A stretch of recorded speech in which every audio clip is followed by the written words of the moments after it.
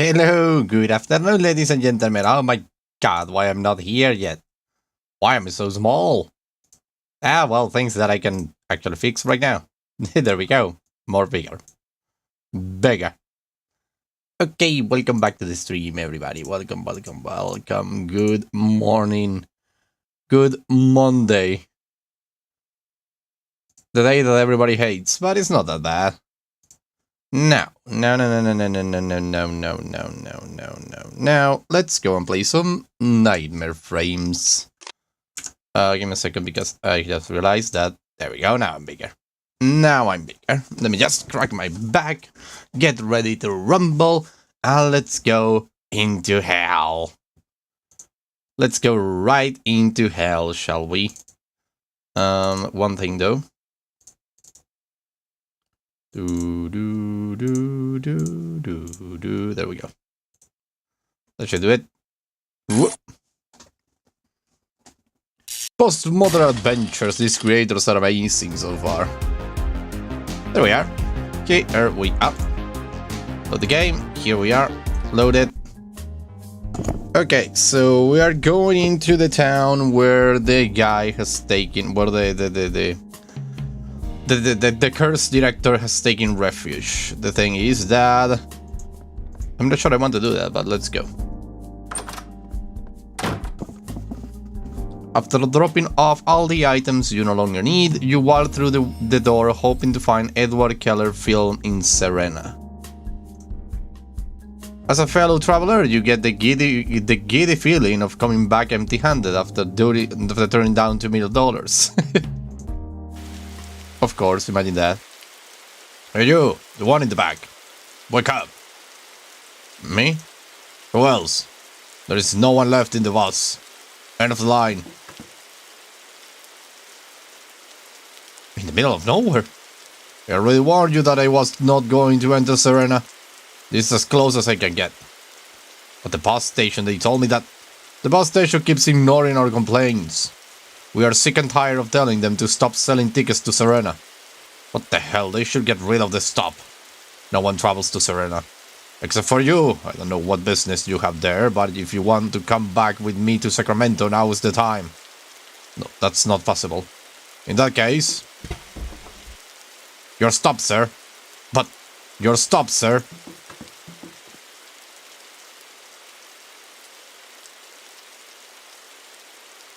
You're going to leave me in the middle of nowhere during a storm? Serena is half a mile from here.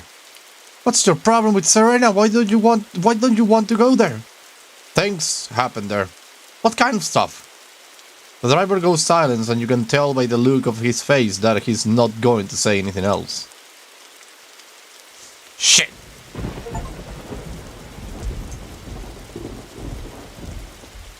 Can I wait inside for the storm to pass? I have to go back to the station. I don't want to spend another minute here. When are you leaving? Why are you standing here? Go to Serena or come back with me to Sacramento? Choose. What is Serena that makes you reluctant to drive there? The driver does not have any question. If there is no other way, be careful there. You don't give anything to sit inside and wait for the storm to die down. Maybe it's because of the cold and rain, but from the outside the bus looks closer than you thought it would during the ride. Ah. Shit. Shit!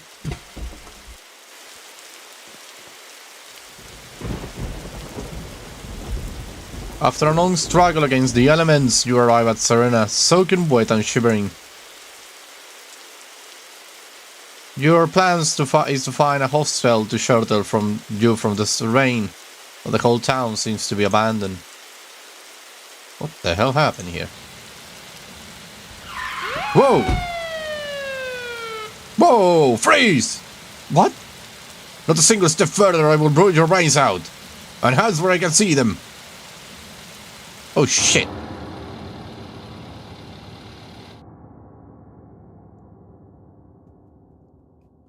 Well, that was well, at least we have a place to sleep. Neither the constant sound of rain, nor the roof, nor the annoying musty smell have prevented you from sleeping relatively well. Although nothing made you think the day before that you will end up in a cell of a police station in a godforsaken town.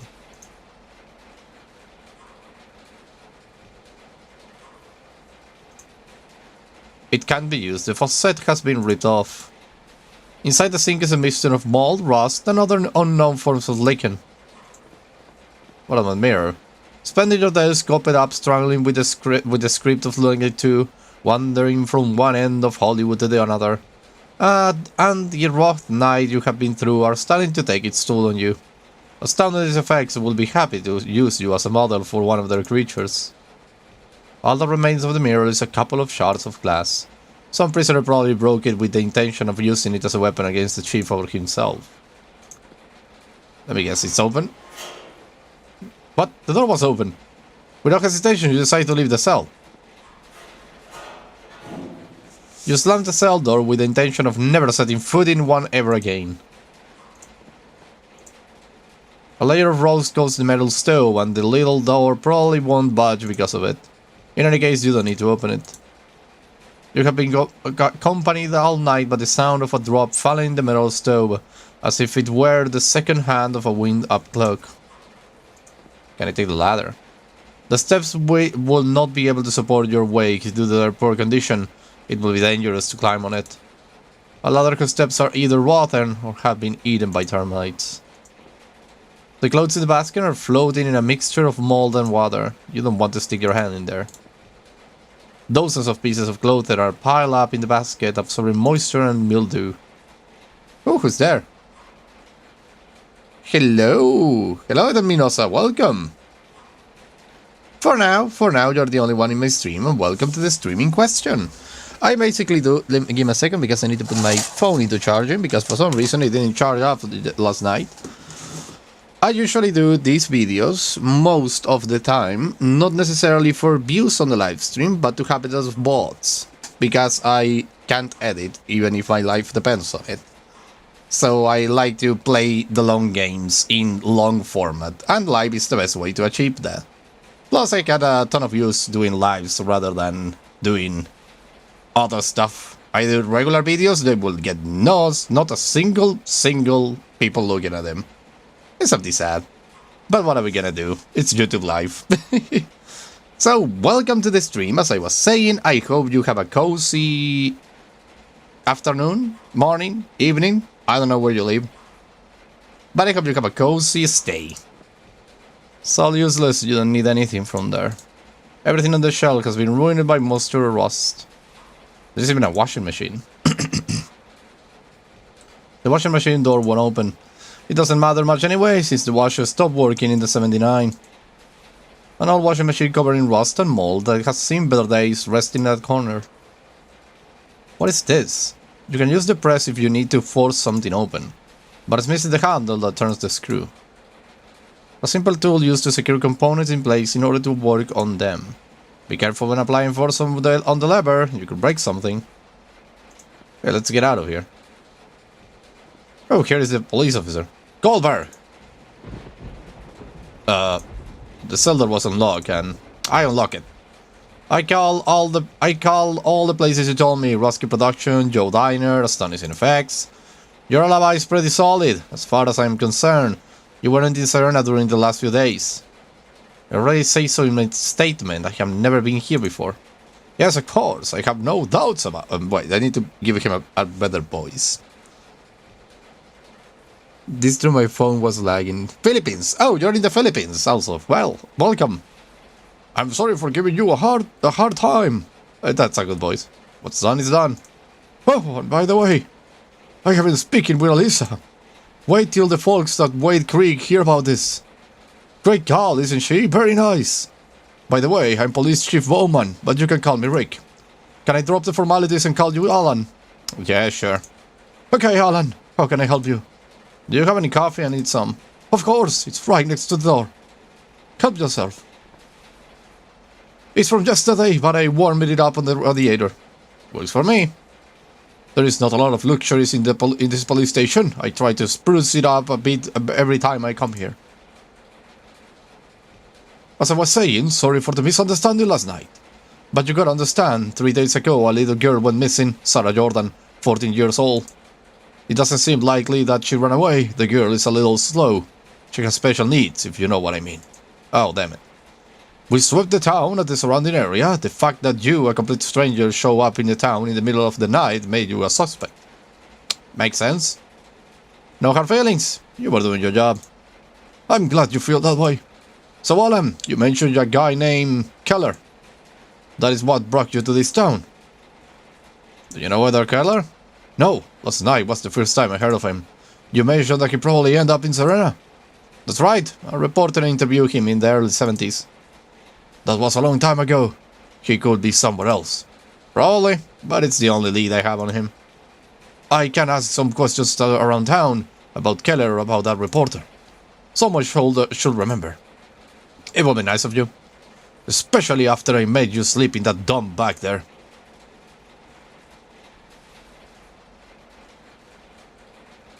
The cells are a mess.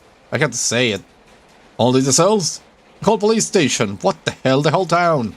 Serena lost its municipality status in the 80s. Now everything is managed from Wade Creek. I'm the chief of police there. I come here once a month to check that everything is okay. Except in the case of an emergency, of course. Like what happened to poor Sarah Jordan. And when I have a day off, I sometimes goes by to clean up a bit. Where can I find the former chief of police? He might know something about Keller. Marvin Floyd? He died 4 years ago. He left his position in the mid-70s. Poor Floyd spent his last years in a wheelchair. Last year, the Wade Creek City Council realized that Serena hadn't had a police chief for over a decade. And, well, here I am. The guy who brought me here didn't want to come into Serena. Serena does not have much of a reputation around these parts. And it's not like its people are very welcoming either. It's not that. He looks scared. Oh yeah, well, nothing but misfortune has happened here since the town was founded. One of the worst tragedies to ever strike the town was the fire at the Clark Morgan High School. All the students perished in it. Oh my god, all of them. That's horrible. On top of that, the locals believe they see things. Although I'm not surprised that after all these folks have been through, they're a bit, off the rocket. I think it's also because of the water. The river has been polluted for decades, but they don't seem to care. What kind of things do the people in Serena think they see? I don't know, visions, something like that. It's like they are on a permanent bad trip, you know. If you talk to them, they will try to convince you that they see ghosts. Don't play along. Are you done with the coffee? Yes. Come closer, I need to ask you a favor. Let me guess, leave the town? The search for Sarah Jordan concluded yesterday. There is no trace of her. I have managed to convince 2 guys from the town, Mike Reeves and Fred Monson, to do a new sweep. They don't want poor Sarah to meet the same fate as Mary Elizabeth Hellman, a girl who disappeared 10 years ago. Well, to the point. Half an hour ago, Gordon Daggett, a guy who lives on the outskirts of town, called and said his dog has been killed. I have to take care of that, but Sarah Jordan is my priority. Could you go over to Daggett's house and see what that's all about? I'm not a cop, but I can make you deputy. What do you say? You just have to go there, listen to what he has to say, and take note of everything. And take a look at the corpse too. That's all? Simple, huh? When the sweep is over, I will talk to some of the locals and see if they know anything about Keller. Alright, I will do it. Great! By the power vested in me by the law. Just kidding. There is a map in the info panel. I can mark it Gordon Daggett's house for you. Well, I gotta go. The boys are waiting for me.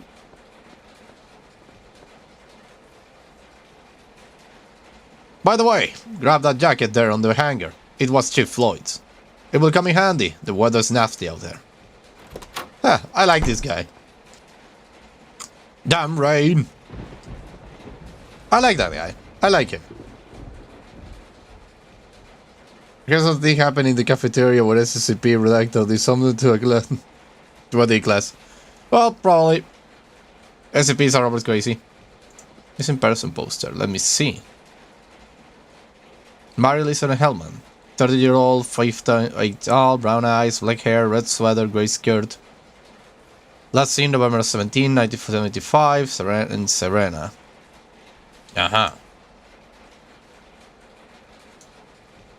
Marvin Floyd, Serena former police chief, spent the last year of his life trying to solve the disappearance of Mary Elizabeth Hellman. He did not succeed. Nowadays, everyone believes her to be dead. You don't need to drink that, do you? A green slime liquid floats inside the drum. You set out to search the drawers one by one in case there is a reference to Keller's name along the reports. This will take a while. You found anything? Nothing. Wasted my time. 2 decades of police reports. So nothing here. Bulletin board. You have a map of Serena and the surrounding area. Most wanted poster, emergency number, phone numbers, and the occasional memo, all dating back to the last decade. Those focus probably behind bars and the phones are no longer operational.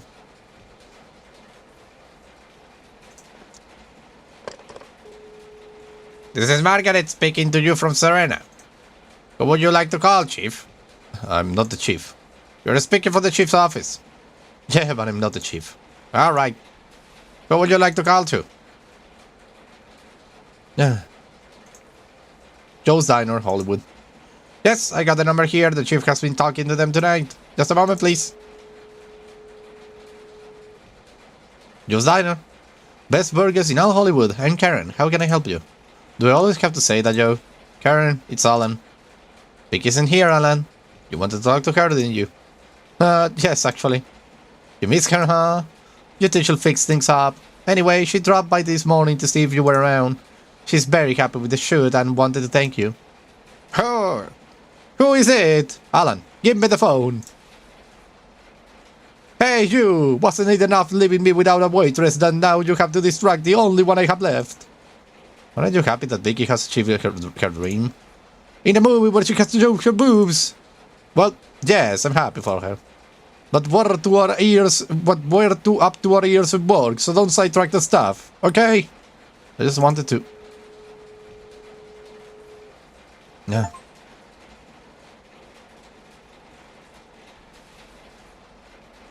Call Ruskin Productions. Ruskin Production Hollywood. Jeff Bowman called this morning. I think you have the number here. Yes, here it is. Just a moment, please. Ruskin Production, Pam speaking. Hi, Pam. Alan! Christopher Cam is trying to contact you, but he couldn't reach you. He wanted to get a scene for the second act. I'm not in LA right now. Where? Serena, near Sacramento. Oh, hello, Bones. Welcome to the stream. Welcome. Hello. More like looking to change my luck. When are you coming back? Soon, I hope. That's fine with me, Alan. Use the time to clear your mind, okay? I'll certainly try. Do you need anything? No, I'm fine. Then I will let you go for now. I have got a call on the other line. Take care. Hang up. I wasn't able to find the lady that I wanted to talk to. You don't need the pictures, but I want to see them. The pictures of the police station exterior in 3 different periods, 89, 90, 25, and 68. Box. You look through the papers. Keller's name does not appear in any of them. Damn it. Several police reports on the verge of falling apart due to the humidity rest inside a mold cover box. Well, let's put this thing on. Oh. You take Chief Floyd's jacket, as recommended by Rick Bowman. It has a double lining and is made of leather, which will keep you out of the rain. I look sexy. No, 1 cup was enough. It's the worst coffee you have ever had in your life, but you need your daily dose of caffeine after waking up. There is some coffee left. Okay, let's go and see who killed the dog. I have my wallet, okay. The vent, nothing else in this room. Nothing else in this room. The clock, the missing person poster, nothing. So let's go. My God! Chief Floyd used to renew any poster that got damaged. He's no longer with us to do so. An old Mary Elizabeth Hellman search poster has weathered the elements since the 1960s. The morgue? Can I enter into the morgue? No, but I will probably in the future. Now let's go to the right. Did I just click the door to the... Ah! Open up, I need to go outside. There we go.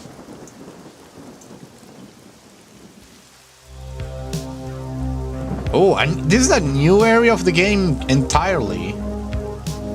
I must commit the amazing work they have done with this game. And the music also. Oh, Milo. New inventory, piece of bread. Okay, got it. Milo's diet consisted of a chunk of stale bread and occasional bone from the animal's golden dagger butcher. There is nothing inside except traces of hair and occasional chicken bone. Despite his affection for his pet, Gordon Daggett forbade him from entering the cabin.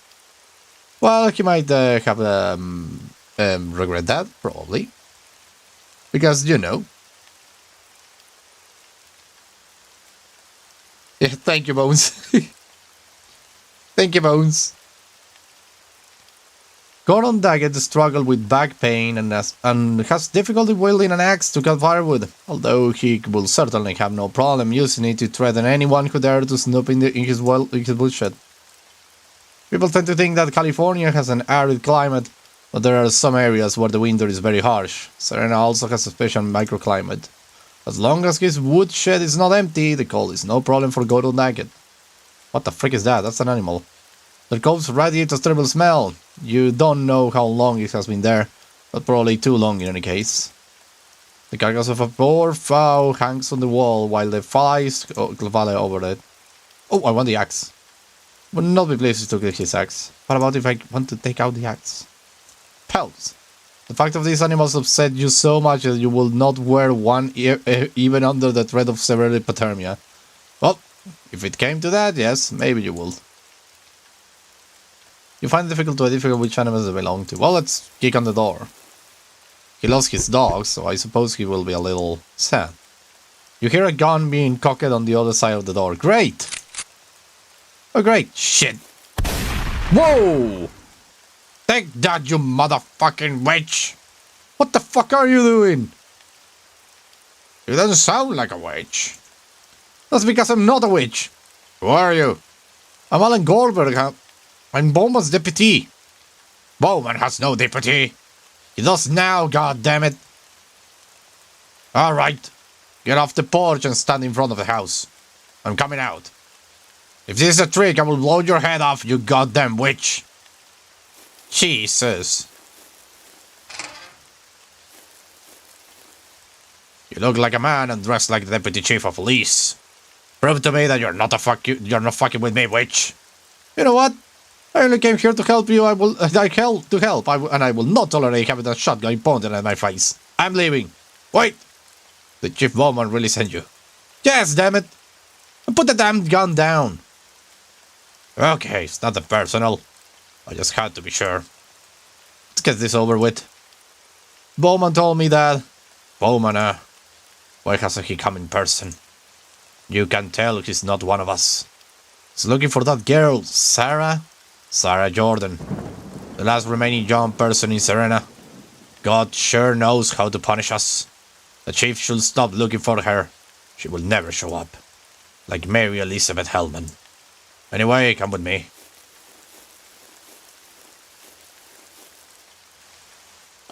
Jesus! Good God, what's the smell? The river, you will get used to it. All the Wade Creek factories used to dump their waste here years ago. They used Serena as a sewer. The townsfolk drink this water? Do we have a choice? Focus on what you came here for. There is Milo. She came out of those bushes on the other side and made her way through the rocks. Then she attacked Milo and began to eat him. Who? The witch, damn it! She was crawling on her belly like she was a snake. She only used her arms to move. Maybe your imagination was playing tricks on you. Maybe what you saw was... It was a witch! I saw her just like I'm seeing you. Alright, calm down. I will take a look at your dog's corpse and report back to Chief Bowman. Do what you have to do. I'm leaving. I don't want to be here in case the witch shows up again. Before you go, may I ask you something? Spit it out. Does the name Edward Keller sound familiar? The Hollywood guy? Yes, exactly. What about him? Is he still in town? I don't think so. He hasn't been seen for years. Did you get to know him? No. He didn't talk to anyone. Except that journalist who lived here at the time. I don't remember his name. Maybe Robert Saxon remembers. Ask him. He used to be friends with that guy. Where can I find him? Now? At the bridge. He's usually over there at this time. His wife handled herself from it. He goes there every day. Jesus! When you're done, let me know. I will take Milo out of here and bury him. And tell Bowman to arm all of the men in town. We must hunt down that infernal creature. Ooh, he's crazy.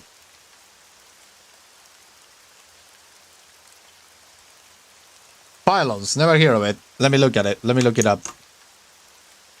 Let me see.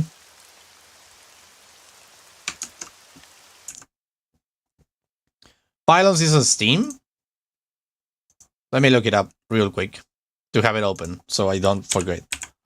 Pylons. Is this one? Pylons. Doesn't look like. I can find it. And I'm pretty sure it's not this one at all. Nope, can't find it. Who knows? Who knows? Milo.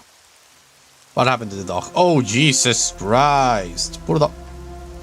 Are his eyes missing? There is a rock here. There's a stone, so... What struck you the most about the whole scene is the stone. It appears to have been used to violently bash his skull in a bit. What struck you the most about the whole scene is that, okay. So, he was actually killed with a stone. The muzzle is completely dislocated as of the upper and lower jaw has been forced violently opposite directions. Jesus! What about the nails? There is blood in his nails, which indicates that Milo tried to get away from his attacker. The dog's belly has been cut open. You don't know much about canine anatomy, but you'd swear some organs are missing. So, a freaking witch then? Probably. Nails already done, belly. You have finished examining the scene. Let Gordo Daggett know that he can now remove the dog from here. Jesus, the river should be declared a disaster zone. Railroad track. Lots of freight trains pass through here every day.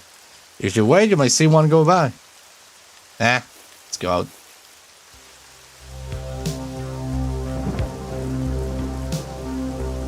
Let's go to the bridge then. Poor dog, indeed.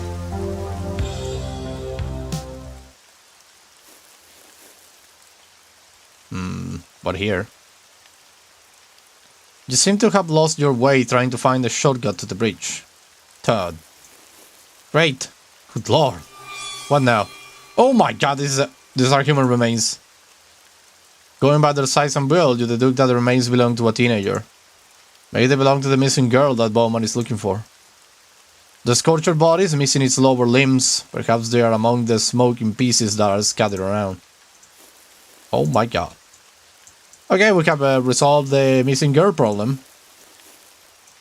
Hey, freeze! Who are you two? Who are you? And why are you wearing Chief Fulham's jacket? Take it easy, boys. Take it easy, boys. He's with me. Are you sure? Yes, he's my new deputy. I need to talk to him. I know there has been no luck, but thank you very much for your help. We will keep in touch. Yeah, well, that is the dead body. Just over there. We have found her, though. What are you doing here? Are you lost? I think I found the girl. Her corpse. What? Where? Here, come. Oh, what the? What? Where is it, Alan? It was here. That log? I swear Never mind. You haven't been here for 24 hours and you are already seeing visions like the locals. I don't know, Rick. I thought that... It doesn't matter. We could not find the girl. Either the earth has swallowed her up, or most likely, someone has snatched her. I will issue a search warrant beyond Serena. I hope I'm wrong and she shows up somewhere, preferably alive. Have you talked to Daggett? Yes. So? He said a witch appeared in the river and ate his dog. A witch, huh? Fuck!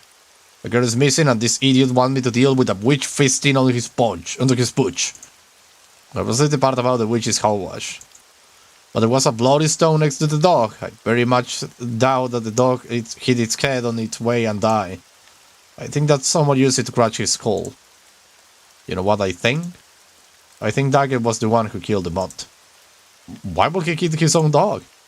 If I knew what happened inside these people's head, I would become a shrink and make a fortune here. I don't know, Alan. Maybe the pooch was old and no longer useful to Daggett as a hunting dog. Maybe he was fed up with him, smashed his head in, and then felt remorse for what he did. To avoid admitting it, he makes up the witch story and comes busting my balls to get some extra attention. Case closed. Whatever you say, you are the expert. Let's move on to something more important. I have been talking to Mike and Fred about your stuff, the Keller thing. They have no idea, but Fred says that Father Adam's son must have some relationship with him. You could go and ask him. He has a lot of free time. No one in town goes to church. Not even Jesus drops by. Get it? Get it. By the way, where were you headed? To the bridge. Be careful in those woods. You wouldn't be the first one to get lost. We'd better get back to town. I will show you a shorter way to the bridge. Okay, thanks. Let me go to the bridge. And here he is. Flowers. Respect Saxon grief, Alan. Every week, Robert Saxon religiously changes what used to be his wife's favorite flowers. Oh. Rocks. You can reach the stuffed animals. You can't reach the stuffed animals for the beach. You can reach the young for the beach. The people of Serena keep complaining about how the factories in Wade Creek used to dump all the wastes in the river. The fact that they themselves use the river as a landfill is another story. There is a small teddy bear trapped among the rocks. There is a crow over there. You have no intention of disturbing the crow, although it wouldn't hurt if it stopped crowing so frequently. Partly influenced by the use of the animals as an ill omen in literature, crows have always struck you as ominous creatures.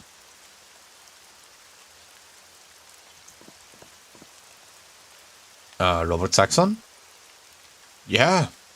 Gordon Daggett told me I would find you here. What do you need? Do you know a variety reporter who was in Serena some years ago? Sure, Bill. Bill Eastman. He was a friend of mine. Not many people from Los Angeles used to come to Serena. You are from Los Angeles too, right? How did you know that I'm from LA? The way you talk, I guess. Did he ever mention Edward Keller? Yes, of course, that was the reason he ended up here. It had been a few months since Keller had moved into Serena when Bill arrived with the intention of interviewing him. Keller turned him down several times until he finally budged. Do you know where I can find him? He married Florence, a local girl, and they moved to White Creek. He didn't want to go back to Los Angeles, get alone stay in Serena. Although they didn't intend to go too far away either. Florence had a sister here. I haven't seen them since they left. They haven't shown up around town either.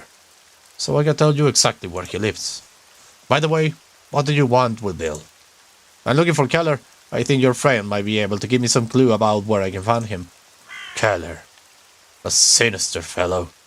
He used to be seen walking around town, but we never knew where he lived. Do you think Bill might know? I hope so. Let's see. Bill used to write for the Serena Gazette, the closest thing to a newspaper we have ever had. I knew that sometime later the publication would still receive articles from him. His address might be in the Gazette archives, if you can get to them. What do you mean? The Serena Gazette was edited in a basement below Steve Talbot's repair shop. Many years ago, Fred Guntham, the tenant, got fed up with Talbot not paying the rent, so he tried to kick him out. Talbot's answer was to take a bulldozer and tear down the repair shop. That's Serena for you. Sanity is a rare trait around these parts. The Gazette is still there, under the debris. If you can get to it, you might be able to find Bill's address. Interesting. Daggett say you come here every day. Yes, my wife. She hung herself from this bridge. I am sorry. She couldn't bear the death of our daughter Nancy. May I ask how your daughter died? Forget it, pardon my impertinence. Don't worry, it's a pleasure to talk to someone from out of town. Even if it's about this. People around here are not very prone to conversation. They are quite special. You are not from here? No, San Francisco. We wanted a change of scenery and to live in a small town surrounded by nature. And we made the worst choice of our lives by moving to this damn town. My daughter Nancy died in the high school fire. Oh, I have heard of it. Serena's history is written in blood. There has always been misfortunes here. But what happened to the high school? They had a small basketball team. It wasn't even federated, but they broke in all the youth every Friday. When the fire started, most of the town was there. Parents, young people, children, Nancy. How did the fire happen? Were there any survivors? A gas leak, they say. The fire dilated the door of the gym, and no one was able to open it. 80 people died during the burn to death. There were no survivors. A real tragedy. So sorry about your daughter. Kate suffered from severe depression. I couldn't do anything for her, and the only way out she saw was to... It's alright, I understand. I come here every day to mourn her death. I have no tears left, but I have nothing else to do in this damn town. Jesus. Probably Keller killed everyone to fuel his whatever ritual he was doing. I'm pretty sure of that. Can you tell me something about Keller? What little I know is what Bill told me. Apparently he came here to shoot a movie. But we never saw any cameras or equipment. What happened to Keller? I have no idea. One day he was no longer here. He disappeared just as suddenly as he had arrived. I must go. Take care. Bye-bye. Thank you for your time. Let's go to church first. Oh, nice! Glasswork. Huh? Bulletin board. The missing girl again. This one is from 75. Among the service schedules and activities Father Anderson used to organize back in the day, you can see Mary Elizabeth Hellman's missing person poster. He deeply mourned the young woman's disappearance, and together with Chief Floyd, he was one of the Serena's most committed participants in her search. What the? This place is falling apart. The board is securely fastened to the window with 4 nails. It will be impossible for you to pry it off with your bare hands. Probably for the better. Father Anderson can't stand the constant banging on the window on stormy days like this. The small window has no latch and is impossible to close. On stormy days like this, it usually opens violently, causing an annoying noise that drives Father Anderson crazy. That is why he nailed it into place with a board instead of going to the more logical option of installing a latch on the inside. The thick, tinted glass prevents you from clearly seeing inside the church. For a small church lost in town, Thomas Moses Arena, its beautiful stained glass windows could be the envy of the finest European cathedrals. Just like I say. Anything else that I can see, like there is a crow. Forget about the crow, don't waste time on it. As soon as the crow is watching every move you make. Huh? Well, hello. Wow. Nice church. Welcome to the Temple of Jesus Christ. Chief Beaumont's deputy, I see. Yes. Let me guess, you are not a believer either. Well, I only believe in Alfred Hitchcock and Martin Scorsese.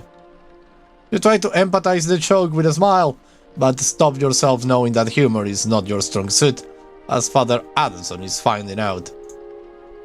You have come to tell me that Sarah Jordan has turned up safe and sound, right? No such luck. God help us all. Chief Beaumont moved heaven and earth to find that poor soul. Will you pray with me? We could use some extra help from up there to find Sarah. Maybe another time. Don't worry, I'm used to praying alone. But with your permission, I will continue to do so.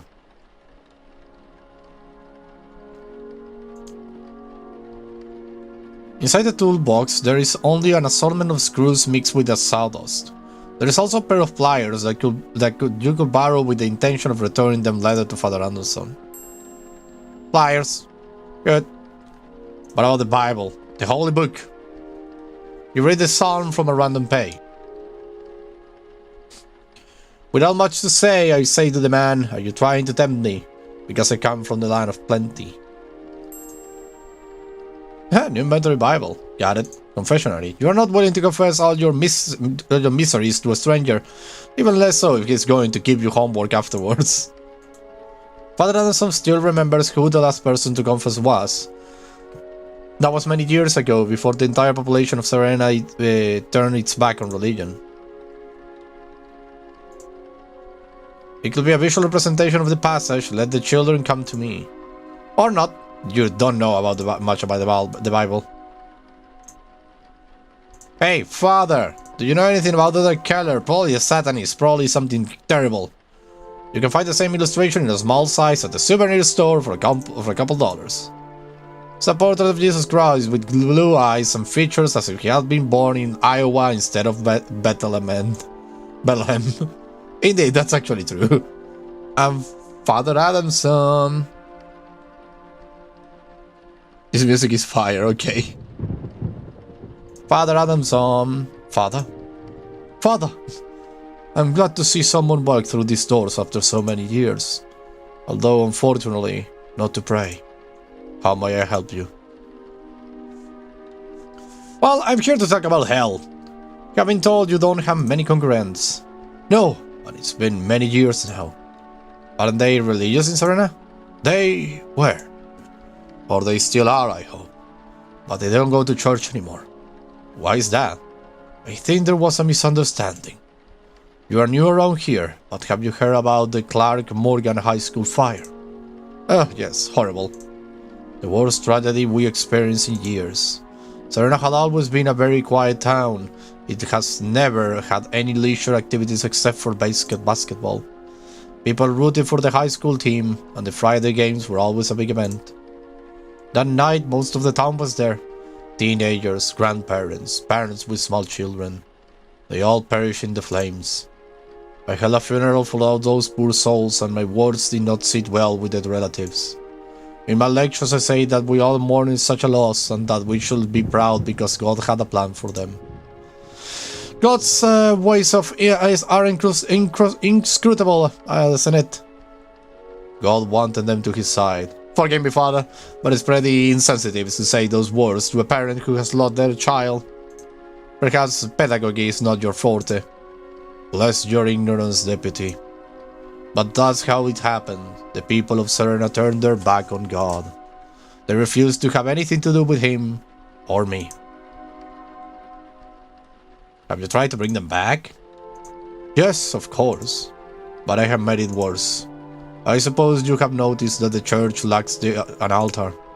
Oh shit, it's hard not to notice. My pleas for them to return to the church were answered with violence. They tried to burn down the church. Wow, looks like they don't beat around the bush around here. A couple of times I have caught someone trying to burn or vandalize the altar. It's a piece of 17th century craftsmanship brought back from one of the trips to Europe. I can't risk losing it. That's why I keep it locked in the basement. It's not a good place for it, but there is no longer any use for it up here. Unfortunately. You are Edward Keller. You are Edward Keller, aren't you? Probably you are Edward Keller. And that thing has the movie, isn't it? The altar has the movie. I'm going to need to go to the basement. I'm not crazy. Maybe I am. Maybe I am. Let's see how he answers to, are you, what about Edward Keller? I'm about to talk about Edward Keller. Edward Keller.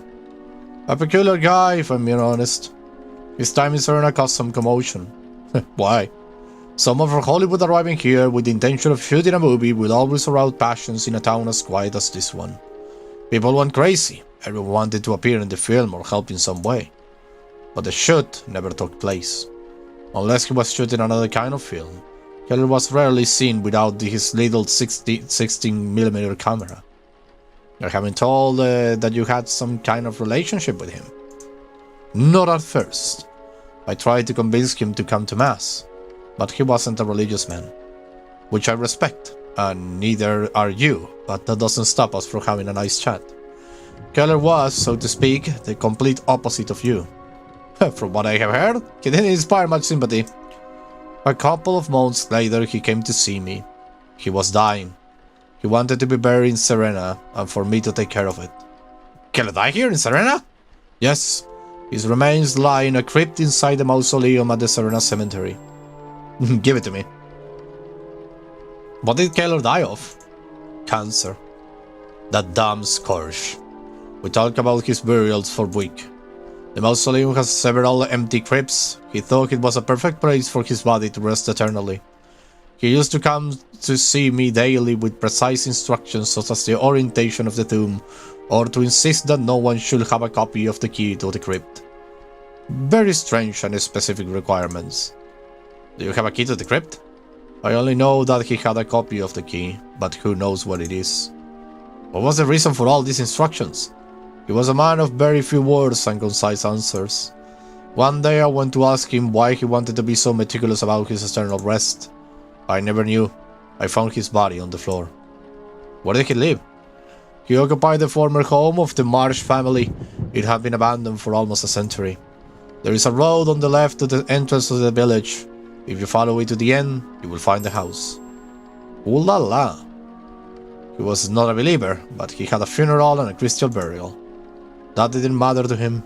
He just wanted his remains to rest in this town. No one came to his funeral. I tried to contact his relatives, but I couldn't find any. Huh, thank you for the help. If I may ask, what interest do you have in Keller? Few people remember him anymore. Police matters. Something like that. So, he didn't shoot a movie here. Hello, Savage, hello! My guess is that if he always carried his camera with him, he must have shot something. But he didn't have a film crew with him. People, you know. The only thing I saw him to do was film people with his little camera, and they were happy to oblige. Did they act? No. They simply stared at the camera in silence.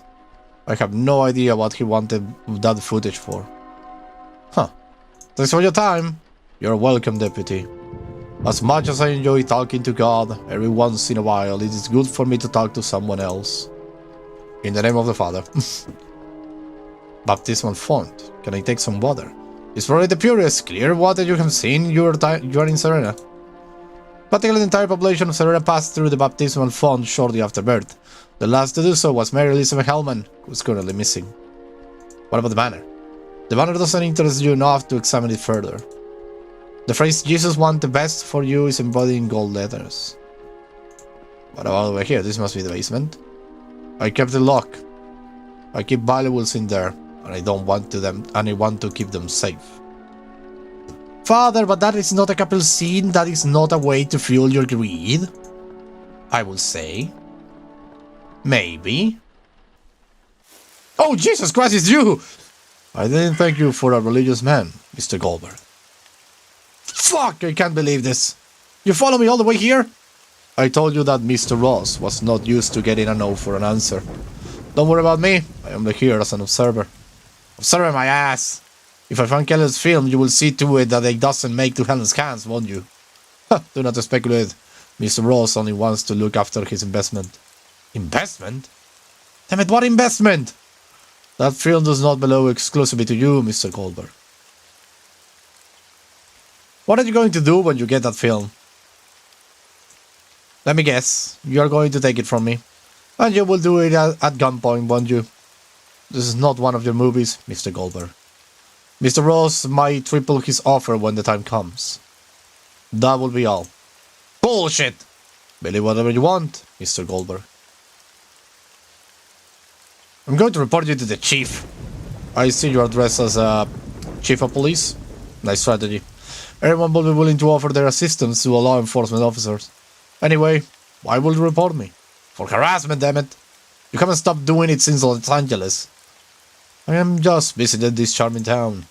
I don't believe I'm committed any crime. Don't get in my way. I can't help notice a threatening tone in your words. You don't need to worry. I am here to help. You want to help, huh? Get out of my sight. Anyway, if you need my help. I don't need any help, least of all from you. One never knows, Mr. Goldberg. One never knows. He's probably going to save my ass. Damn it! He's probably going to save my ass, for sure. Who's over there? Pato Lopez! Hola! Bienvenido, bienvenido, bienvenido. Bienvenute. Bienvenido. Oh my god, so many places. This game started with a really big Hollywood, and now it's going with a very big town. It's freaking incredible. The amount of detail, the amount of story, the amount of narration, the amount of descriptions, the amount of characters there are in this. It's something really cool. And the story is panning out to be great. I love it. Let us go to the Serena Gazette. Jesus! Well, this place has similar days. According to Robert Saxon, what remains of the Serena Gazette is under the ruins of the repair shop. It was probably accessed from somewhere inside, but you don't see an entrance through the rubble. Oh no, shit! Well, there I go! Welcome to the Gazette! Shit! Are you okay, my dude?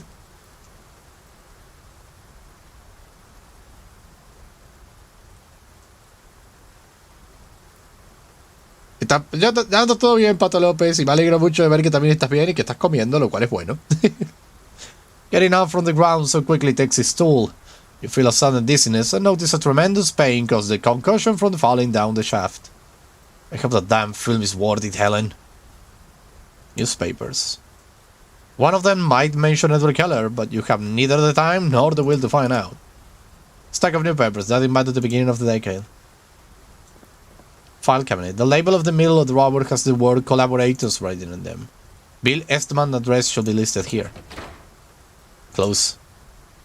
I have a plier, I have a piece of bread and Bible. Nothing. Desk. You look at each and every one of the trays on the desk.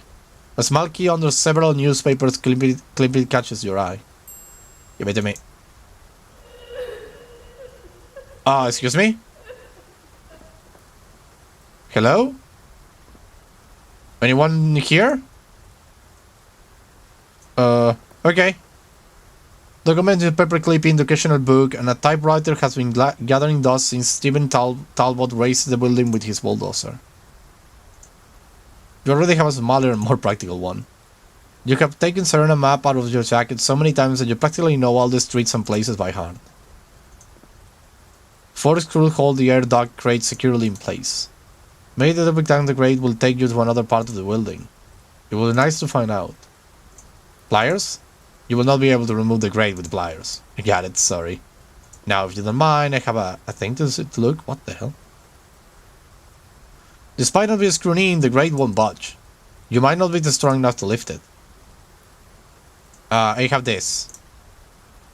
You will not know how to use the pliers to lift the grid. I got it, sorry. A printing press, you say. You don't need to print anything, and even if you did, unfortunately there is no electricity in this place. Since it was founded, all editions of the Serena Gazette were printed at White Creek. Having its own printing press was too expensive for such a small printing thing. Everything changed in '64 when the Gazette owner found a regular work print T423 in a White Creek landfill. Steve Tablett's hands worked their magic, and every issue has been printed at this location ever since. If you had to walk across a hole, you could use it as a plank, but not to access the hole in the ceiling. The Serena Gazette was founded in the 1912. Its first article was about the collapse of the old Lloyd mine, where more than 18 miners lost their lives. Since then, and due to the continuous misfortunes that plagued the town, the section reporting such incidents grew larger with each issue. But let's get there. I can't get out of the way. The debris is blocking the exit. The first few steps are intact. From there, the debris accumulates until it blocks the only exit leading to the outside. Oh wait, I have a key. I'm stupid. Use it here. Aha! Whoa! What the hell? Whoa! You just swear you saw something, wouldn't you? That's why you turned around, because you felt a presence down here. No. Let's see. Bill Eastman. You browse through the documents in alphabetical order. Here it is. Bill Eastman. Bill Street 40, White Creek. Good. Alan! Are you there?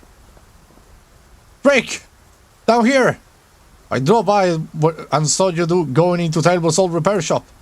Then I lost track of you. You can't climb up here, can you? You will have to give me a hand. Jack Morton has one of those rope ladders. I will ask him for it. Shit. Where will you go? It's just a figure of speech. Mind your step, the ground is not stable. I'm a cop, Alan. Safely is the most... Rick, god damn it. Are you okay? Thank God damn it. Jesus H. Christ. Can you move? Yes, I believe so. Who would have thought that being overweight will save me from breaking my back? My fat ass has cushioned the fall. Shall I help you get up? No, don't worry, I can do it. Here goes. Fuck, it hurts all over. The old Serena gets it. This place gives people the creeps. Why? A few months before the high school fire, a teenage girl was working as an intern here. He had a relationship with the editor of the Gazette. The son of a bitch, with a minor. The guy got tired of the relations and fired the girl. She used to come around here, but that guy gave her the runaround. The poor girl couldn't think of anything else to get his attention than, well, blackmailing him with taking her own life. And she went too far. Such a shame. She was only a teenager. Do you have kids, Alan? No. Do you? A daughter. She doesn't talk to me. Well, she yells at me, but that's not talking. Anyway, months after the suicide, the editor of the Gazette began to say that could hear the girl moaning, you know. Soon the word spread out that this building was haunted. You believe that story? No, but the townspeople do. You might hear that tall boy destroyed the building because of rent troubles and whatnot. But that bastard tore down the repair shop because he was afraid of what was going on here. That's what happened. How's that sound? I'm sick of being here. Let's find a way out. Yeah, let's get to work. Can you help me out with the sewer thing? I can't do it. Can you give me a hand? Of course. Come on. Okay, 1, 2, 3. Ah. You have no choice but to get in there, right? Not unless we grow wings and fly out of that hole. Once we get to the sewers, it shouldn't be too hard to get out of the here. Well done, after you. Quiet, Alan. Did you hear that? Yeah, I can hear it before too. I don't think we're alone in here. For heaven's sake. What? Oh, Jesus! Oh my God! Alan, jump! Yup!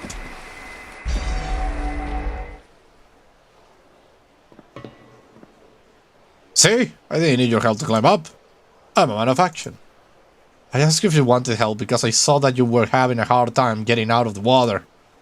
I don't know what's going on with me, but my heart is beating out of my chest.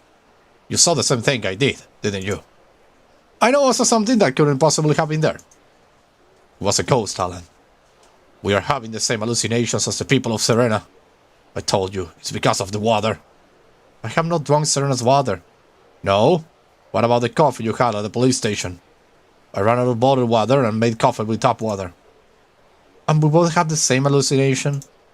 Because you saw what I saw? A woman, right? Yes, fuck yes! Shit, Alan, I'm just trying to make sense of all this. I know, Rick. I'm racking my brains too. Why are you so calm? Oh shit, Alan. What's wrong with you? My heart. It feels as if jumping out of my chest. I'm having a heart attack. What? Oh damn, oh damn. Calm down, it must be an anxiety attack. You wouldn't dare leave me stuck here with a corpse, would you? Knock it off. You are a Hollywood scriptwriter, not a doctor. Shit. Lean back against that wall. Easy, little by little. Now what? Now what? Breathe deeply, hold your breath for a few seconds, and exhale gently. Have you ever had an anxiety attack? No, but I work in the movie industry. I see them very often. Keep it up. Breathe in. Keep it up. Feeling better? I think so. No, I don't know. Hey, Alan. At White Creek, I have seen it all. Believe me, things that will scare anyone. I have been trained to keep a cool head at all times, but this? I feel an overwhelming fear. This is not like me. I have never experienced this feeling in my life. Tell me about it later, okay? Right now, you need to calm down. Don't think about anything. Try to keep your mind blank. Yes. In the meantime, I will try to find us a way out of here. Alan? Yeah? If I don't make it out of this, tell my daughter that I love her very much. I know I should have spent more time with her and... Her name is Claire. Claire Bowman. She lives in Wade Creek, in... you will tell it yourself. Now, mind blank. Okay? Yes, mind blank. Rick, you're not going to die. Don't be so melodramatic. Oh no, the chat has disappeared. No, the chat has disappeared. Let me see if I can get it back. There we go. This game gives me the creeps. Well, you don't have no idea. The story gets even more crazy as we go. Okay, good Rick. Rick seems to be recovering. He's not going to be able to help you at the moment. User Rick wins slightly every time he breaks in. He seems to be handling it quite well. So your guess of an anxiety attack rather than a heart attack seems to be correct. I hope I'm not wrong. Electric panel. It's locked. Haha, I have pliers. The metal in the door is not very thick. You could pry it with the pliers. But there isn't enough room to waste them. Damn it. Hit it with the Bible. When you open the Bible, you'll find that the first glance seems to be a small key, but it's actually a small crucifix. Huh? What the hell? Okay, we found a key.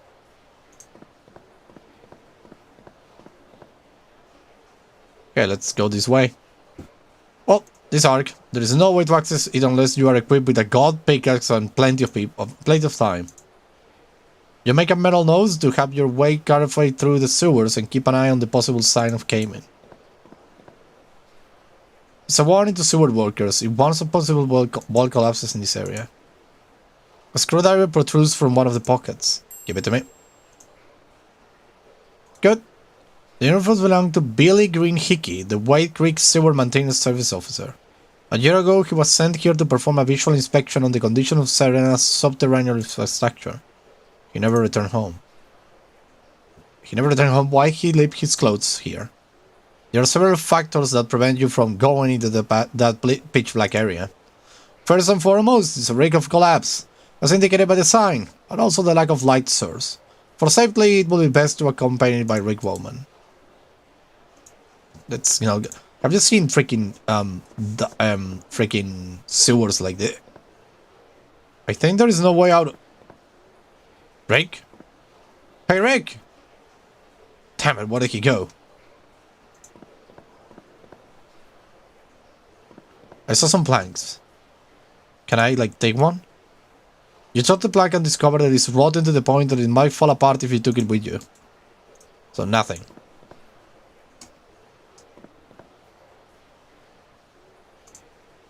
Let's use the screwdriver in this thing.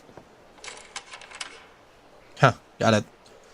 You find another screwdriver inside. This time it's a Phillips screwdriver. You don't think you will use the other one anymore, so you replace it with this one.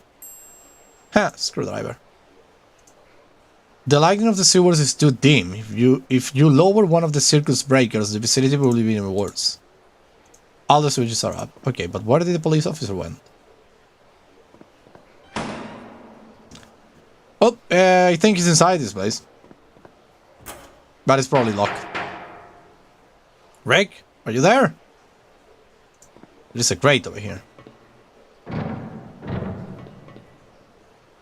The grill will yield where it's not secured by a single screw on the lower right side.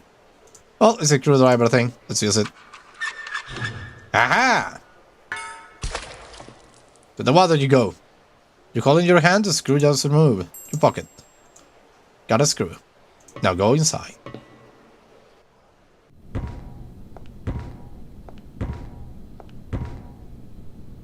Are you listening to me? Wake up! What's going on here? Is that the guy who disappeared in the sewer so much time ago? Jesus! Rick! Damn it! I'm talking to you! What the? I say wake up! Tell me, did you bring one of those monsters with you? What? What is this bullshit? Did you do this? Get me down from here. I'm an officer of the law, you fucking asshole. Don't yell at me. I can't stand being yelled at. Oh yeah? I can't stand being handled like an animal either. Put me the fuck down. You're in big trouble, motherfucker. I don't think so. Nobody's going to find out, you know. Just like they never find out what happened to that maintenance guy. Just a sec. What are you going to do? I can't feed on rats forever, you know. You're going to eat me, you son of a bitch. I got to survive down here. One can no longer stay on the surface. It's full of monsters up there. They make you feel a terrible fear until you die of a heart attack. Like Christine and Murray. Those monsters won't get me down here. I swear by all that holy that if I get down from here, the only thing you're going to eat is my fist. Nothing personal, Chief. Jesus, I wish there was another way, but if someone has to leave, it'd rather be me. I need to get to the road. Bob Wells. I will start cutting off one of your feet. With that, I can feed myself for a couple of days. Get me down from here, you son of a bitch. You knocked down Barry Mitchell with one punch. Maybe it was luck or you caught him off guard, but first and foremost, he was unarmed. You know you have to get rid of him in order to free Rick. But for both your safety and his, violence is not an option this time. Bob Wells has been living in the sewers for a year. Apparitions like the ones you witnessed a few minutes ago undermine his sanity. Since then, he believes he is safe from them down here. Trash. Bob will see you with dry rummage through the trash. I have a piece of bread. Try to get to some other way without getting caught. Is there anything I can do? Rope, pot some plants. Girl is standing carelessly. It's a stranger that you have fallen to the ground due to their own weight. Oh, I see. What was that?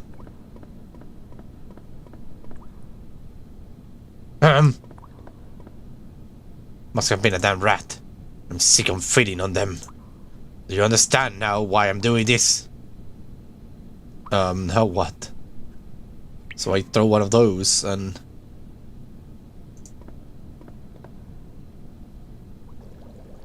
Whoa, oh my god. The stench of waste and decay emanating from the rat prevents you from getting closer to it. Bob was cooking his usual diner when, to his surprise, he discovered that he could switch up the menu.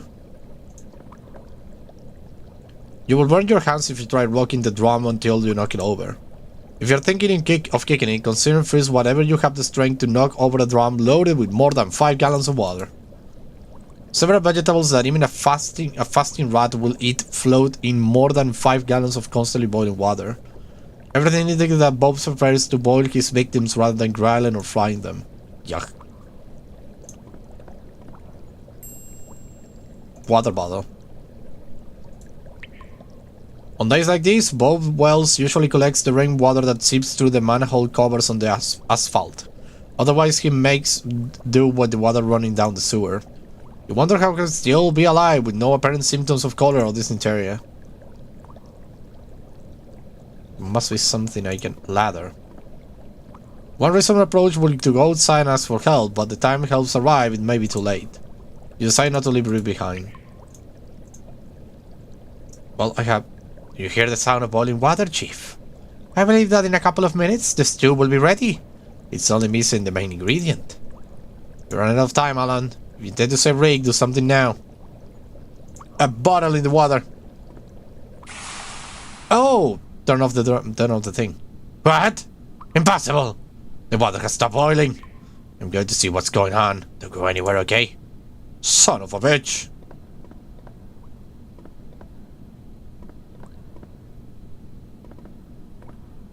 What the fuck is going on here? Rick! Alan! Come on, untie me! Hurry up!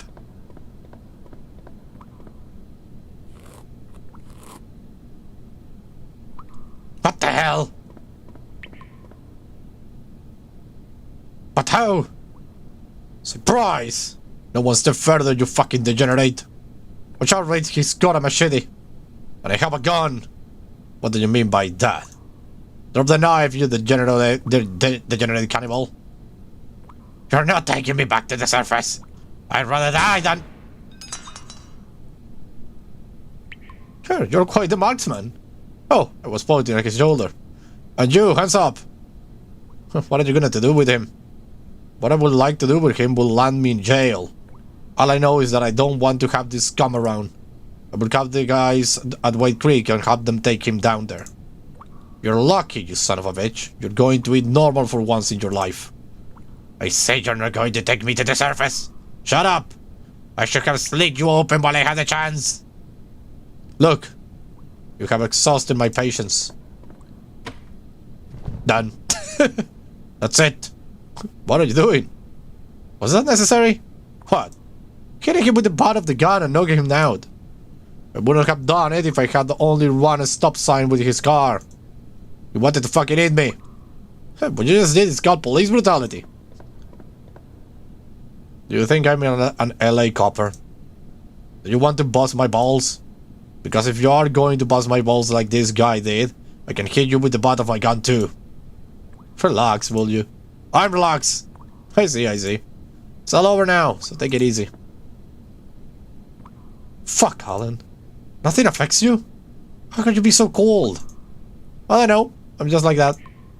Alright, I'm calm. And, sorry I didn't tell you sooner, but thanks for saving my life. No problem, Rick. Forget about it. And for an exit to the surface, it's in that room. Really? Great.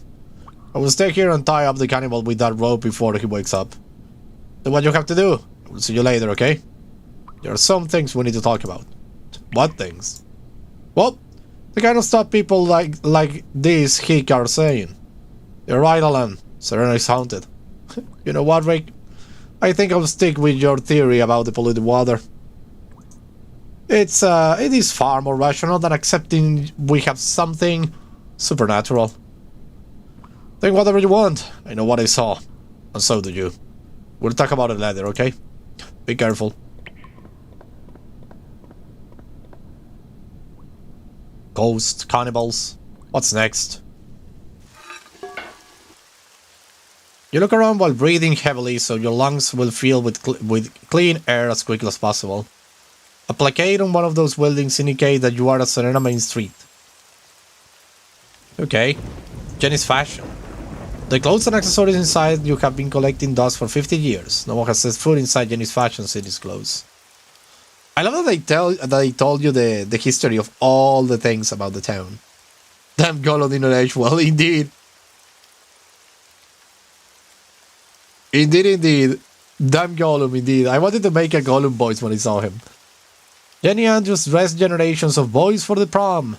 A week before the fateful Clark Morgan High School fire, Jenny received all the suits that the boys would wear on one of the best nights of their lives.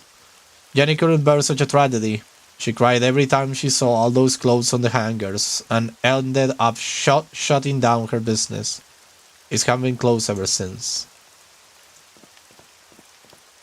What a freaking tragedy. Knocking on every door to get information about Keller is not the most rational course of action. There is barely enough light inside to perceive any shapes, but you hear the occasional cat meowing. A telephone booth.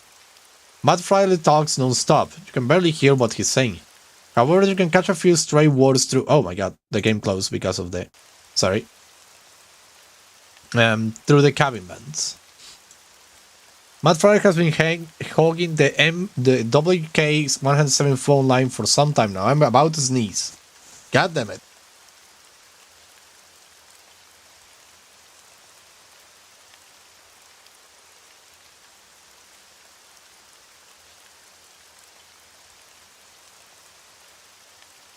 Sorry, I sneeze. About that. Shutting out those who also want to provide some insight into Sarah Jordan's disappearance. Posters.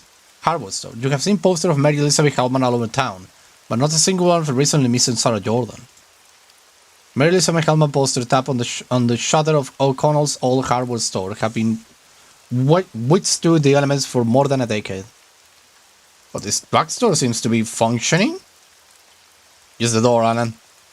The drugstore was one of the first businesses to open in Serena.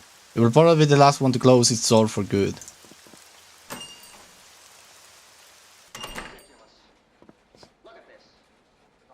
Whoa! Photo. You take a closer look at the picture and the only thing missing from it is the phone booth. Dates back to 1936. Given how little it has changed, it could just as well have been taken 3 days ago. You don't see any medicine you want to buy. Traditional home remedies and products from laboratories coexisting on the shelf. You notice that the design of the tobacco packages do not belong to this decade. You have always been fascinated by these places that sell both healthy and harmful products side by side. You haven't eaten anything since you woke up in the cell at the police station, and by now you should be hungry. But it is the last thing in your mind right now. Inside the display cases of the counter you can see bottles of liquor, sodas, marmalade jars, and nuts. Magazines. Let me guess, they are from the past decade? Scary Tales. Oh my god. Scary Tales? Really? You read a paragraph. Armed with courage, Rachel reached from the doorknob. Her daughter's scream faded as the door opened.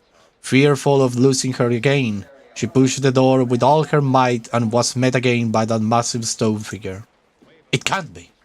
We broke you into 1,000 pieces. Before fainting, Rachel thought she saw a hint of a smile on his stony face. Oh, not bad. From a moment you picture yourself at your desk writing a similar scene where the figure does not appear when the door is open, and instead Rachel discovers it behind her after having successfully searched the room. Huh. Is there anything else? Scary Tales. What? You read a paragraph. The insistent whistling became increasingly louder the closer Ray got to it. Jack threw his hands to his head in a vain attempt to stop that piercing sound. Do you want to know how I know that? His former co-worker asked when he was already less than a meter away from him. In his mind, he forged an image of that fateful night when he thought he had been alone with Catherine. Ray was there, in the shadows. He could see everything. Blood spurting from his ears and nostrils. He noticed his brain swelling before his head exploded into 1,000 pieces. I can still see Catherine, Jack. I will stay with you for a while. I don't want to forget her. He says as he fiddled with the remains of what used to be her head just seconds earlier. The story reminds you of David Cronenberg's Scanners, and a bit of Brian De Palma the Fury. You are sure that with that kind of material you could write a film closer to horror than those science fiction leanings of those two films. What else? What else? Give me more! The Grandmother's Doll by Edgar Davis. Are these real tales? From a real, because I feel like I hear about Scary Tales. Like a magazine in the past, but I'm not sure. I love these magazines of the past. They were so great. I don't know if they still exist in the US. They certainly don't still exist in Argentina. Like magazines with small tales and stuff like that. They are a beautiful way to have novel writers come up, because you can hire novel writers to write short tales for your magazine.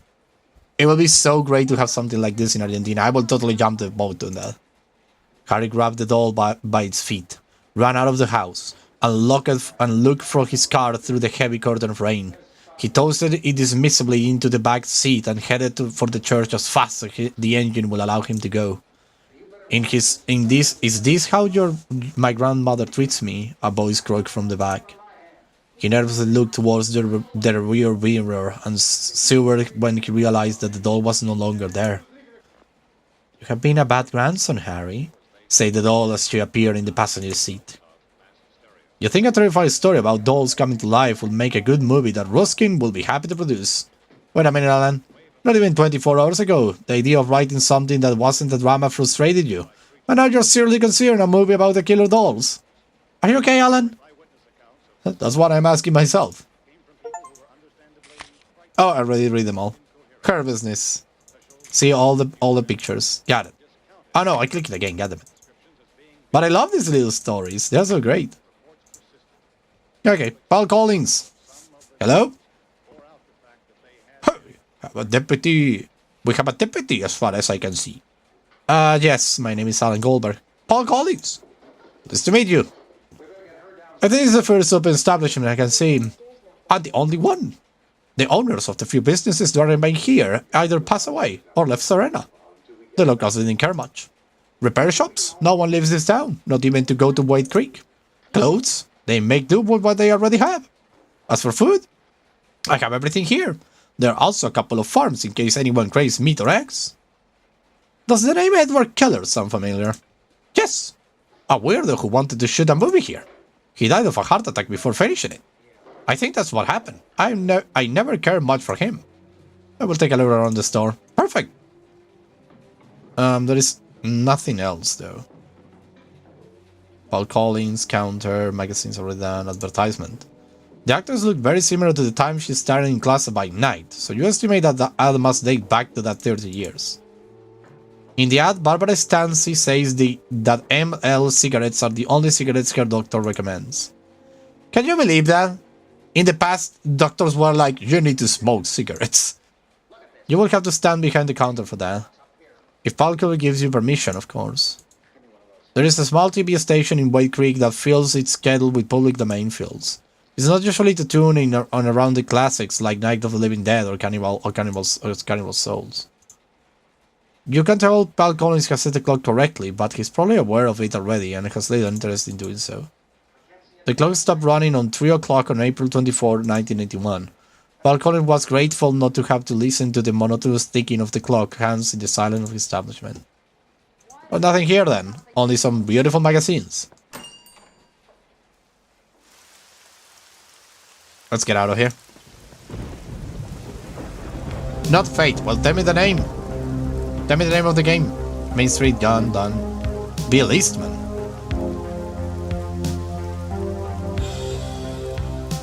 Who is Bill Eastman? Someone break in, Bill! I know where that son of a bitch is coming from.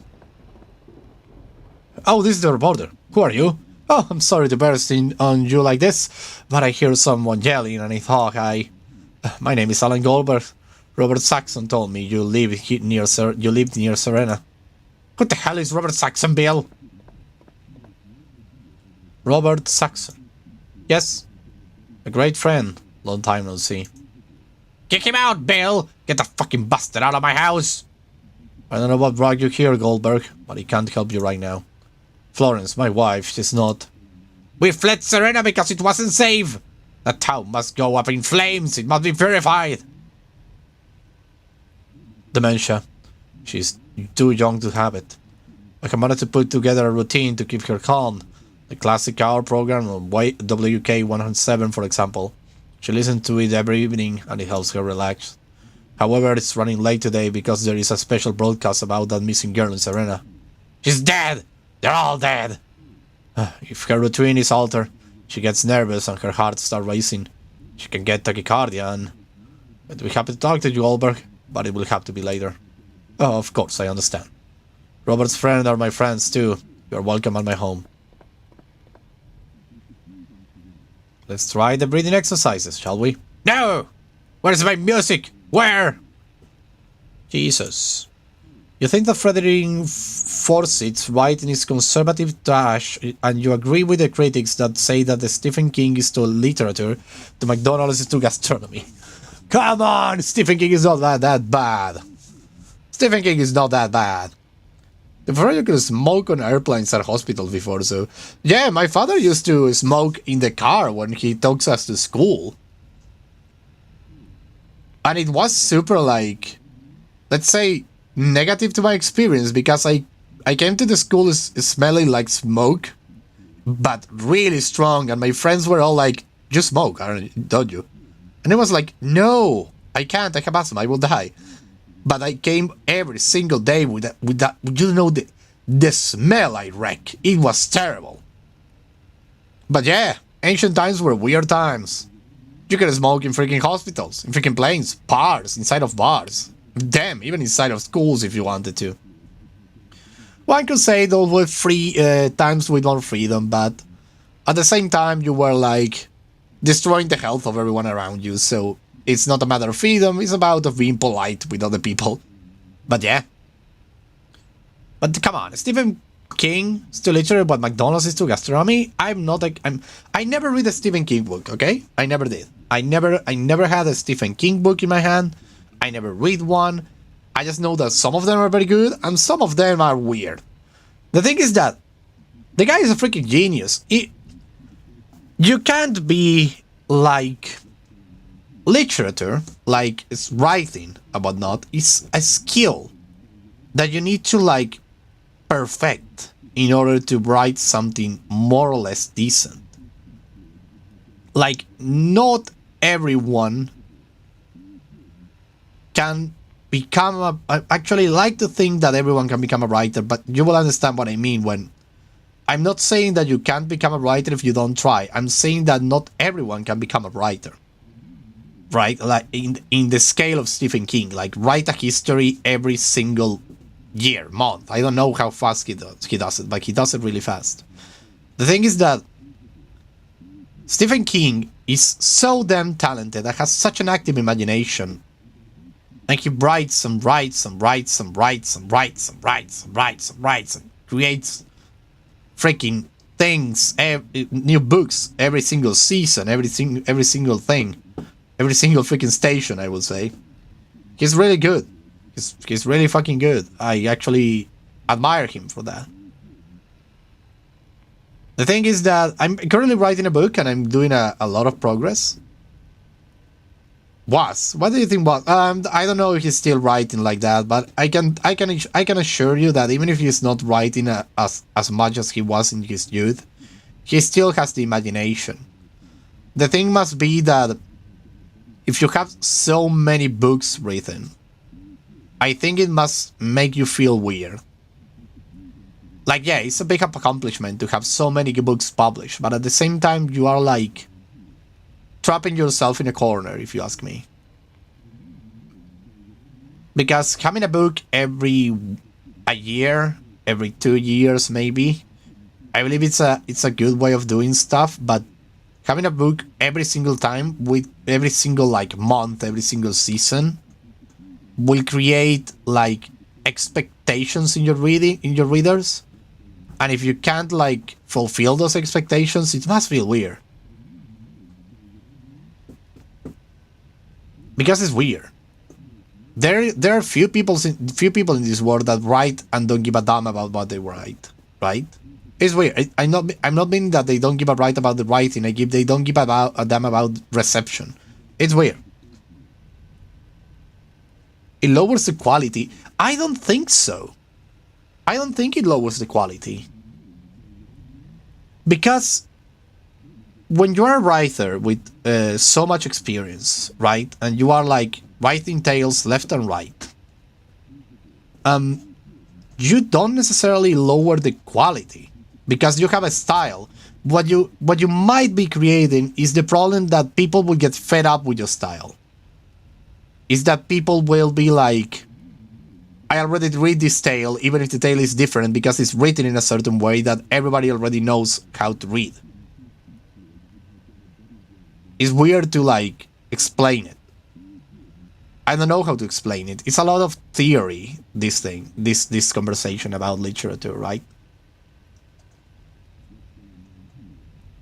It's weird. But like I say, I really admire Stephen King's career. I really do. I really admire this freaking crazy writer that went on to write so many books, horror related, almost all of them. He write a book about his younger age, like a slice of life, that was really beautiful. The fun part is that he didn't write it under the pseudonym of Stephen King. He actually wrote it with another pseudonym. I don't remember the name. There is a movie about it. It's about a group of boys that go to find a dead body. I don't know if you saw it. It's not horror. It's just slice of life. It's a great film, by the way. I should start reading some of his books. I actually want to start reading Lovecraft books because they are like this. I want to experience the cosmic horror that everyone talks about. I kind of know how cosmic horror works, but I haven't read anything yet that is about those. I have played games though, and for me, games are. You could say that a game, in my perspective. Now we're theorizing. We are doing a lot of theorizing because I just read a little phrase talking about Stephen King, and I'm here like defending him because I'm like, it's for me, it's one of the pillars of literature. Even though I never read one of his books, I'm like super like incredible baffled by his ability to write. But for me, video games, movies, and all of those are departures from literature. I don't know how to explain that. I don't know if I'm being like a little over my head when I say that. But for example, this game that we're playing right now, look at all the text it has. It has so much text to read that it could be passed as literature in a sense. It's like, where do you draw a line that says this is literature, this is not? For me, everything is literature, but told in a different media. Because the human brain understands words. We translate every single message into words. And the words evoke images, and that's how it works. But we translate every single thing to words. When we watch a movie, we translate what we are seeing as words. You're watching a battle with two swordsmen, and you immediately go around and you are like, translated every single action to words in your brain. And on a subconscious level, of course. But language, words are the base of everything. This is the art of subjectivity. Indeed it is. Indeed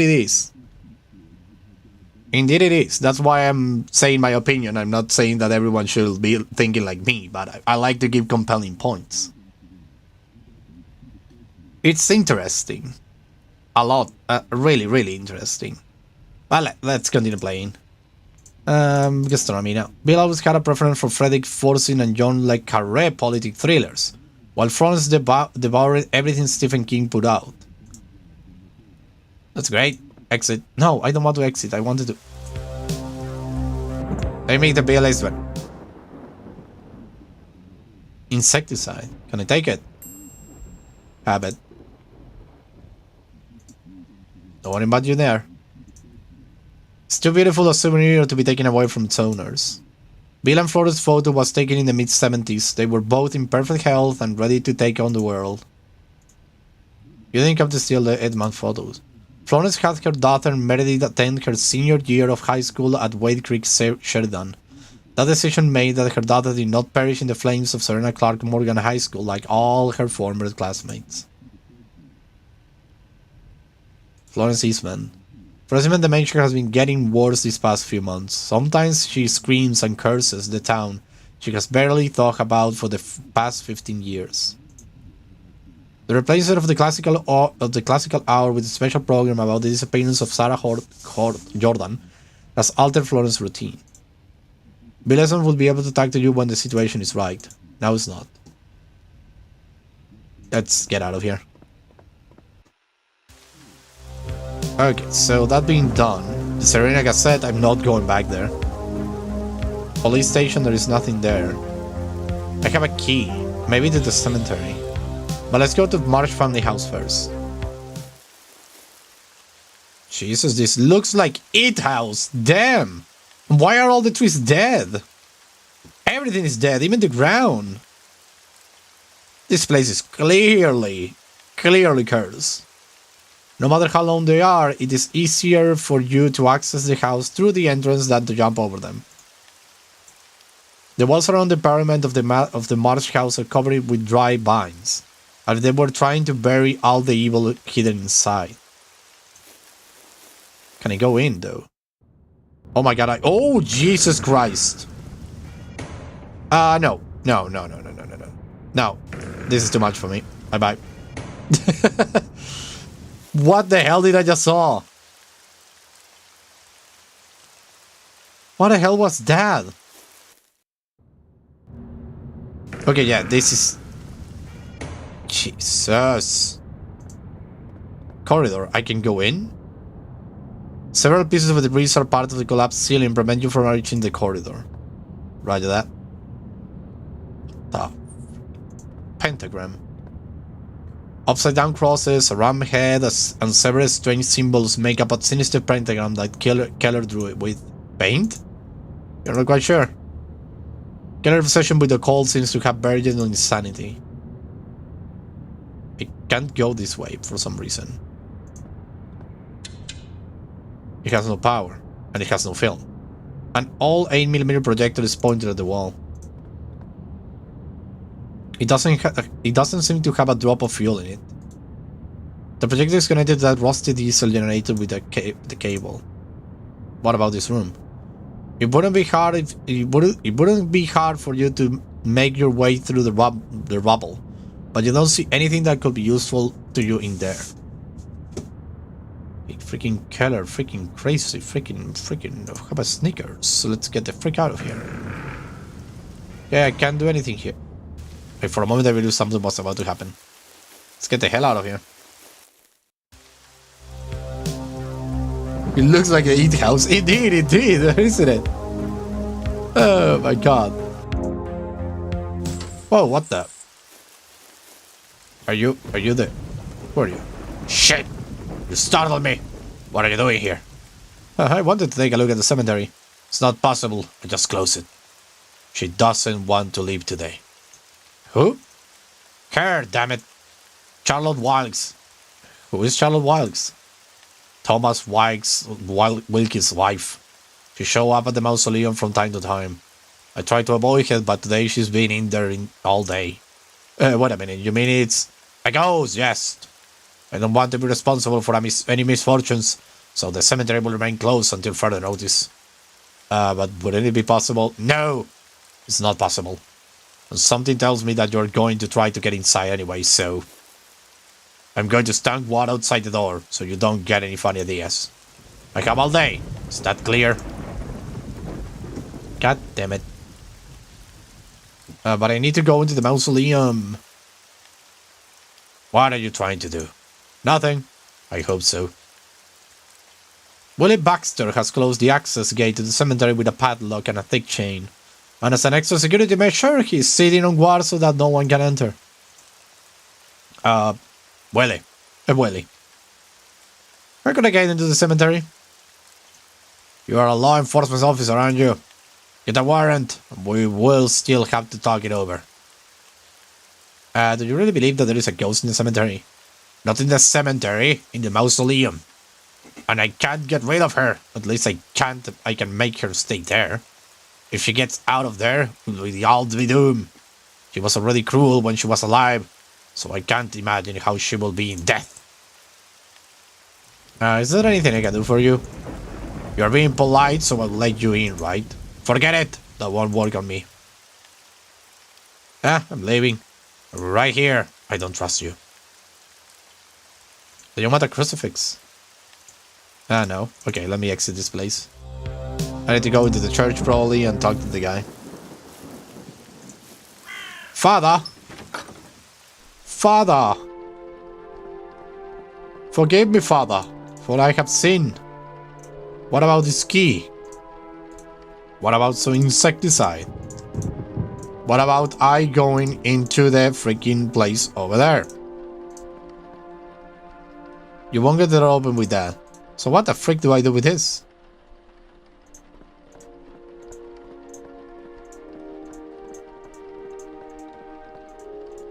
So there is nothing here then. Where should I go? Shut up, go. The dog, golden nugget. Already been here, been there, done that.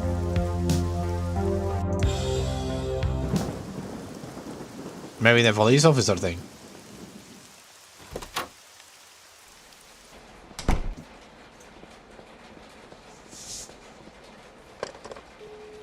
This is Margaret speaking. Hang up. Nothing.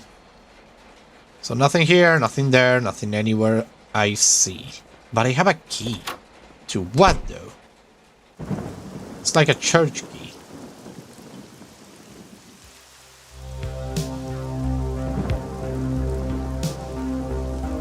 Where did I saw a freaking place I could use a key on?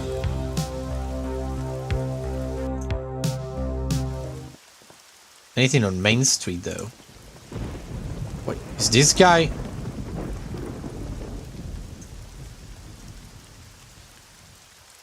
We also wonder why some insight into Sarah Jordan's disappearance. WK 107. Oh, I need to get him out of there. Just insecticide.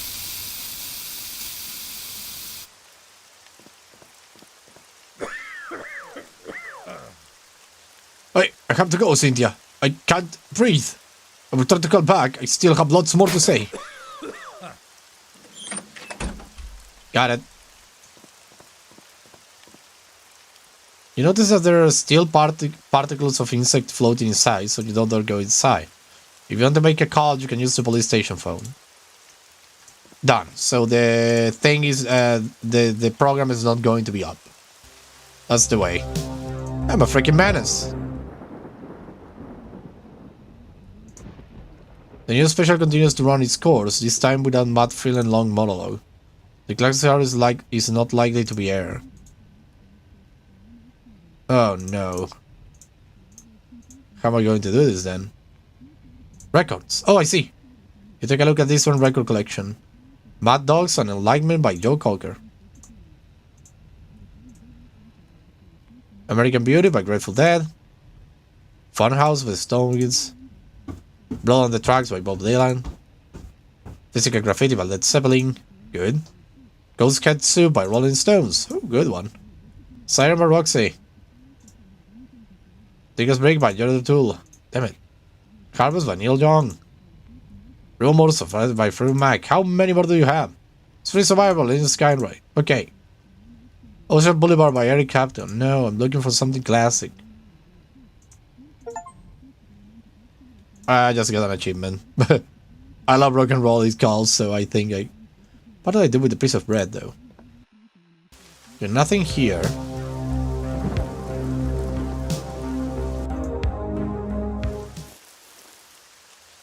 So it was this guy who killed the dog. Do not shoot me. I can finish examining Milo. Thank you. I will prepare the stuff to bury him. Jordan has told you that he's going to get ready to bury the dog. Don't bother him. Oh, I never talked to him. Take a look at that. Is the dog then? It's not going to be there? Oh, there is a goose and something is shining. Oh, be careful, Alan. These animals usually have very strong beaks.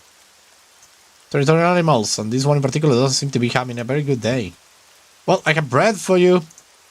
Good idea. But in addition to not wanting to get pegged feeding the goose, you want to keep it away from here, right? Are you hungry?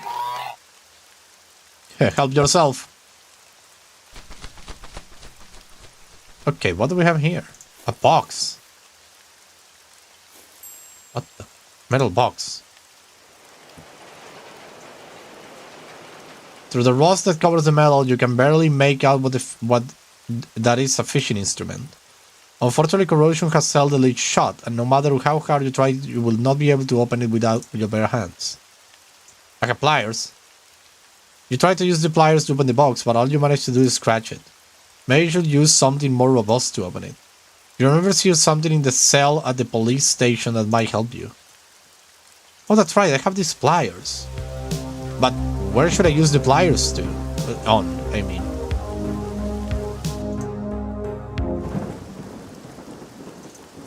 So in the cell. You said there is something in the cell that could help me out. What?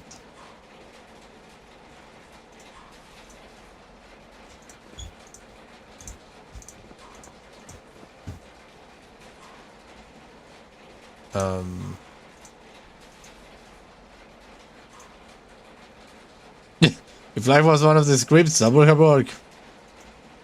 You don't think it will work and put it away again? What did it say about this? Fishing instrument. Unfortunately, corrosion has sealed the leak shut, and no matter how hard you try to open it, you will be able to open it with your bare hands. Oh, this thing, the lever over here. Good idea, although the place is missing a lever to use it. Can I use the... In the absence of a lever to turn the screws, the press is useless. A lever, and where can I find it? Maybe this thing?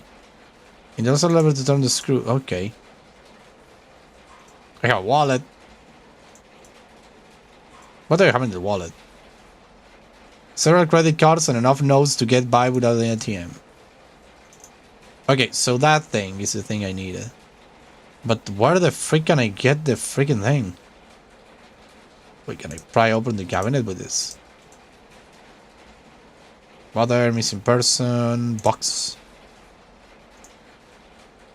Coffee, hanger, photos. Nothing here. I'm totally lost.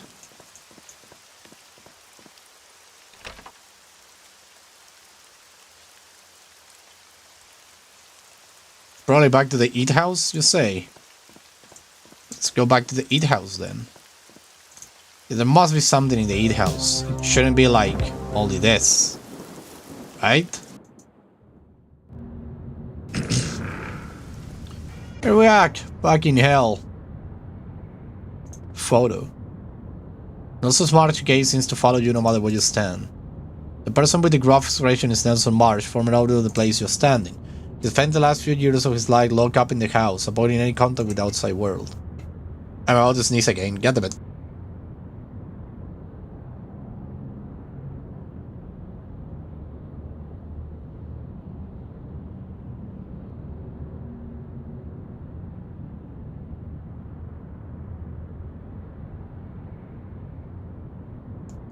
I'm back.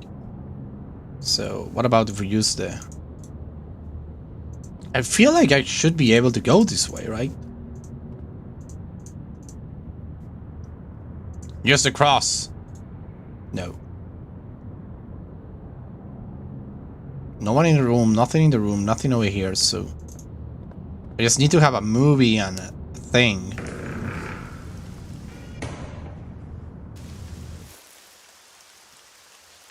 Wall, mod, wall, exit, house, another exit. There is nothing in the eat house. Throw it to the river. Is it Saxon? Yeah. I must go. Nothing. Nothing. Nothing. There must be something in the church. Oh, maybe I can, like, take away this. Aha! The banging of the shutter against the window is really annoying. And probably more from the inside of the church.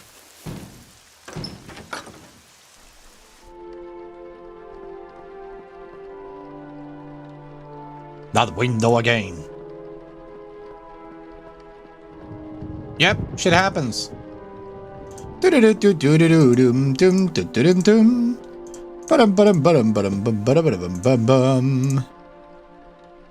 get it open with that. Close. So what the frick did I just make? What the frick did I just do with them? Obtain some font. Can I use this thing? I don't want to wash that. What about the cross? You need to wash that. What about the pliers? I don't need to wash that either. So do we leave the pliers in the... I don't think it will work. So that's true, you don't need any of that. There's nobody to confess to your sins, nothing. What the frick am I missing? Something here I'm missing.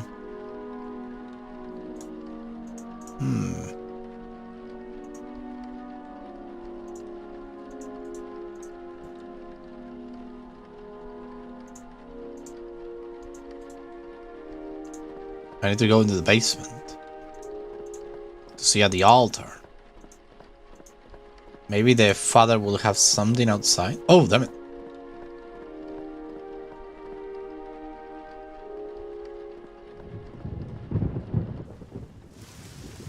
Oh, look, he's back. I can take it out again if I want to. Small key. A small key to what? Like, yeah, I take away this. Then I enter the church.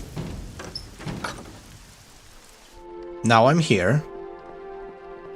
The father will be like that freaking window and he will go out. But where the hell do I use this small key?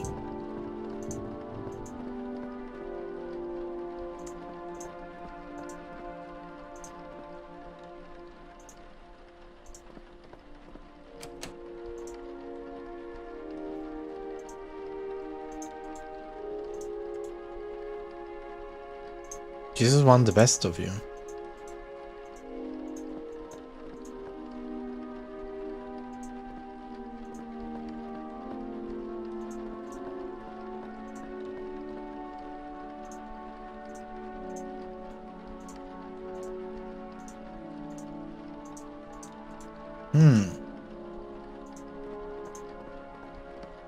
But these candles are the same. These candles are the same that are in Keller's house.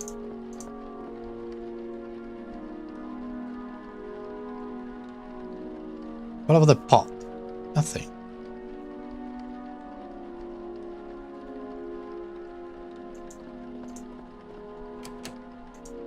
Close. Yeah, what about if we break it open with my freaking pliers? That's not the right tool to open the door.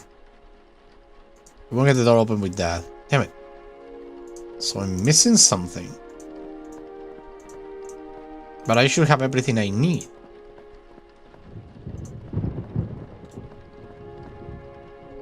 The lack of parishioners, Father Adams has a lot of... And then later he's doing various maintenance shops around. Rusty nails from some of the floorboards. Some of the floorboards, you say? Wait, is there something on the floor? No, there's nothing. I'm super lost. These kind of games are actually my jam, but for some reason I can't get past this one.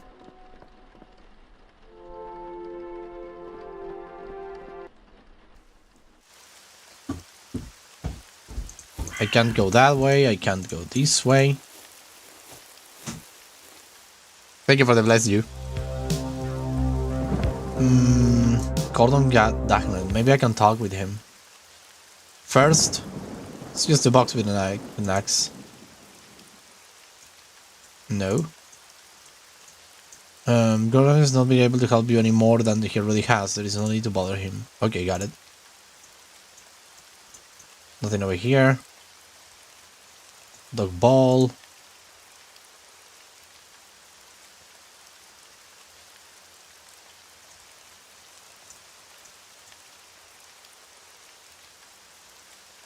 What about if you use it here? That doesn't work. What is your problem and access? Devil's Mountain. According to the local legend, several women accused of witchcraft escaped from Salem and found a place settled down in Serena. When the people learned about this, they expelled them to Mount Anderson, where they devoted themselves to worshiping the devil. None of this could be proven, but anyone from Serena will defend this version to the death. It's Mount Anderson, but no one in town knows by name.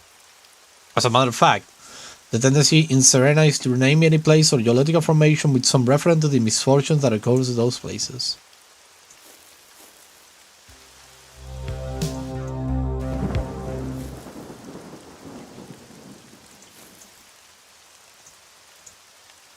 Do you want to contribute to polluting the river more? Maybe. I need a handle. Maybe I can get it from the main street from this guy over here.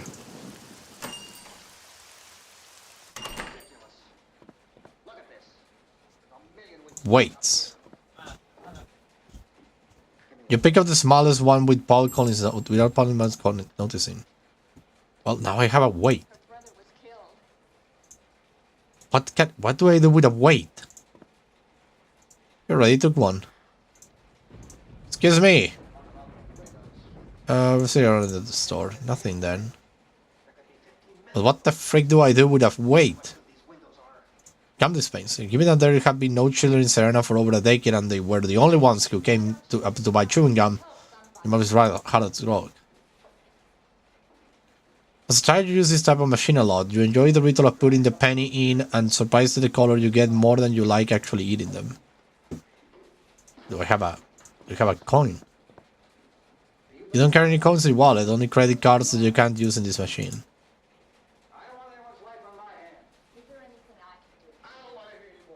Okay, I have a weight. Why? How?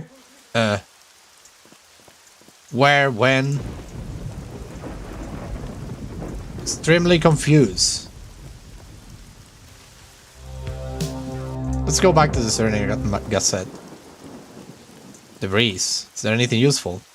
You don't have the debris for anything useful. There is nothing useful except for an old gas can that still seems to have some fuel left. Ah! Ah! It's a considerable file down that reminds you of the newest, and it's not wise to get back either of the other parts of the full collapse. Anyway, do you have anything that you wanted from down there? Why risk it again? There is nothing left among the debris that's not of use to you, so nothing else. Nothing like a crank, like a little, like something I can use. No, well, let's go into the movies.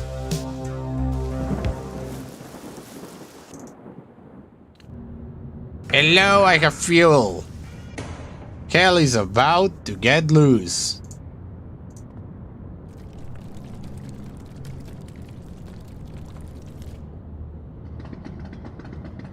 By illuminating the wall, you realize that there was a small cabinet hidden in the darkness. Aha! You examine the small door. It has the shape of a cross. Oh! I have it. Haha! Inside you see a key with a label. What the frick? No, it can't be. The key was lying on a small film reel. Is that the film you were looking for? There's only one way to find out. Don't do it, don't do it, don't do it, don't do it. You place the film in the feed shaft, and with a satisfied smile you flip the switch on the drive motor.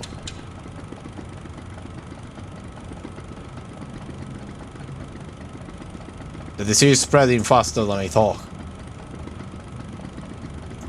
I barely have any strength left. I'm running out of time. Although coming to Serena to conclude the ritual was the best idea I ever had, the city history has been written in blood since its foundation. There is no corner in town where there hasn't been a tragedy. This house, for example, is perfect for my intentions and can still smell the misery. Nelson Marsh got up early that day. He butchered his 3 daughters and his wife before the clock struck 8. Still soaked in their blood, he had breakfast like any other day and no one in town ever knew what had happened. They also discovered the bodies after Marsh died. The people of Serena didn't give it any importance. There can be no other place in the world more suitable for my job. Everything is ready. I think I have spent enough time on the invocations. But I am concerned about the final offerings. I can't afford to go little by little. I need to do something big, more than what is strictly required. This will ensure that the pact is carried out with all the guarantees. I can't wait to feel their fears. To shake them, to become...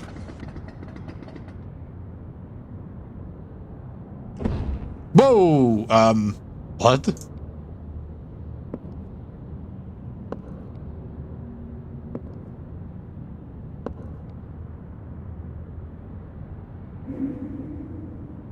Excuse me, sir, Hey, you in the house! Get out of there, damn it! You look around the room, hoping to see some trace of the phenomenon you have just witnessed. Are you deaf? I'm not going to repeat it anymore. Get out of the fucking house. Get out of there. Okay, jeez. I just wanted to see a little film. Wait, where is the guy? Huh? Hey, you! What the hell were you doing in there? Investigating? Investigating, damn it! Investigating what? That house is doomed. It always was. And even more so because of that film director. I don't need you to come and make everything worse. Oh, take it easy, Paul. And put that iron rod down. Easy? I live right next door with my family. I don't want old Marsh to come and kill my family like he did with his own because of you. Because of me? For God's sake, will you stop threatening me with that thing? Are you giving me orders? Fuck it. Ow! That will teach you not to stick your nose where it doesn't belong. And don't come back here.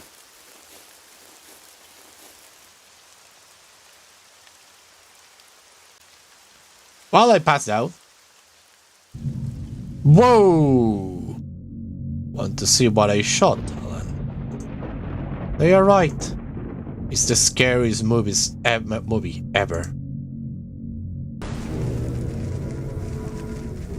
Every film needs an audience, and this one even more so. It's all yours, Alan. Look for it, Alan. Huh? Alan! Oh my God, are you? What? My head. I feel as if some motherfucker hit you with an iron rod, right? Tell me who this is. A guy. He said he lived next door. Oh, Halloran. That damn hick. Do you want to report him, Alan? No, it's not necessary. Did I hear you say yes? Maybe this kind of thing is the norm in Los Angeles, but not here. At least not with me as chief of police. I will go give that son of a bitch what he deserves right now. Huh, let it be quick. What? Do you want an assault on the law enforcement officer to go unpunished? Because that's what you are, my friend. Take this. Iron rod. Oh. Don't let anyone assault you again. Although I don't want you to go around cracking heads either. I would pay O'Halloran a visit. I don't know if Chief Floyd tolerated these things, but I don't. Be careful, Alan. This police officer is such a good guy. By the way, how's your request for that film thing? Get used to live in this house. I want to take a look. What did you find? No signs of it. Maybe it's somewhere else. Or someone in town has it. I hope so, Rick. I hope so.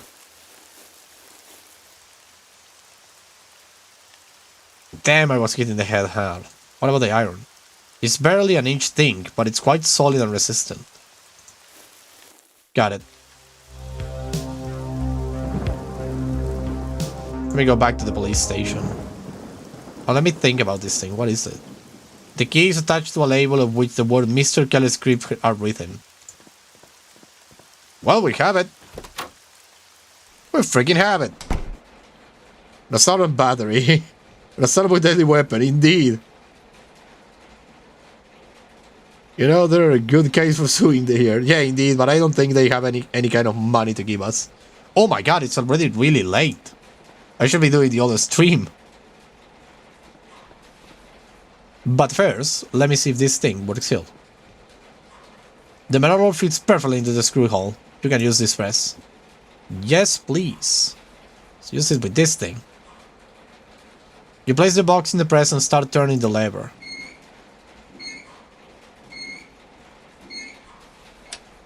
Ha! It's open. Inside there is only a fishing line spooled together with a hook of about 2 inches. Spool and hook. Oh, I know, I can go into the... Yeah, I know where to go. I want to keep playing this game, actually, so we're gonna do a long stream of this game, because I'm really enjoying it. If you're okay with it. I can't even remember what game I was going to play after this one. Oh, Tales, the Backbone Predators. But I'm, like, super invested in this one. So we go to the bridge. And we fish down the freaking teddy bear.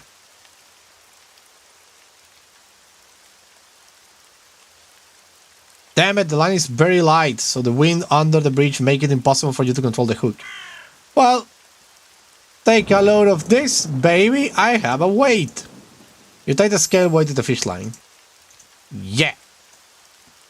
Now, let's do this. Uh-huh.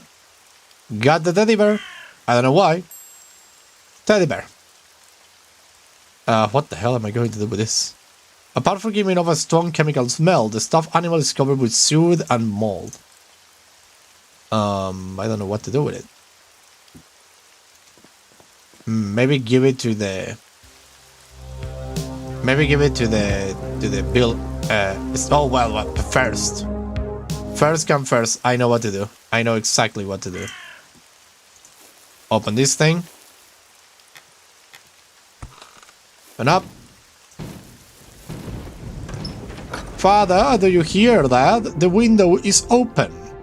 May you go and close it. Thank you, Father. Now, if you don't mind, I'm going to wash the teddy bear in the only place where I can wash it.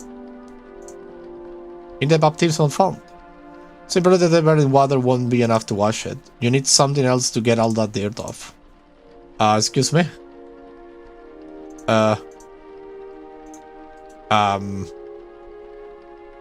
Well... Maybe my wallet?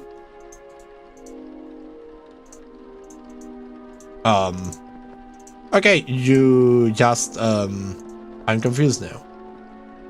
What the hell do I need to use this thing for then? Yeah, go ahead, Father.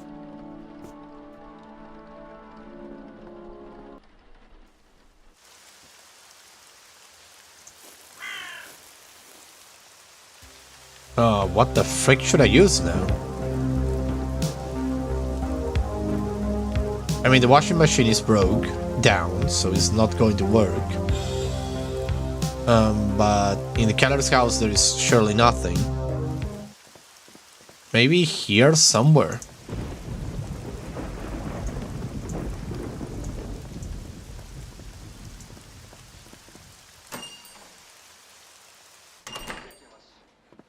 Excuse me, do you have a comb or something that I can use? No. Okay, you don't have anything then. Wakes have been already used. Tobacco, gum dispenser, medicines, counter. Old Collins, magazines, advertisement. No, nothing here then. Maybe in the police office we would find something useful, like a rug. Like a rug or something. I'm pretty sure there were a lot of, like, rugs over here. Yeah, there were. The clothes in the back are flowing a mixture of mold and water. You don't want to stick your hand in there. What my dude, use the pliers, I don't know. The washing machine stopped working years ago. Is there anything useful inside of there? Can you use the pliers to open the thing? Can you use the pliers to open the stove? See anything from there? Still clothes are piled up in the faucet, some moisture and mildew. I'm confused. Now I'm totally confused. I'm totally lost. Like, who should I talk to? There is this file cabinet that I think is closed. How do I... You know, if a storm giving is made, all the stuffed animal is covered with seaweed and mud.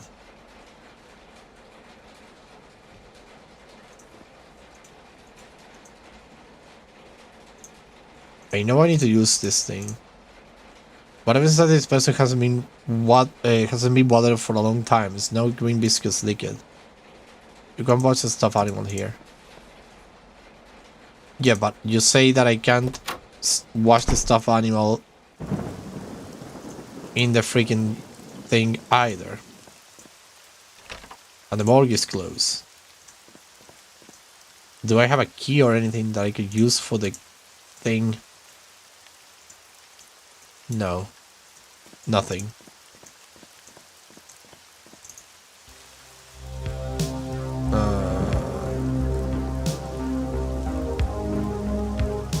Serena magazine, PLX one. Do you have anything? You have anything I can use?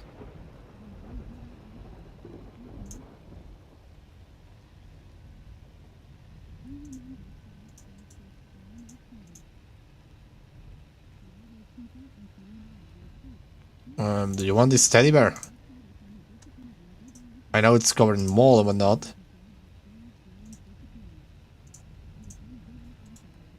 No.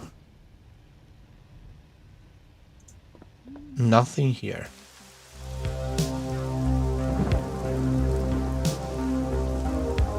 Let me be, let me go, let me go. Maybe I go over here. And I try to wash the teddy bear. With the priest there, he will give me a rock. Hey, look at me, father. Look at what I'm about to do. If this is to the water of the baptism, the most logical thing will be not to do it in presence of father. Father, do you know this? No. Oh, wait. No? Are you sure about that? Maybe if I like... Let me take father again, the father again out. I mean, why not? Yeah. I guess dreaming that that longer will hurt. Yeah, indeed. Indeed. So let me just, use this.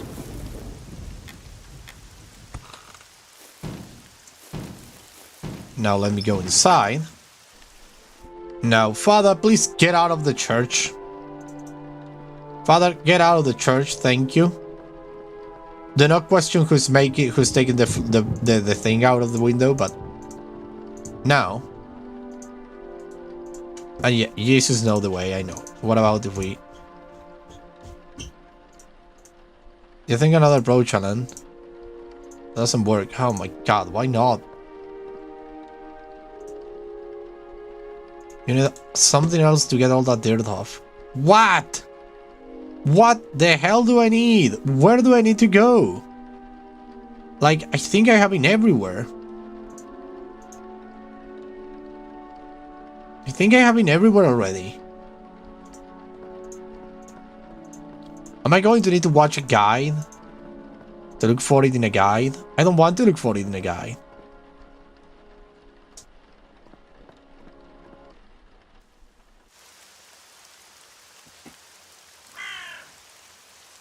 Nah, but I think I might need to. Forgot, the game keeps playing even if you hit that, so you need to hit actually escape. There we go. Let me see. Let me go now to the...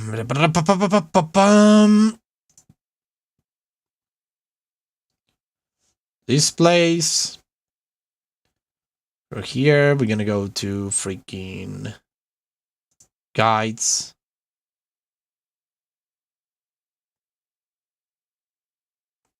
What the freak? No, this is not what I'm looking for. I'm looking for how to do it. Give me the freaking... Why the only thing is in Russian?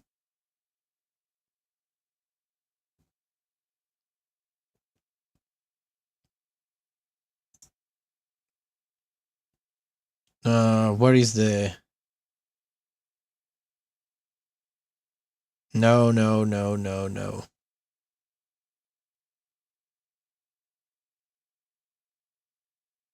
where can I get the freaking thing? Nightmare frames, let's look for it. A brush, perhaps. Yeah, I know, but where can I find it? Nightmare frames walkthrough. Okay, let's see. What am I missing? Nightmare frames, done. That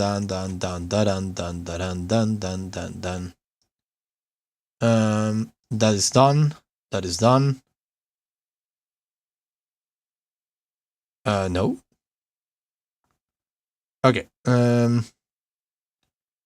Let's see. Done. Done.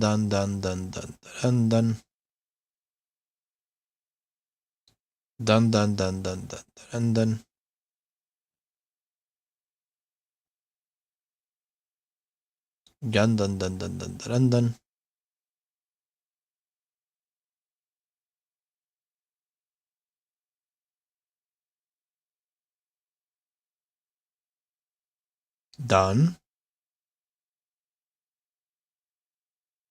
Done this.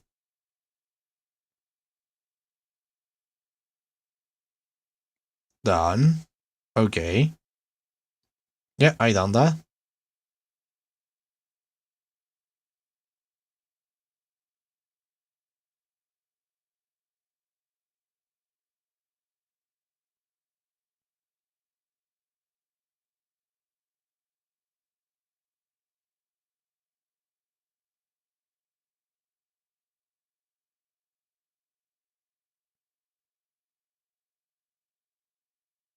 No? Wait. I did that. Wait a second. I think I have done that. I thought I have done that. Can I, like, maybe... No shit. But I have already done this. Oh my god, Wake Creek MK 107 radio station, yeah. Wake Creek MKWK radio station, please. MK 107, Doc speaking. Are you calling to go on air and provide information about Sarah Jordan's disappearance? No, actually, I think the program is dragging on a bit. Shouldn't you be airing the classical hour already? No can do, my friend. We're in the middle of news special. I haven't listened to it. Just had a guy on air for I don't know how long who didn't contribute a single thing. I know the way that the media loves to gloat over stories that can be done within 5 minutes. Didn't hear anything on the other end of the line and you start to think that this was not the best way to convince MK107 to air Florence in my favorite show. Hello? Listen up, buddy. We believe we are providing a public service by attempting to gather as much information as possible about this poor girl. I have no doubt about it, but there is just no information to gather. Chief Bowman has not been able to find her, and he does not have any leads either. How did you know that? Because I know the chief. So the best thing you can do is to wrap up the news special and resume the regular schedule. Can I be honest with you? Please. This is a small radio station. It is very difficult for us to generate our own content. So this is a huge opportunity for us. Do you want content? I can give you content. I'm a Hollywood screenwriter. You can interview me if you wish. Hollywood screenwriter? What films are you reading? Does Lonely Tech ring any bells? Wait a minute, you are the screenwriter of one of the highest grossing films this season? I'm sure you have a lot to tell to the listeners. Yes, I'm Emily Goldberg. You can check the credits. And you will really give us an interview? Yes, as long as you air the classic hour when I hang up. Consider it done, my friend. Can you drop by the station tonight? Shall we say 9 o'clock? Perfect. You can't see Doc, but right now he's tapping on the glass on the booth, letting Cynthia, the announcer, know that the newscast is over. Alright, Mr. Goldberg. We look forward to seeing you tonight. It will be my pleasure. Much to your surprise, you realize that you wouldn't have a problem giving an interview to a small radio station. What's going on with you, Alan? A day early, you would have turned down even the Hollywood Reporter. Still, you know that the interview won't happen. You have too much to do. Such as talking to Bill Eastman. Got it. Finally, progress. And the thing is that I thought about this. But for some reason the thing didn't say anything about calling it a station. Bill! Ahem. Oh, this music! We are in freaking... How was the name of this game? The game where you go inside your mind and you are like, I don't know. How can I help you, Goldberg? I will start straight to the point. I'm looking for Edwin Keller lost film. Apparently, you were the person who brought attention to it. Oh, Keller, yes. That was a long time ago. At the time, he was considered a counterculture icon thanks to the film Bloody Mind Games. He was an interesting character with an intriguing aura. All the press wanted to interview him, but nobody could find him. I pulled a few strings until I found out where he was, had a chat with him, but never transcribed the interview. What was the name of this game that had this music in the safe room? I don't remember the name of the game. God damn it. It's all about psychology. The whole game is about psychology, but I don't remember it. Ah, well, whatever. What was the interview never published? When I came to Serena, it was long burnout from Los Angeles, its pace of life, and my job at the magazine. I met Florence on my first day in Serena. We fell head over heels for each other and started to make plans. Meanwhile, I was hounding Keller for an interview until I finally succeeded. I called the newsroom, gave them a vague summary of Keller's words, and resigned from my position at Variety so I could start a new life. I'm surprised anyone knows about that film. As far as I know, the magazine never published anything about it. But it is known that you made that call. It's part of the reason there is a whole legend around that movie. I guess collectors have been chasing after it, right? Exactly. Are you one of them, Goldberg? No, but there is a millionaire who will change my life if I get that movie. Let me guess. The fairy godmother. Damn right. I wanted to write an article about her, but I couldn't gather enough evidence to corroborate who she was. It's Helen Westmore, right? Yep. I knew it. Did you get to see the film? No. Keller said that he only had one more scene to go, and the movie wouldn't be finished. This is rumored to be the scariest movie in history. Well, maybe that's partly my fault.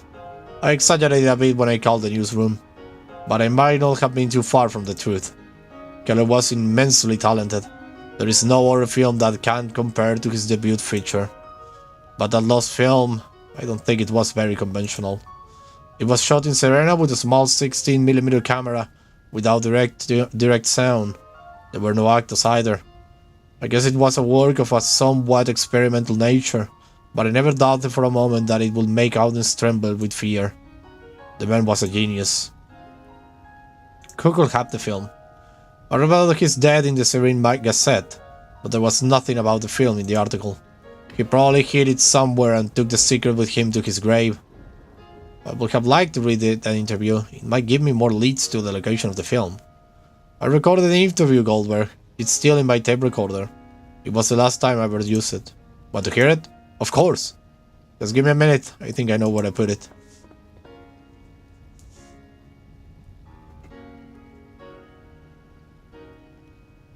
Florence is entranced by the music coming from the radio. From time to time, she flashes an indulgent smile.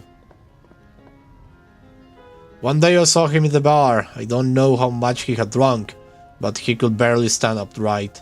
He was lucid, yes, but completely drunk. He had already denied the interview several times, but I took advantage of his condition and tried one last time. And it worked. This is what he said. First of all, I want to thank you for granting me this interview. It's well known that you are not fond of them. My words speak for me. I believe the recorder here between us, if that's okay. What did you say you wanted to drink? Whiskey. Who cares? I'm already there.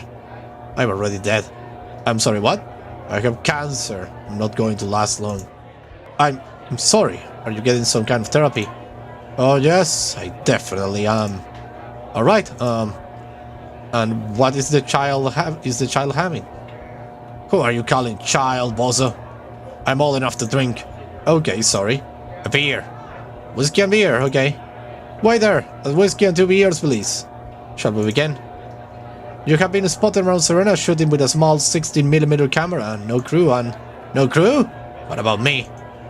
Please excuse my assistant director, who is young and impulsive. Yes, what are you shooting exactly? My new film. It will be different from Bloody Mind Games. Smaller, less conventional, but really terrifying. What do you feel when you watch a horror movie? Fear, anguish. But as soon as the projection is over, it all fades away. It is a false sensation. And that can be considered a failure for any director. You want to go further? I am going further. Here you go, gentlemen. 1 whiskey and 2... What the fuck are you doing, Patrick? Rolling a joint problem? I'm not going to let you smoke that hippie shit in here. What the fuck is wrong with you, man? Everyone's smoking. Yeah, but not that shit. Wait outside, Patrick. I'm taking the beer. This isn't over, Gene. Watch your back. Damn kid, I was making trouble. When you say that you were going further, what do you mean? More blood, more killings? That's for amateurs. I have found a way to... This is the father. To shoot a film and have the audience feel the true essence of fear. They won't be safe during the screening, and if they make it out alive, They will carry that fear with them for the rest of their lives. And I will feed on their fears. That terror will make me, Edward Keller, transcend. I will be immortal. Whoa, that would make for a pretty good tagline. Do you think I'm joking? Do I look like I don't take my job seriously? Can you see why I don't give interviews? You are not ready to hear the truth. I'm sorry, I didn't mean to offend you. Please accept my apologies. When will we be able to watch this film? It's almost ready. All that's left is to shoot the big final scene. The one that will make... I think I'm wasting my time with you. I'm leaving. I didn't mean to offend you, please stay. Who was the second guy? What an asshole. Yes, he didn't inspire much sympathy in the town. Who was that kid in the recording? Patrick Robinson. I had completely forgot about him. He was a troubled orphan who used to run around Serena. Keller became fond of him and took him on as an assistant. If he helped make the film and Keller is dead, he may be the only person who knows of his whereabouts. Probably. What happened to him? Is he still hanging around Serena?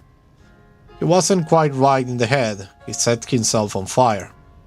Whoa, did he die? No, he managed to survive. He said that he lives in a caravan in the middle of the forest.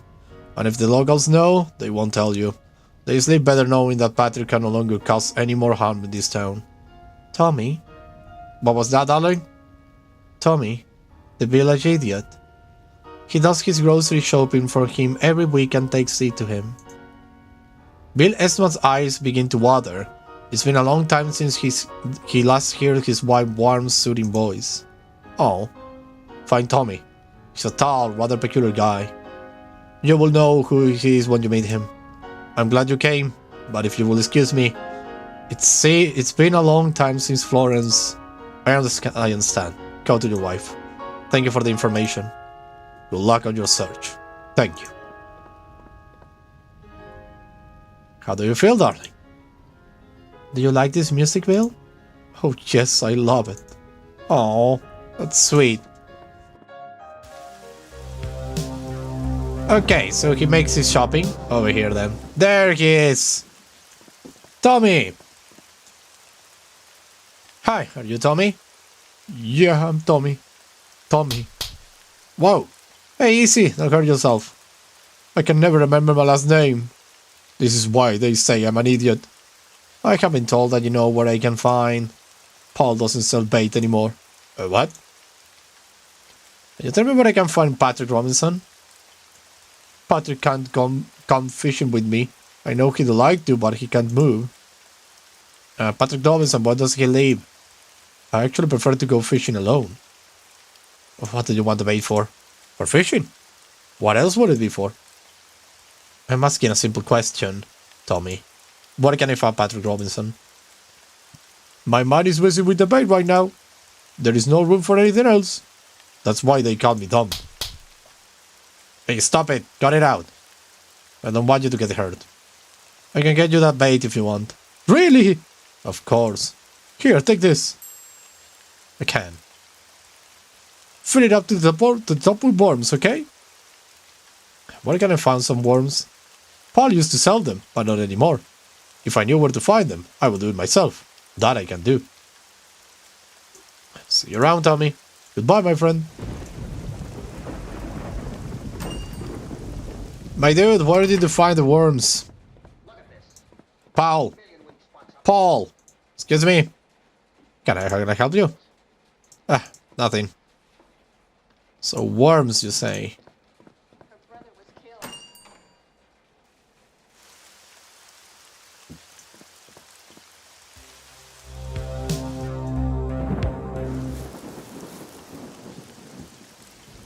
Parterre.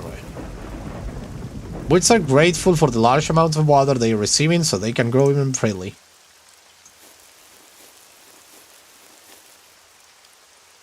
Among the weeds, dozens of earthworms struggle to crawl back into the soil as the rain washes away. Yuppie. Got him. Can full of worms. I hope there's enough.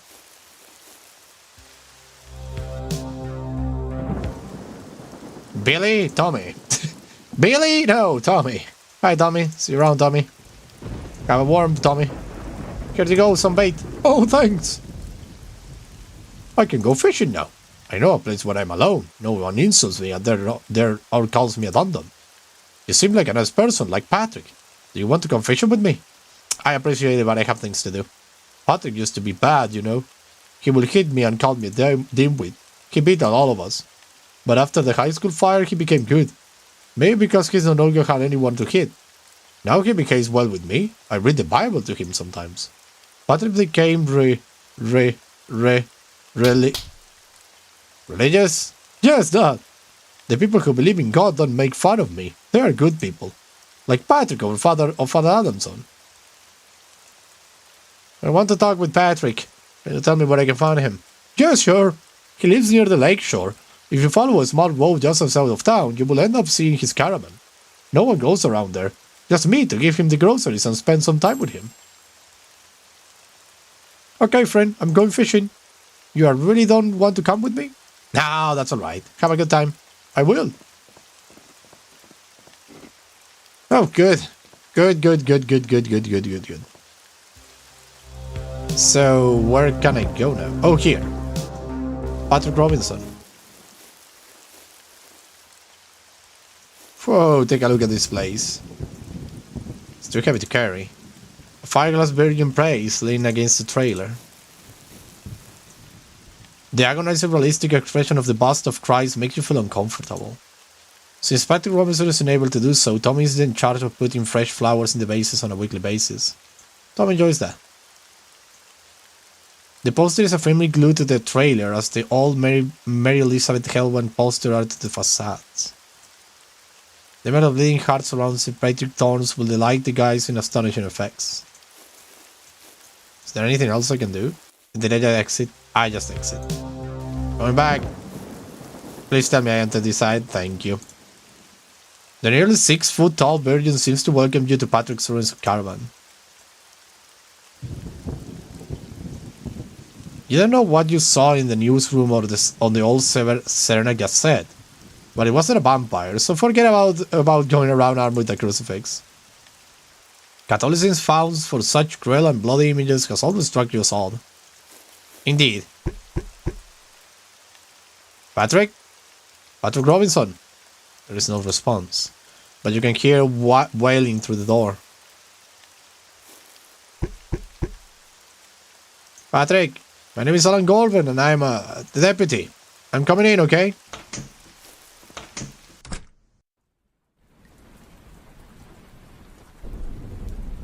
Kitchen. It will be a nice gesture to wash part of the dishes, but the water tank is empty.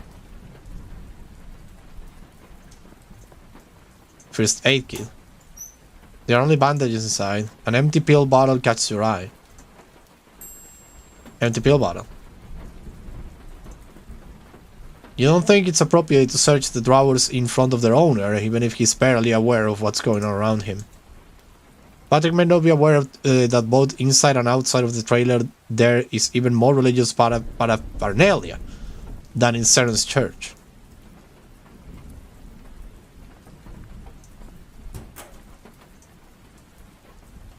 There is nothing else of use inside the first aid kit.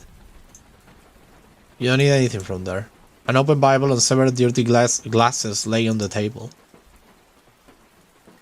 Oh, Patrick, poor Patrick. Patrick? Are you alright? Patrick Robinson is trying to tell you something, but the pain he's suffering from is so intense that it makes it impossible for him to communicate with you. What can I do to ease your pain? Is there a hospital around here? If he will talk, Patrick will tell you that the nearest hospital is in Wade Creek and that they absolutely refuse to go there.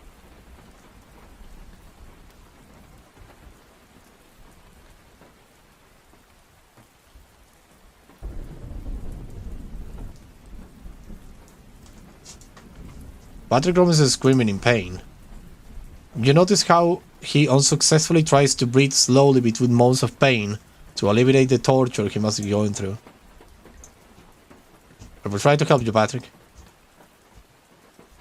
Okay, so we need medicine.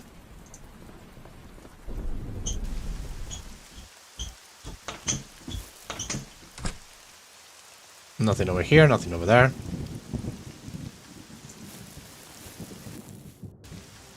Medicine in the drugstore, obviously.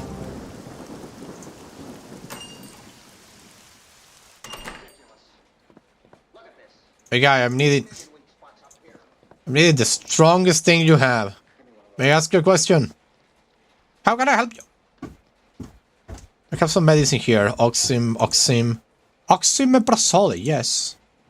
I want a bottle. Does it need a prescription? No, it doesn't. I'm out of stock though. It's not my lucky day, I guess. Few people use that drug. It's too strong. I used to order it from just 2 people. One of them was Tommy. Do you know him? Yes, I have been talking to him. He said he needed it for his back pain, but he was actually taking it to that crook, Patrick Robinson. Damn it. He's supposed to be the idiot, not me. He played me for too long, but that's over now. Are you telling me that you are refusing to sell a drug to a person who needs it? Is that legal? I don't care if it's legal or not. This is my business and I decide who I want to sell to. I see you are not from here. You don't know Patrick Robinson. Actually, I have been at his place and believe me, if anyone needs that medicine, it's him. Do you feel sorry for that poor bastard? Don't trust appearances. He deserves to experience all the suffering in the world. Do you believe in karma? Because I do. Let him suffer. He did a lot of damage here on Serena. We'll be better off without him once he dies, writhing in agony from the pain he brought on himself. Did he create a fire? Why the nervousness toward Patrick Robinson? It's obvious that you didn't get to know him. His mother abandoned him when he was 10 years old, and from then he devoted himself to doing as much evil as possible. He began stealing from the few businesses that were still open in Serena when he started committing animal abuse. He burned Walter Jenkins' dog alive just for the pleasure of it. He beat up all the boys in town. Nobody was free from his rage. And that was before he discovered alcohol. Then it got worse. I think I have told you enough and you understand when I say it's better off dead. Is that clear to you, Deputy? Jesus. Who is the other person using this? Patrick Hellman. Hellman? In relation to the missing girl from years ago? Her mother. She lives nearby at number 75, next to O'Connell's old hardware store. If she hasn't come back for a refill, it means she still must have some pills left. Thank you.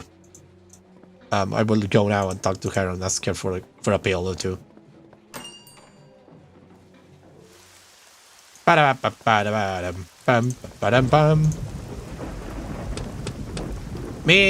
Miss Hellman? Come in. It's open. Jesus! I almost leave the door unlocked for Rusty. He knows how to open it. I'm sorry to bother you. My name is Alan Goldberg. The owner of the store told me that... Paul. Yes, I think that's his name. He told me that you have a jar with oxymeprazole. Will you be so kind as to give me a couple of pills? It's an urgent matter. I will be happy to give them to you. Right, guys? But I only have a couple left, and I usually take 2 at a time. One for pain in my eyes, and one for pain in my soul. Smokey. Mary Elizabeth. Oh, the teddy bear! At first, Patricia was concerned when she listened to the long conversation between her daughter and Teddy. Still, she would rather her daughter spend more time with her imaginary stuffed friend than with those children who humiliate and belittle her because of her special condition. Oh. The photo must predate the missing person poster you have been seeing all day by 3 or 4 years. Shows Mary Elizabeth with Teddy, her best friend. Smokey doesn't like to be pet. She doesn't like petting cats either. Smokey waited patiently for Patricia to refill his plate with food. Molly was paying attention to you. A week ago, Molly gave birth to a litter of 6 kittens. Since then, she does nothing but sleep on the couch. I need something to clear the teddy bear. In the absence of glass, must have been adhering to the fabric for years. Patricia taught her daughter to crochet. Together, they reproduced The Last Supper by Leonardo da Vinci. Patricia was part of Mary Elizabeth. I need something to clear it. Wearing that uniform does not give you the right to confiscate at the bottle of oxythane. Convince Fatiga that you let them. That's a family heirloom. What will you do with it? Patricia crushed Elizabeth's name during her pregnancy. When her daughter was born, her eyes reminded her of the grandmother Mary. On that morning, she decided to name Mary Elizabeth in her honor. Ruthie. You are not one of those people who like pet random cats and meat along the way, much less of their eating. This has been in the contest regarding the fact that she has destroyed. You rummage through the trash for anything useful. Among food scrap and newspaper, there is a bottle of detergent. Yes! Yes! Finally! Miss Selman, are your eyes sore? A lot. Oxymeprazole helps me cope. I need to be able to feed these rascals. Isn't that right, kids? It's your soul hurting, my daughter, Mary Elizabeth. They took her away, her and her friend.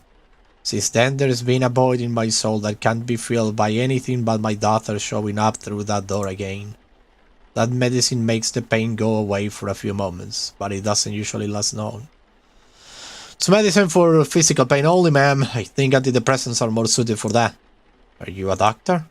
No, I'm not. Then stick to what you know. Did they take your friend too? Who is your friend? Was your daughter kidnapped? There is no doubt in my mind. Mary Elizabeth wouldn't have had left Serena, as some people say. She was very much a homebody, a very special girl. She was safe here, and she knew it. She never would have abandoned me. They took her away, just like they took that poor girl. Did they take your friend too? Who is your friend? Teddy, her teddy bear. She took him everywhere. People made fun of her for that. That little stuffed animal gave her more love than all the people in this damn town. I can't have my little girl. I don't even have his friend to comfort me.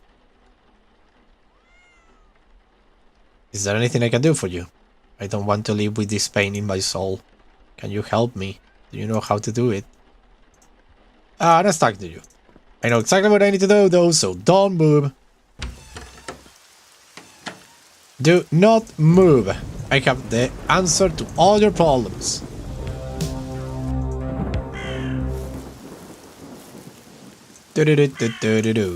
Window. Take it out. Edward Keller, I mean father, the window is open.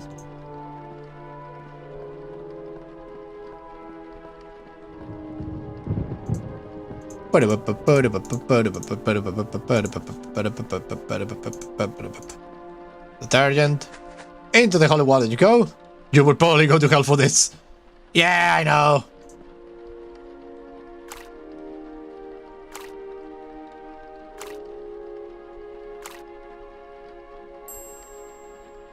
Clean teddy bear.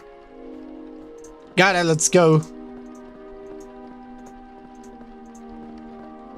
Hello, Dr. Keller. Go along now. I know you are evil. I know you're freaking evil. I know you're freaking evil, Edward Keller. I know you're Edward Keller. I just know it.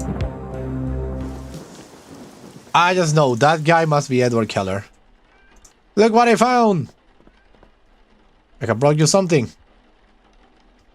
Daddy! Where did you find it? Under the bridge, thrown between some rocks. I'm so happy to see you, Teddy. Do you know where my Mary Elizabeth is? I have a lot to talk about with Teddy. You can take an oxymeter pill with you. Thank you. You put a pill in the empty jar you were carrying. Got it. One will be enough for me. The pain in my soul is gone. All that's left is a pain in my eyes, you know. Oh, Jesus! I had to rid them off because I kept seeing her ghost. God heavens! It was a shade with glowing eyes. It wasn't her. I know she's still alive. I must go. Be careful out there. Serena is damned. Oh my God! Well, I'm going to be able to write astonishing horror movies with this experience. In order the Holy Spirit, indeed. Well, we have the thing now. Let's go into the house of Patrick Robinson. Patrick! Here I am. Hello. I have the oxy. I don't know, dude. Take the freaking pill. Take the stupid pill. Don't make me say the freaking name. I got oxy at this thing. That will take over your pain relief, right? You put the pill in Patrick's mouth and he swallows it with great difficulty. You don't know how long it will take for the medicine to take effect, but you know is that you are too tired to stand around waiting for Patrick Robinson to communicate. The fatigue you have accumulated through the day begins to take its toll. You can barely keep your eyes open. You decide to take a well-deserved break. And we're going to hell, come on. You're not afraid of anything, are you, Alan? That's what you think, but you are fooling yourself. Find that Phil and you will find me. And at that point, we will see which of us is right. Wake up and find me. Wake up. Wake up. Hey buddy, wake up. I'm sorry, I dozed off. My name is Alan Goldberg. You shouldn't have done it. Shouldn't have done what? Releasing me from my suffering. I deserve it. To be honest, I only did so I could talk to you about something. Although I couldn't leave you in the state you were in either. I know that God didn't send you here since your act is not part of the punishment. But you're a good man, Alan Goldberg. No, I'm not. I try to be, but I don't try very hard. Well, I have been trying for years too. What brought you here aside for help a poor man, Alan Goldberg? Edward Keller, you can just call me Alan. Edward Keller. The devil himself. I don't know what your intentions are, but forget that name. Even after death, his influence still lingers on. You could end up like me. Or even worse. Did you ever finish the film you were shooting? Unfortunately, yes. He even went so far as to add a soundtrack. Oh! Did you get to see it? No! No one could see it. I'm sure of it. How did you become Keller's assistant? He was very sick when he came to Serena. He needed someone to help him make his film. Someone that he could control as he pleased. He was very intelligent and manipulative. He could spot people's weaknesses, and he was his ideal candidate. God knows I don't want to exonerate myself from anything, but he did what he wanted with me. What punishment do you mean? I have been a bad person, Alan. From the moment I was born, I dedicated myself to evil. I did terrible things, and now God is making me pay for them. But I accept his punishment with humility. He's wise. You know where I can find that field, Patrick? Yes, Keller has it. Hold on. Keller is alive? What do you want that film for? A millionaire from LA is willing to pay a huge price for it. No money in the world will fix what that film is capable of destroying. We can share the reward, Patrick. Could you hear me? Look at me, Alan. Do you think this is fixable? I don't know, you could try. Besides what you can see, I have a disease that's killing me. What disease? I don't know. Don't want to know either.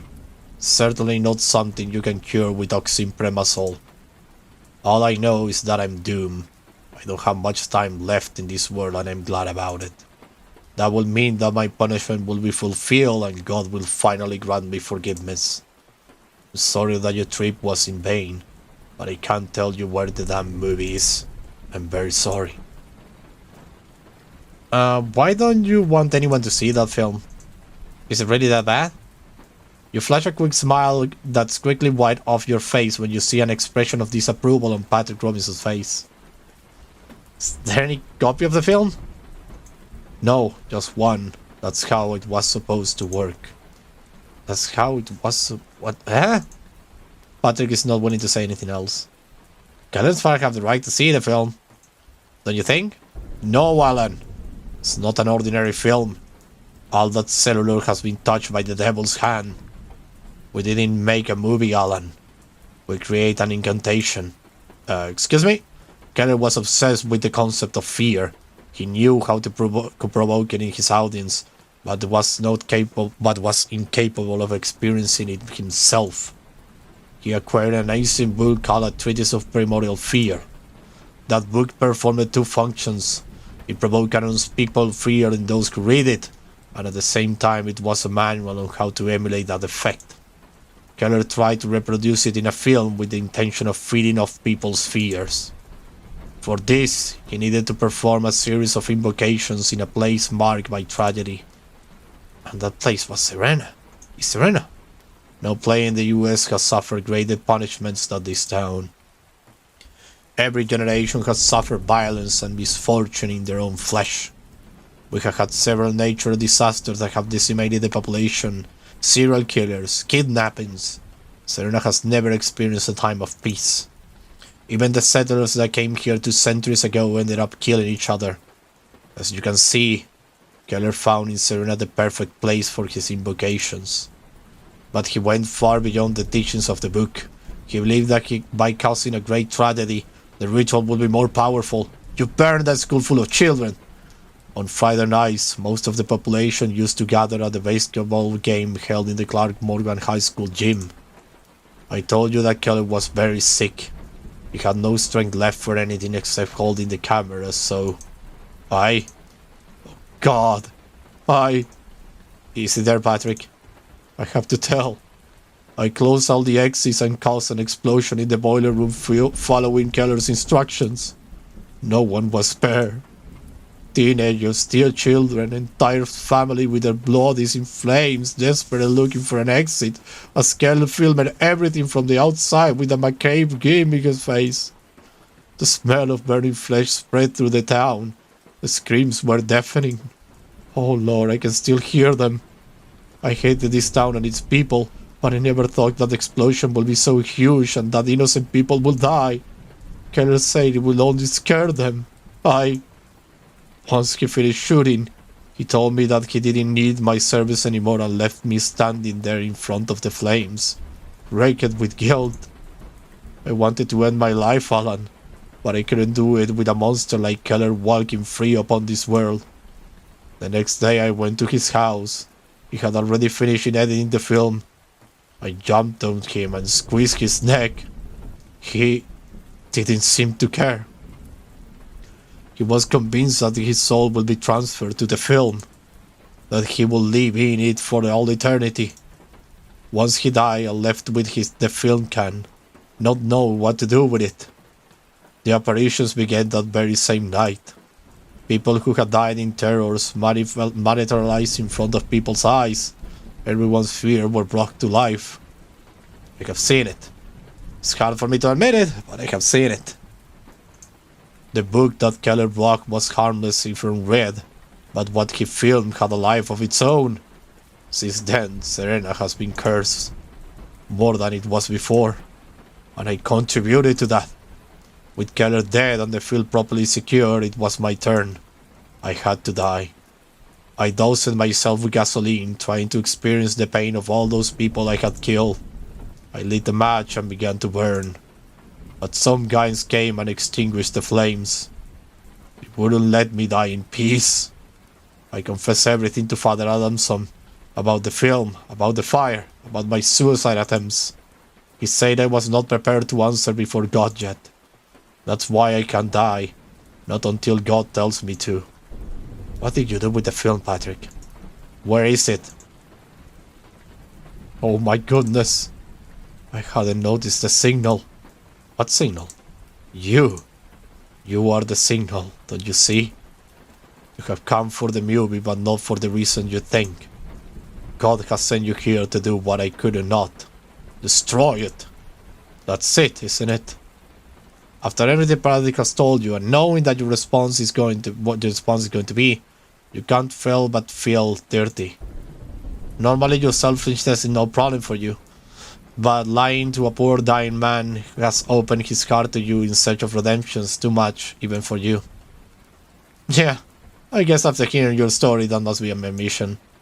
Tell me where to find and I will burn that damn film. I told you, Keller had it. I snuck into the morgue before he was moved. open up his stomach and insert the film into his guts. When I got out of there, I decided to take my own life, believing everything was over. But was not the case. The film influence spread through its contact with Keller. He lives eternally in it. I'm a mess, Alan. Serena became a haunted town because of me. So the film can be found in Keller's body, in the cemetery. In one of the corridors of the mausoleum, there are 2 statues guarding the entrance to the crypt. That's where his body is. I guess it's time to end this curse, don't you think? Yes, of course. Can you do me a favor before you go? Of course. In the left door of that cabinet there is a small jewelry box. Can you bring it to me? Yes. Here? Yes, that door. Here you go. Thank you. I must go now, Patrick. There is a gun in that thing. I will drop by when it's all over, okay? That won't be necessary. I know you will destroy that film. God has put his trust in you. And I trust him. In fact, I won't be around anymore. I have been saving this for a long time, waiting for the right moment. The time has come for God to forgive me. What are you going to do? I'm going to end it all. Put an end to the curse, Alan. Whoa! Patrick! Oh shit, no!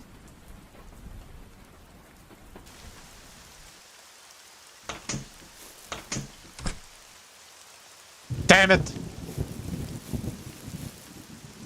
Alan! Tommy told me where I could find you. I heard a gunshot. Did you hear it too? Yes, Patrick Robinson has shot himself. Who the hell is Patrick Robinson? The guy that lived in the trailer. So he shot himself. What the fuck are you saying? Go check the corpse, you will see that it was a suicide. Easy, Alan. I believe you. But you can't deny that since you have arrived, strange things have been happening. I don't need to be here for a strange thing to be happening, and you know it. Alright. Let's calm down, shall we? Jesus, Mary and Joseph. Watch out, Alan! Ah! What the fuck? That dagged son of a witch was right. It's the witch who ate his dog. Get out of the way, Alan. Wait a minute. What are you doing? I know who she is, Rick. Put the gun down. What? Are you serious? Mary Elizabeth? What? Mary Elizabeth Hellman? Her picture is all over town still. There was also a portrait of her at her house. Look at her face, Rick. I can visit her. Fuck, it's true! Don't be afraid, Mary Elizabeth, we found you. Your mother is waiting for you. Mother? Yes, she's Patricia, isn't she? Mother? She never gave up on her hopes of finding you. Mom, I want Mom. Yes, sweetheart, we are going to take you to her. And at that very moment, you could heart breaks into 1,000 pieces, and you end up crying in the rain together with Mary Elizabeth Hellman.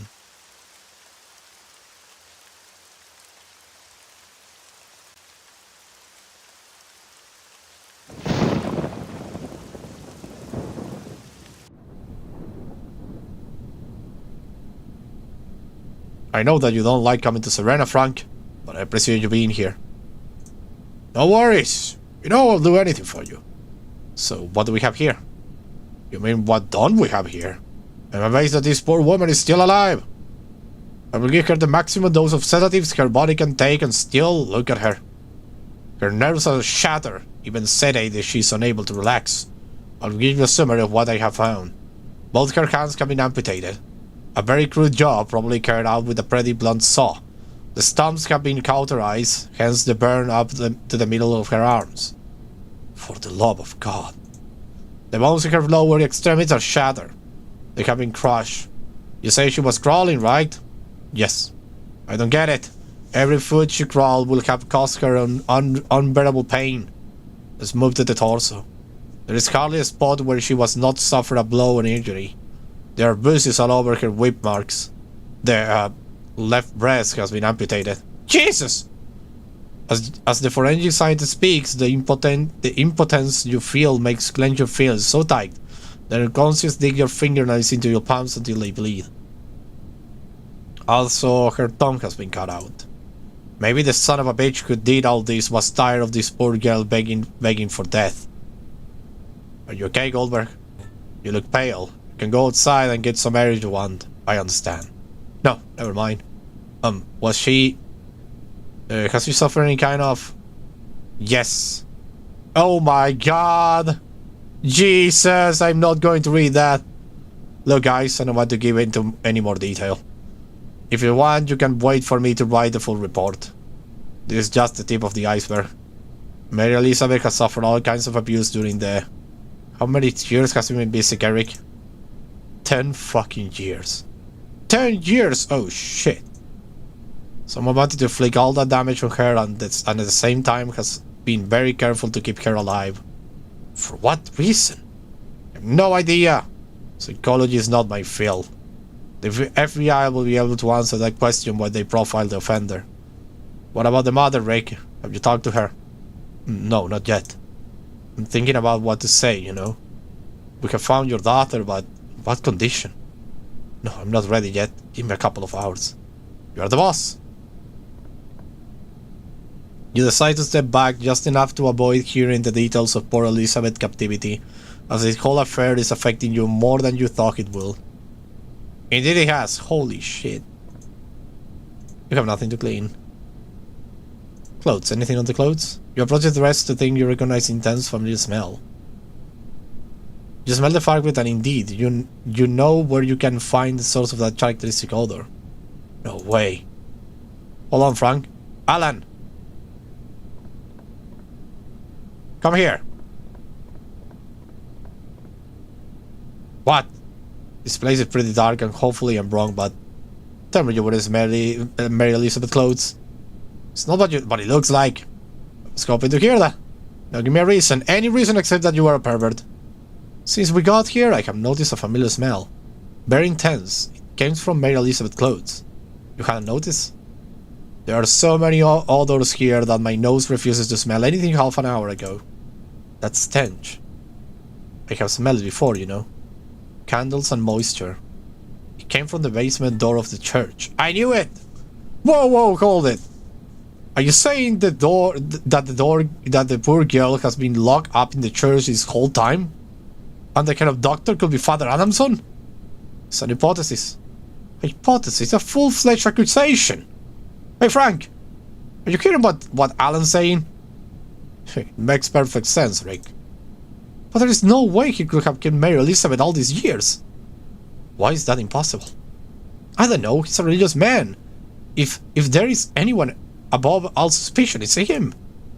Maybe he has taken advantage of that condition, don't you think? That kid took advantage of... Oh god, I'm going to make a fool of myself. What? But that's okay. I will pay him a visit. But you're coming with me. Yeah, I knew it! The freaking candles are the same in the freaking house of Keller! There is nobody here. That's the door, isn't it? Get closer.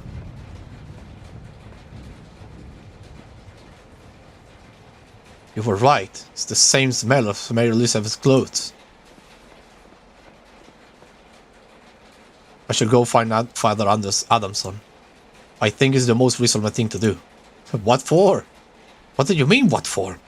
I don't have a search warrant. And you think he will cooperate by talking to him? Probably. For God's sake, Rick! Have you not seen what he did to Mary Elizabeth? The guy's a fucking psycho. If he feels cornered, who knows how he might react or what he will be capable of. What do you suggest? Kick the door in. We're looking for evidence, aren't we? Once we have it, find him and arrest him. You stick to the screenwriter and let the police to do the thing that should be done. I need to follow proper procedure. If I break the door down and it turns out there's nothing there, I will be in trouble. Listen to me.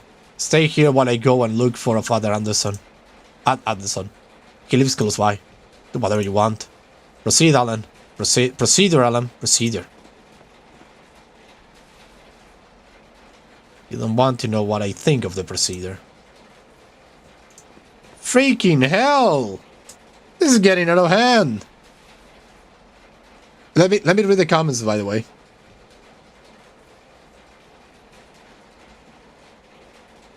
Also, that seems quite calm for someone who's seen some brains. Indeed. Maybe not too far. Keep your voice down, you fools. My god, this game is getting incredible. I love it. The basement door is locked. What the hell was that? Rick? Is that you? Excuse me? What the hell? Father Anderson is not home.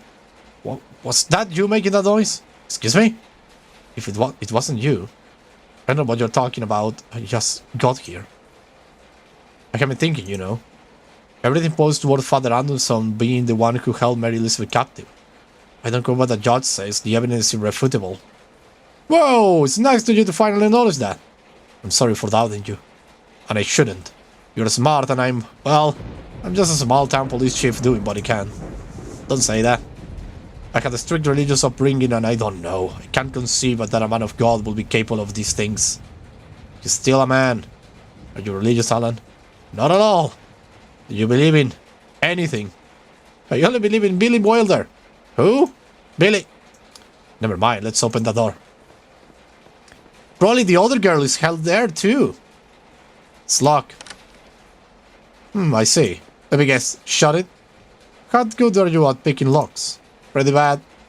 That makes two of us. Father Anderson might be Ed Kemper himself.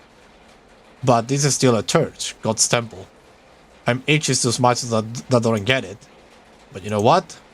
If I'm going to hell for it, might as well ride first class. Gun! Gun! Gun! Yes! Gun! Let's go, shall we? Come on.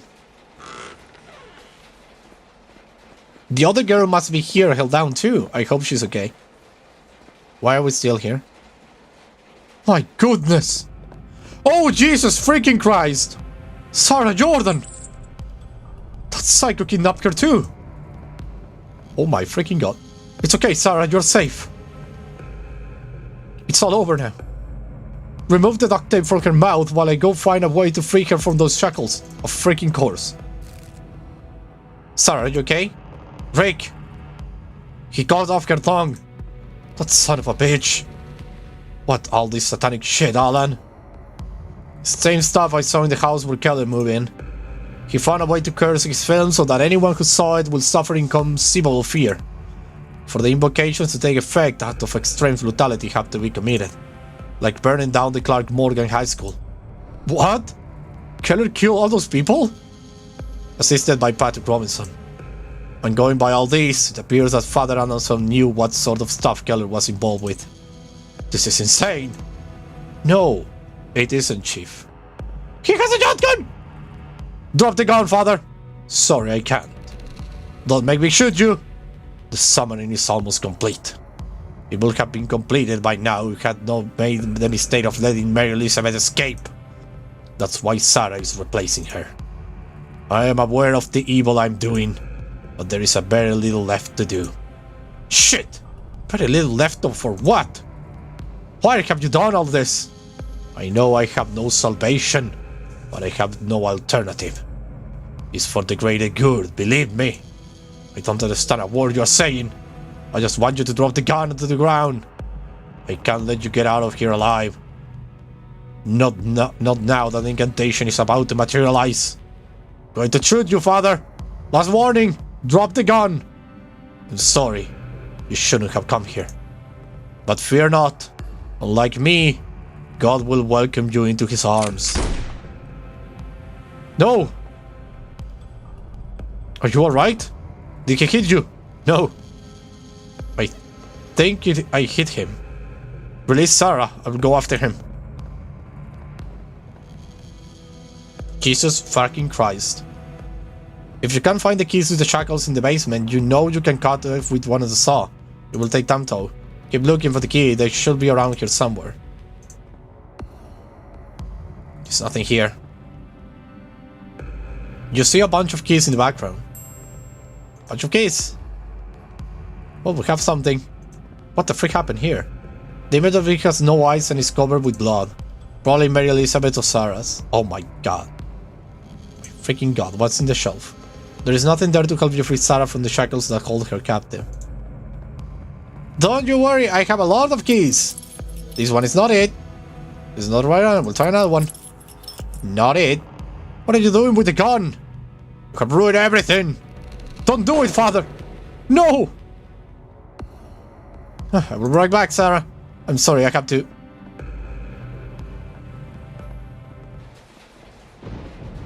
What happened? Are you okay, Rick? We struggled and he managed to take my gun. He was going to shoot himself in the mouth. I tried to stop him and... You're okay, right? But yeah. Good. Screw him. What was all down there, father? Did it have anything to do with Edward Keller? Everything. Everything has to do with the Keller. What did you want to do? Weeks after the Clark Morgan High School fire, Patrick confessed his guilt to me and the reason he did it. We know why he did it. To inspire fear through an incantation. After the funerals, no one wanted to return to the church. They turned their backs on God. They no longer fear him. Through the sacrament of confession, I got Patrick to tell me all about the process of creating the incantation. I wanted to do the same thing Keller did with the film, but with the Bible. Make it so that everyone will be afraid of the Creator when they read a passage. I know I was committing blasphemy, but God will understand. I had committed all these atrocities because the people of Serena need it.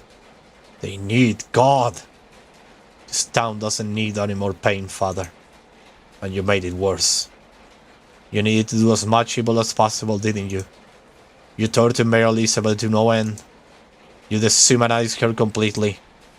I don't know how she managed to escape from here, but you looked for her all over town, and when you couldn't find her, you decided to continue with another girl.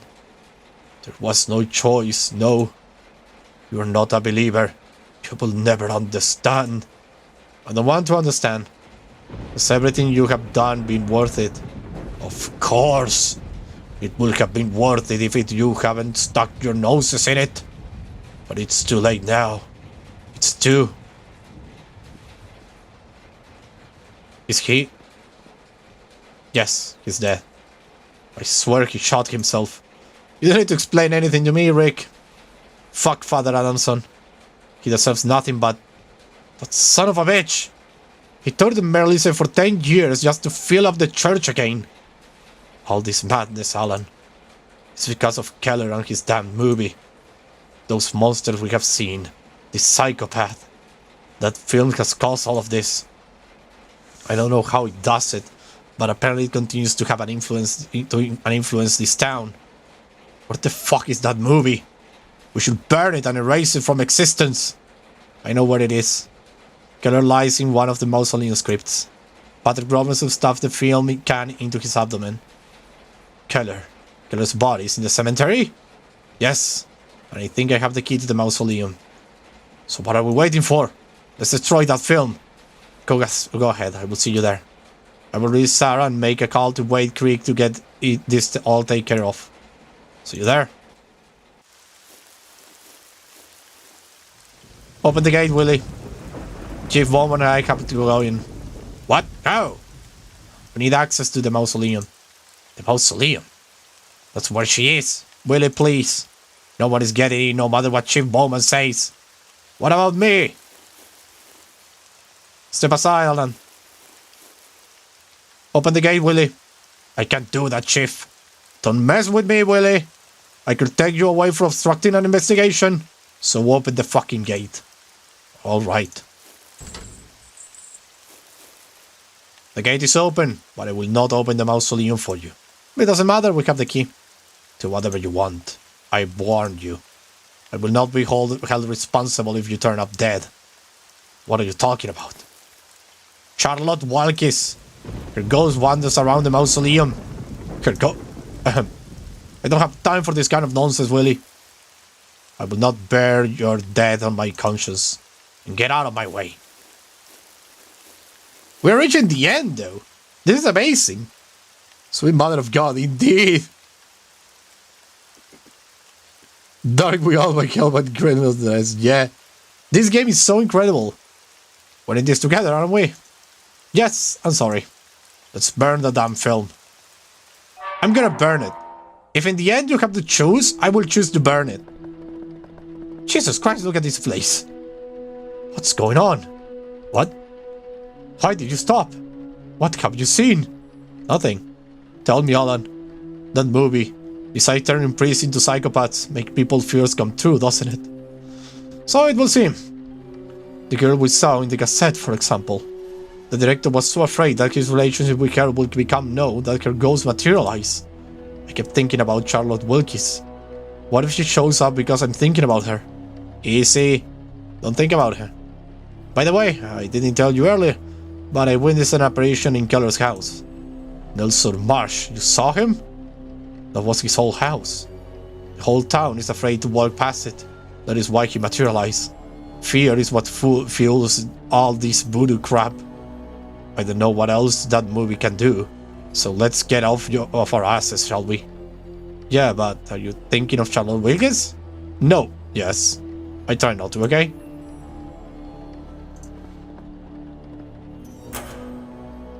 Close. Let's not get a script. I know. Don't waste time and get to it. What will Jesus say about Father Anderson Anderson from Helsing? Adamson actions. He will send him to hell. The picture will me through serenity. And you? Indifference. Any other comments? You call him Seti pagan? Yes, he looks like one of the biggies. You look like one of them too. Sorry. You don't need any of those pamphlets. Is there one place in the world where you don't want to rest forever? It's Serena. Damn right. I pray there is no option to choose between keeping and destroying it. Indeed, I pray too, because I don't like that. I would not want to have to choose that. I would be surprised if pushing the boost will activate a mechanism. Want to try it? No, I want to get out of here as fast as possible. Let me save though. Let me save just in case. In case. Just in case. Do you have any relatives buried in Serena? No. All of the Bowmans were born and died in White Creek. Good. Keller's body is in a crypt, not a niche. Yeah, I know that. I thought you were looking for this name on one of them. Yeah, sorry. So it's not here. Where is he? I remember, 2 whipping statues. That's what he say. Here it is. I have the key though. Rick? Yeah? This is it. How do you know? Patrick Robinson mentioned that the entrance to Keller's crypt was guarded by 2 statues. Be my guest. Ready to desecrate a corpse? I will do whatever it takes to put an end to all this. Let's go in. Take this. I think it will be good for, you know. Knife. Thank you. We are not here to admire stained glass windows, Alan. Ah, you're right. Ready? When you are. What the? Keller. Here you are, then. It is incredible that the body is still so well preserved after 15 years. Witchcraft! I will lower his arms so I can work better. What's in your hand? The cufflinks have come off their shirt. They are 2 simple magnets. Cufflinks. Wait a minute. What's going on? I was thinking, what if he gets up? It's a corpse rake. Keller's been dead for more than a decade. Keep all that is going on, it wouldn't be that far-fetched. Did you put the dead man's tie in your pocket? Lately, I have the urge to keep everything I find. How Patrick Robinson... Whoa, Patrick Robinson did a good job. Cufflinks and tie. Start with this. Yes! There is the damn film. Have it. Finally. Shit, I don't have a lighting on me. I think I have one in the car. Let's get out of here and burn the film. What's going on? Do we have to? Of course we have to. That's the way to put an end to this fucking curse. Do the same things happen in Wade Creek? What? I was wondering if everything that happens in Serena is related to the hex. You know, uncontrollable fear, apparitions. Oh no, there's no record of that. That's what I thought. I think the influence of this film only affect this town. Patrick Robinson said it all started when he hid it in Keller's body. Perhaps the corpse simply acts as an amplifier. Do you know what I mean? The spell needs Keller to expand its reach, and even then, it's limited to Serena only. That's why these same things are not happening in White Creek. Is that it? Exactly. If the spell can't even reach your town, imagine if I take it to Los Angeles. We can't take that risk, Alan. My theory makes sense. This is not a theory, it's an hypothesis. You have no proof that the same thing is in here won't happen if you take it to LA. The movie is the reason I'm here, Rick. Everything I have been through. All will have been in vain if I return to Los Angeles empty-handed. I need it, Rick. Fuck. We cannot afford the luxury of... Uh-oh. What? There is someone there. And they have locked us in. Why did you leave the key in the lock? Because I wasn't expecting someone to lock us in here. Don't worry. You won't be trapped in this cave for long. Or maybe you will. It's up to you.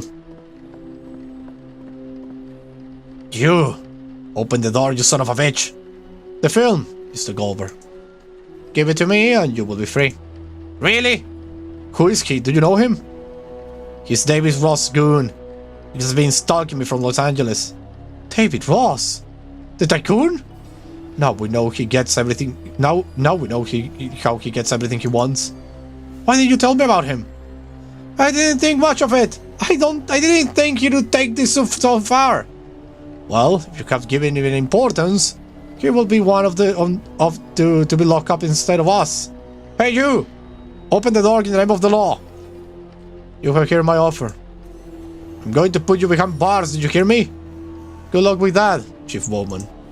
And now, shall we continue with the negotiation? You're not going to get the film. Willie will get us out of here. We are in no hurry. Ah yes, the Undertaker. I can pay him a visit and make sure no one enters the mausoleum again for a long time. Do you want to have the death of that poor devil on your conscience? Are you going to kill Willie, you psycho? It has nothing to do with this. Not until Mr. Goldberg plays him on the game board. And believe me, I will.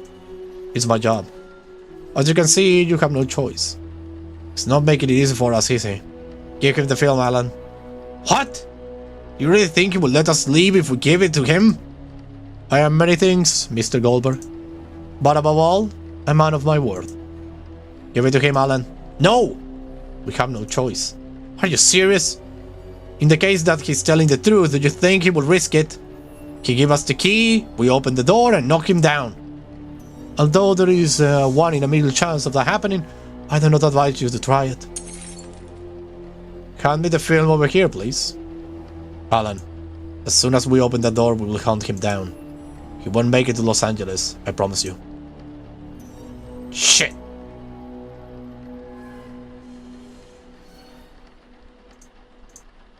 Be careful, Anna. Who knows what that film could do?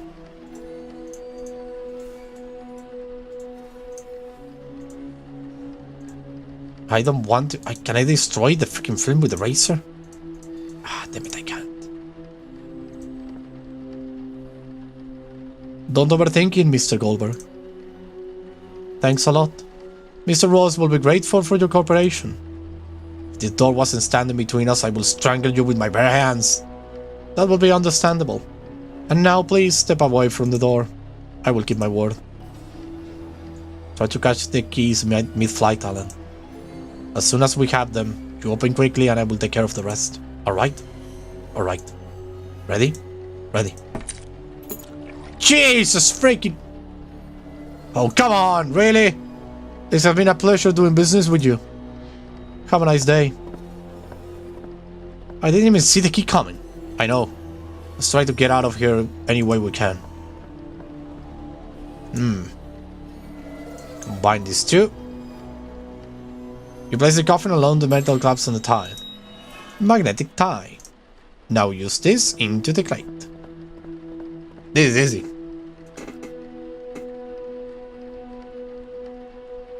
Between all the progress and the things this town has suffered. Damn it! And I see what you're talking about. I will read you in a second. Carefully. A little further to the right. When you bring it up, be careful with Rick. Yeah? Please. Oh, sorry. Got him. Okay, now I can read you. Let's get out of here. Damn it! It's a cutscene. Give me a second, I need to read. We lost a lot of time. That guy should be on his way to Los Angeles by now. I think so. I don't think so. What? Oh my god! Charles Wilkins! Calm down, Drake. How did you expect me to calm down? Because if you don't... Oh no! Try not to be afraid. Think about something else. What? The black magic feeds on the fear it provokes. You have to counteract it. How? Hurry up! What makes you happy? Hugging my daughter! Shit, here she comes! Close your eyes. Let's go. My daughter doesn't want to see me, Alan. Now is not the time to think about that. Think only of her. Oh god. Do it, Rick. With all your strength. Whoa!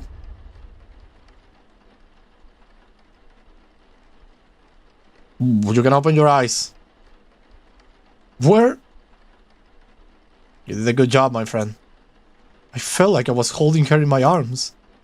I was just thinking about her and the moment of... She has a stubborn father, you know. I kicked her out of the house, Alan. You should talk to her. Yes, of course. Let's get out of here, please.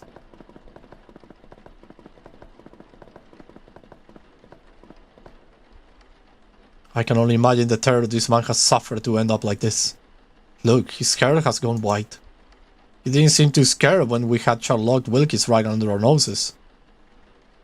Didn't you feel anything? Uneasiness, confusion. What's wrong with you? Are you from another planet or what? The important thing is that we can recover the film. These guys like me, I'm not scared of almost anything. One of my friends even told me once that I could fight the devil and I would not flinch. Shall we go? I was hoping you say that. There is still time to destroy that film for good, Alan. Are you sure you want to take it to Los Angeles? My future depends on it. I hope it's worth the risk. I've told you before, I don't think the spell has any influence beyond Serena. May God hear you, Alan. If you notice anything weird on the way to Los Angeles, you know what to do, right? Yes. I don't want any surprises either. Anyway, can I give you a ride to LA? It's the least I can do for you. No need for that, Rick. You can drop me off at Wade Creek if you don't mind. From there I will take a bus to LA. Sure, whatever you want. It was a pleasure to meet you, Rick Bowman. I'm gonna miss you. Thanks for all the time you saved my life. Thanks for all the times you saved my life. I will do it again, Rick. I'd do it again.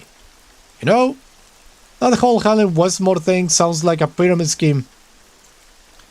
If it doesn't work out the way you plan and the scriptwriter thing doesn't suit you, I will always be glad to help you as my deputy. You're really good at it. I appreciate it, but I will pass. Too many surprises.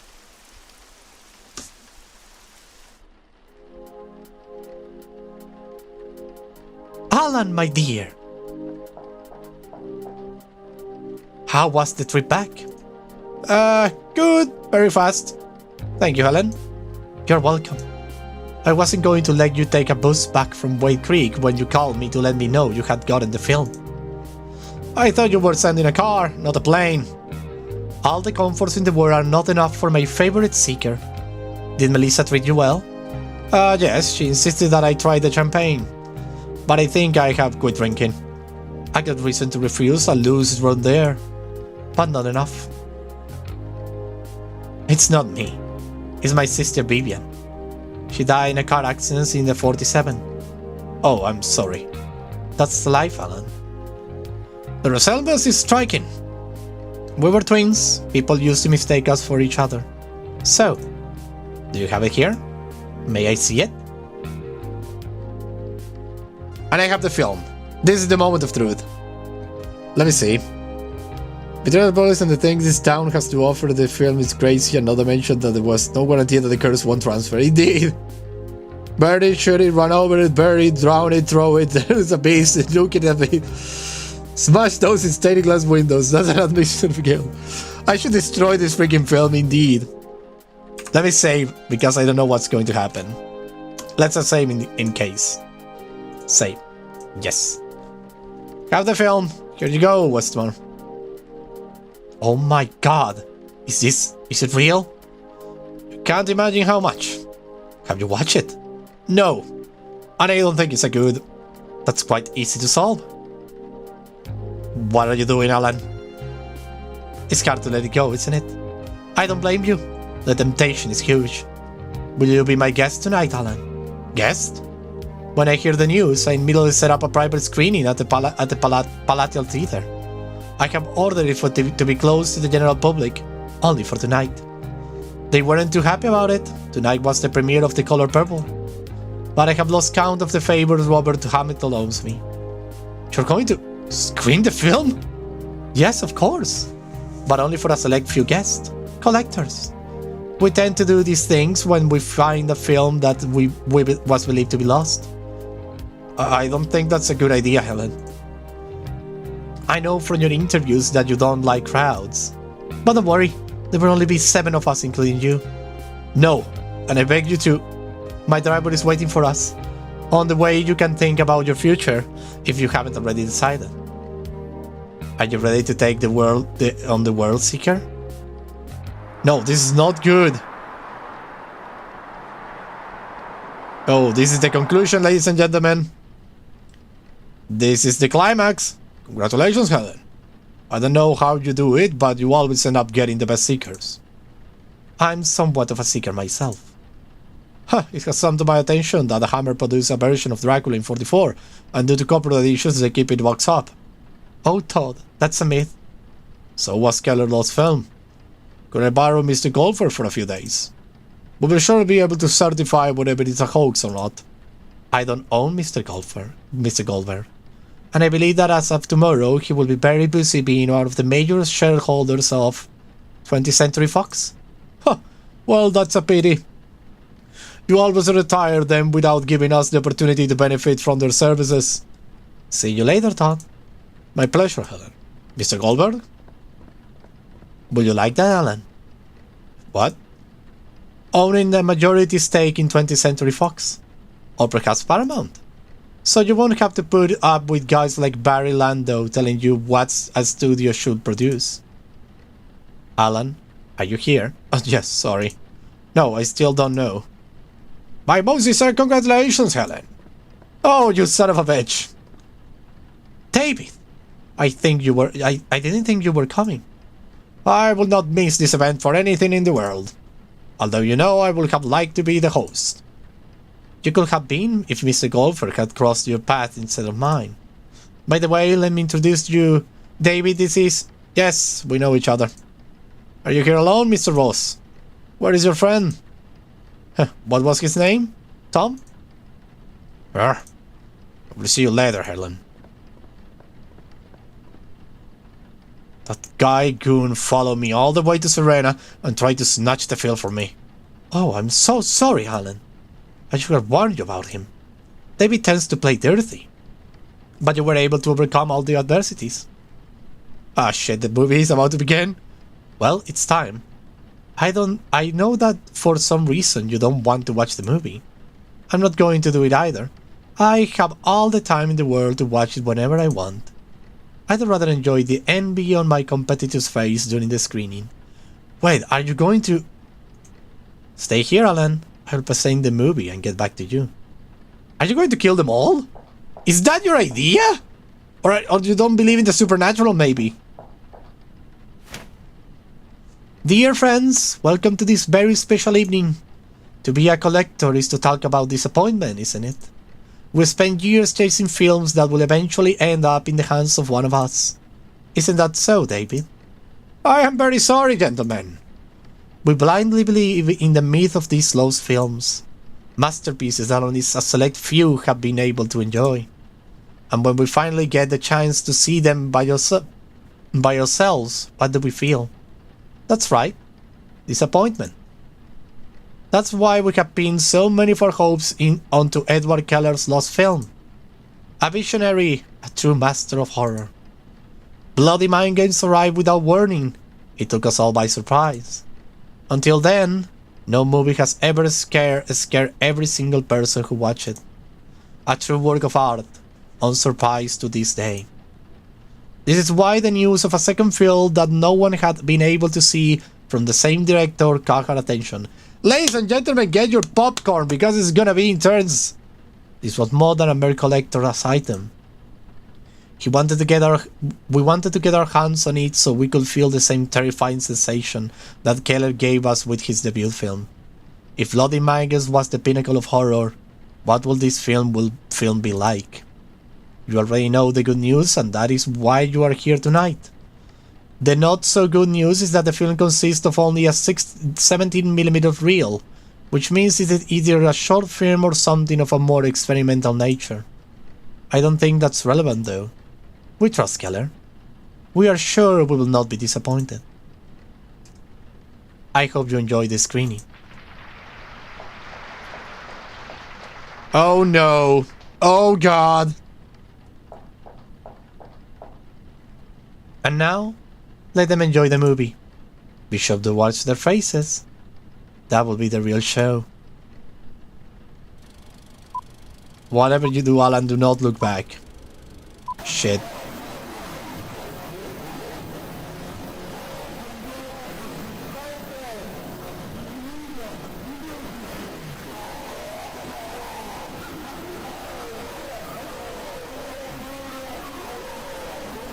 What is this shit, Helen?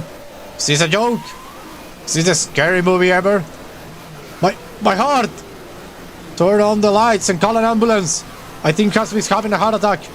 Oh god! My head is going to explode! I can't bear the pain! What's happening? My head! Helen! Help me, Alan!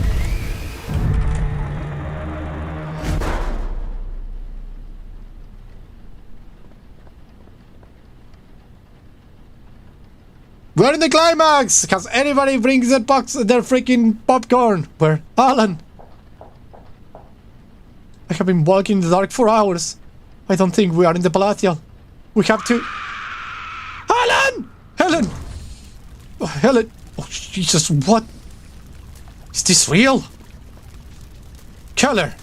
Finally got it, you son of a bitch! Oh, we are in the freaking nightmare zone!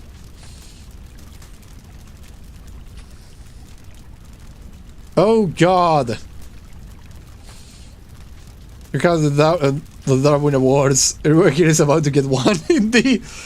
Jesus! What the... Oh my god! Slot! You can see a metal hole in each slot. Something marks as fitting here. There are tons of remains here. But also can thought you reach the rotting remains of human flesh. You find nothing. This fountain, what is happening? Shit! It's hot, isn't it? What kind of madness is this? No one touches my blood. Paul Ashby?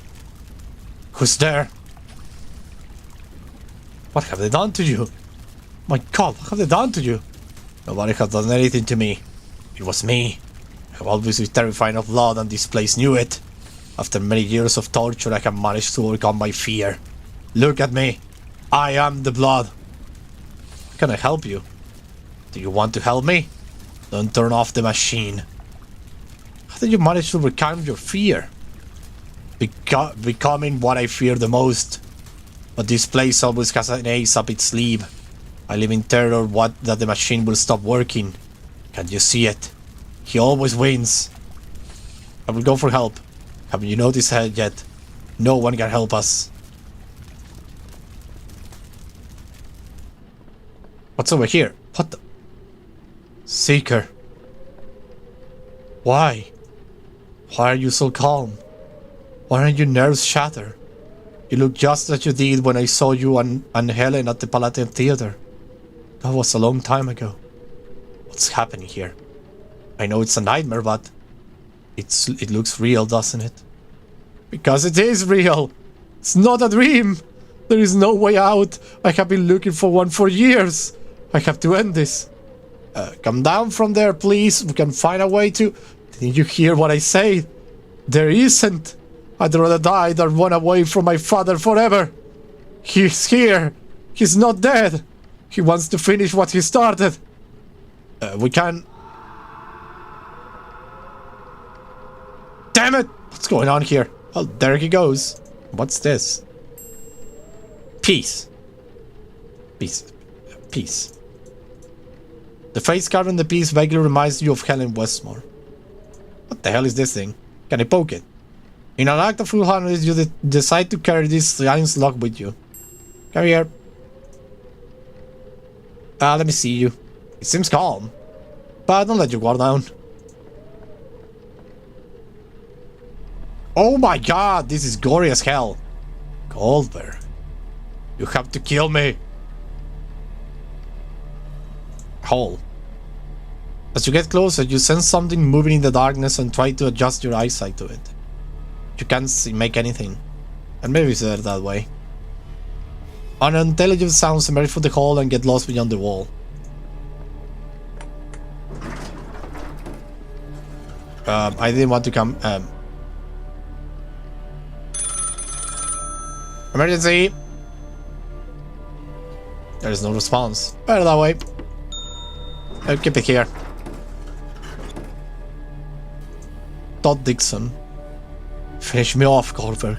I beg you. Why should I kill you? Are you blind? Because I can't do it myself, you asshole! What happened to you? This place knows your fears and uses them to torture you. I have tried to trick it more than once, and this is my punishment for it. I will be stuck here for all eternity with this damn thing drilling into my body and twisting my organs. The pain is unbearable. Take my life, Goldberg. Have mercy. I can't kill you in cold blood, Dixon. I'm not a murderer. What do you think you are, you ignorant bastard? This place knows no morality whatsoever. If you were in my place, you'd be begging to be killed too. Don't give me that moralistic crap. You don't have the guts. Fucking kill me already. I will find a way to help you. There's only one way, and you will end up doing it. Let me see what's over here. Jesus fucking Christ, now what? Oh, what the frick is this? Do I click on this? There is a square slot in the center. In every single one of these. Oh wait, I have one.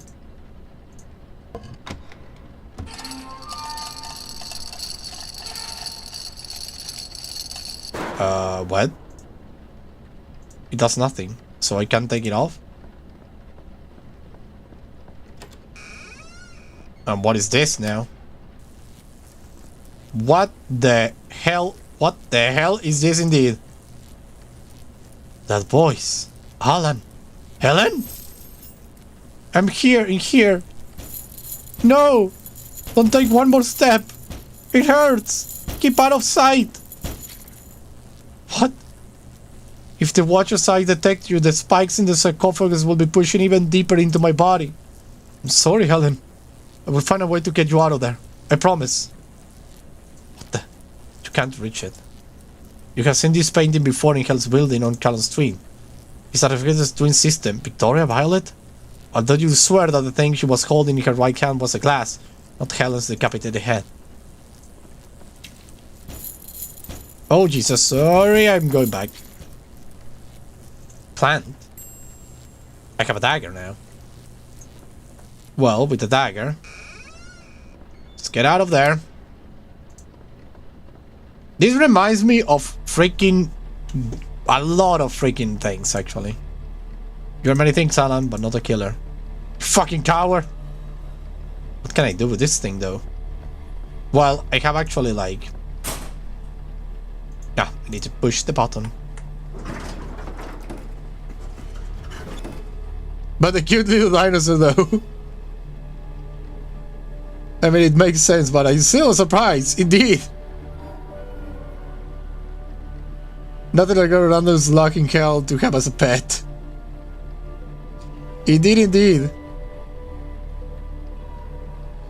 I love it. I will take my leave. This is... Oh my god, I love that everyone here is enjoying this game with me. We are in this hell ride forever together. Take me to -1, please. What the hell is this?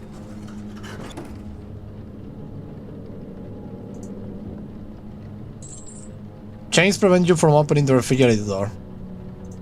Jars. Only one of them contains any liquid, the rest are empty. They get chloroform. Sink. Piece. Another piece. Okay, got it. That's good, I guess. Cabinet. Open up. What are you doing? Find another place to hide. Are you one of the theater? How did you get here? I didn't see you at the Palatal Theater. Well, I was there. In the projection. I'm the projectionist. That film that Westmore Harris brought back had something. Fuck, what is going on here? Suddenly I find myself in this bad dream. And she's here. She? Yes, damn it. The Witch of Arnsworth Street. An old white woman who abducted children who got into trouble and at night to make stew for their bones. That's what our mother used to tell us. I know that she never existed, but she's here. Damn it, she's here. Do you have any idea how to escape from this place? Dude, I'm locked in a fucking closet. How the fuck should I know? I don't want to explore this place anymore either. Those slugs broke my glasses. I can't see shit. And chloroform has no effect on me anymore. I will still keep it until this is over. Because it will end someday, wouldn't? How long have you been here? 2 days? 3 months?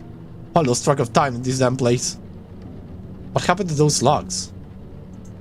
A couple of those creatures attacked me. I tried to fuck them away with a piece of broken glass I found, but as soon as I stabbed them, they let out a different scream that made all the glass in the place explode. Even the ones in my glasses. Be careful if you heard them. That evil cry is their way of defending themselves. Ooh, interesting. What happened to those slugs? A couple of those creatures attacked me. Try to fight with a piece of red grass. Yeah, no. Chloroform? I found several jars of chloroform in some sort of laboratory. That guy Showwhip, Ashby, from the hotel chain, he asked me to help him amputate his own limbs. I grabbed as many jars of chloroform as I could and escaped. At first I thought that it would knock me unconscious and it would wake me up for this nightmare, you know? But it didn't. I kept using them to spend as much time asleep as possible and not have to deal with all this. But this place won't let you fool it. They do not have any effect on me anymore. Okay, I will try to find a way out of here. Do it! But watch out for her. Yeah, whatever you say. Hoping that whatever in the pile rotting flesh is the key to escaping this place, you quickly happen while holding your breath. Another piece? A piece for what? Curtains. Ah, Jesus! Shit! What was that? It's here, isn't here. You don't see anything. In fact, it's so dark that you can kill it at all. God damn it, I got scared by those. There is no gas. Okay, let's just keep moving. We still have another level to go. We're in a freaking highway to hell, huh? Whoa, what the hell is this? Makes sense, but it's still a surprise. What the hell is this? Keller? Knock knock. You estimate the thickness of glass 1/2 inches. Keller, I have something.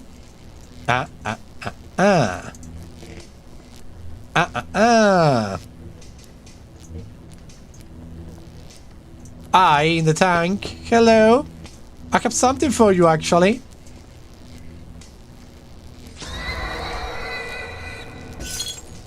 Aha. Now escape, little dinosaur thing. Let her go, you don't need her anymore. Even if the glass is cracked, the dagger is too fragile to survive an impact against it. What are these pieces, though? It won't break the glass. So I need a hammer or something like that.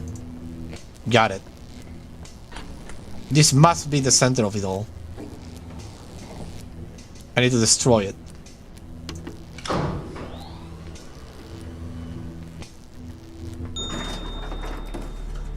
Hello, you guys suffering for really pain. Smell it. You need to make sure the blocks his nostrils so that he breathes the chloroform. Okay, what the frick can I use for that? Well, maybe I can use this thing into one of these. The piece is not in the terminal. I'll try another one. This one does. This one does. Yep, here we go. Let's go to hell, back again. What the frick is this piece though? I know, but let's go inside. What's behind door number 3? My god, for God's sake. Don't you know how to do anything except cry? Goldberg. Do you remember me? Ross, you must help me. My son won't stop crying. Your son? Don't ask, as he's here in that crib. I killed him when he was only a week old, you know. I was young. I had a promising future ahead of me, and I didn't want to deal with that kind of burden. You killed your own son? I never wanted to be a father. That bitch cheated on me. He wouldn't stop crying. I suffocated him with a towel. Son of a bitch. I have always lived in fear that someone will find out. My empire will have collapsed if the world had gone out. But this place is giving me another chance. I just have to take good care of him and I will be able to escape from here. And go back to live with that fear. Don't give me that look! Are you going to help me or not? Ah! This is a towel. I need it. What are you doing? Are you trying to steal my child's towel? Don't you dare go near it. Jesus. You find a clown picture tacky even for a place like this. So these grotesque pictures not exactly is the baby discomfort.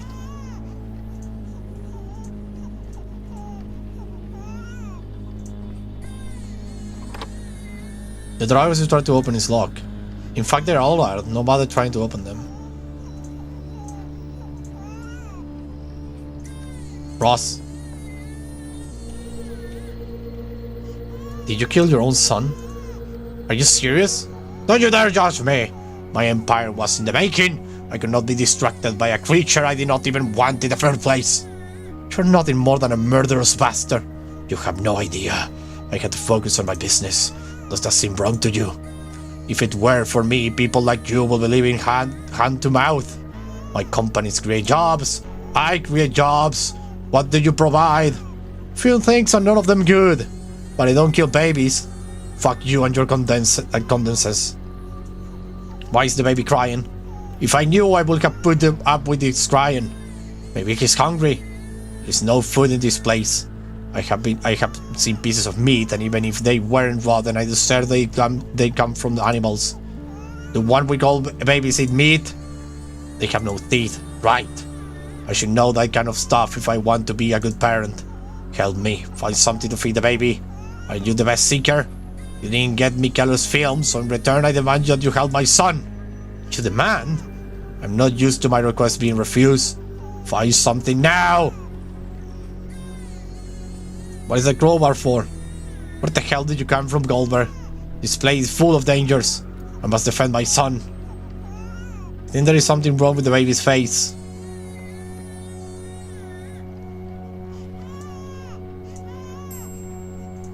I have the towel.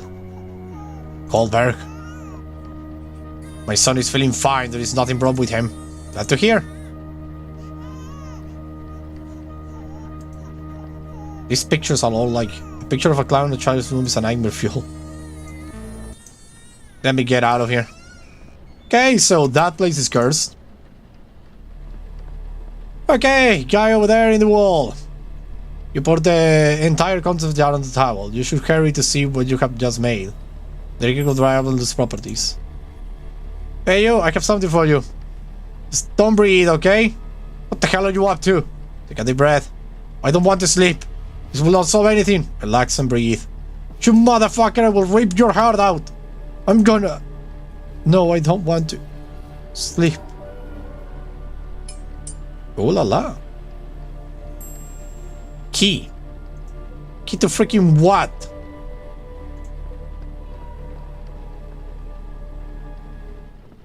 A key to freaking what? There's a void here. You can do like that guy who jumped into the void if you end up surrendering to this place. No, I'm freaking Goldberg. I do not feel pain or anything. I feel like this thing should be here. Ah, it's one of these. What was that? Ah, don't worry about it. No! No way! Turn the machine back on!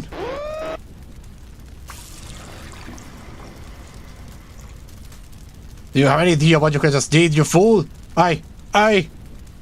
Paulashi can barely finish his sentence. He has trouble breathing. Can you get the machine work again, please? Without it, You climb to the hope that this is all a dream in order to cope with the weight of Ashley to death. What's in the fountain? Baby bottle. Okay. But, we have a baby bottle, but what for?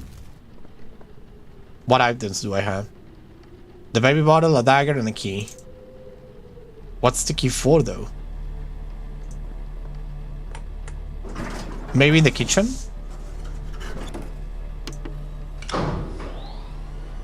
And now that -2, there we have the freaking... There I'm pretty sure we have the freaking, the freaking Goldberg thing. Maybe this thing will do. Aha! Open. Open sesame. My goodness, how disgusting. You hold your breath, canned the urge to vomit. And, the breath and the urge to vomit, and you look inside the fridge. Milk. You close the refrigerator door holding your breath. You hope you don't have to open it again. Milk into the thing. You put all the milk in the container into the thing. Got milk bottle. Good. Let's make it get me out of here.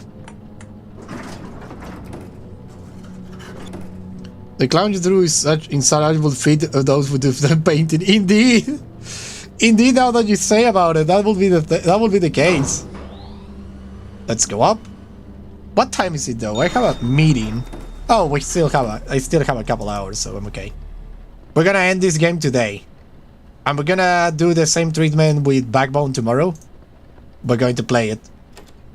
Like a ton of time. We're gonna have to play it all week long. Hello, you son of a bitch. I have to pay. Ross.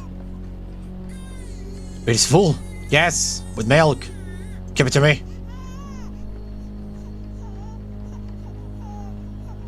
Hold this for me.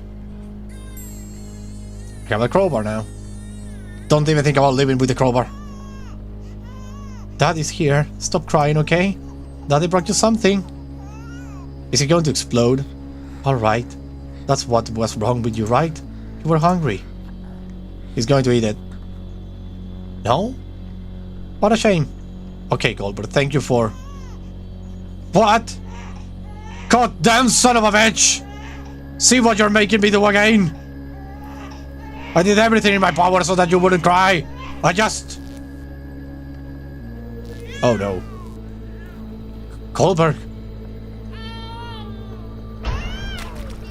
Whoa! I'm so sorry, honey. Daddy didn't mean to hurt you. I know I say I will do it again. Will you be able to forgive Daddy again? Well, he's dead. I have nothing to do with this. I have to... Go. I have to go. Oh, that one is done.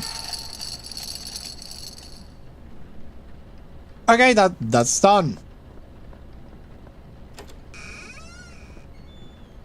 I have a crowbar. Oh! I have a crowbar. Helen, is that you? It's me, Helen. Get out of here, please. I have this dagger. Can I use it in the eyes? No. No. I have an idea. Put up. Go to the right. By the way, are you enjoying this this crescendo, this how do you say this? This climax. It's karma, motherfucker. Indeed. It's a really good way to end it. I say before, this game takes horror seriously, and it takes the medium seriously, so it has like... Shit, that didn't do anything. You better stand back, Alan.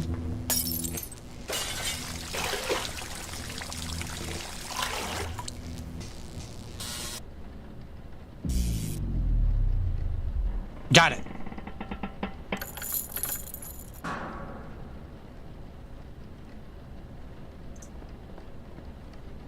With hardly with fluid energy left, the eye rests lively in the bottom of the tank. Let's get to floor number 1. Well, floor number 0, actually. This guy is asleep, and Helen is the next one. Probably she's going to give us the last key and we're gonna go in. Probably is my fear. Holy shit, she's still alive. Oh, well, more or less. Helen, are you okay? No. Now that I'm free, Helen will come for me. You are Helen. I'm not Helen. I'm not Helen. Listen to me, let's try to get out of here, okay? I can't find a way out, but there has to be one. I found this. I think it fits one of the terminals of a dark room. Yes, it must be the only one I haven't used. What do they do? Each one activates a different door. Wait a minute. How did you get here? Didn't you walk through one of those doors? No. When we split out, Helen showed up and showed me right into the damn torture device. Helen? Doesn't matter. Keep the peace and let's go see where the dark door, the dark room lead us.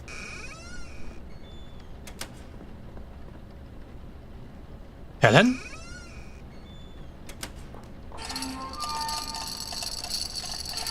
Come with me. Place the picture in the middle terminal.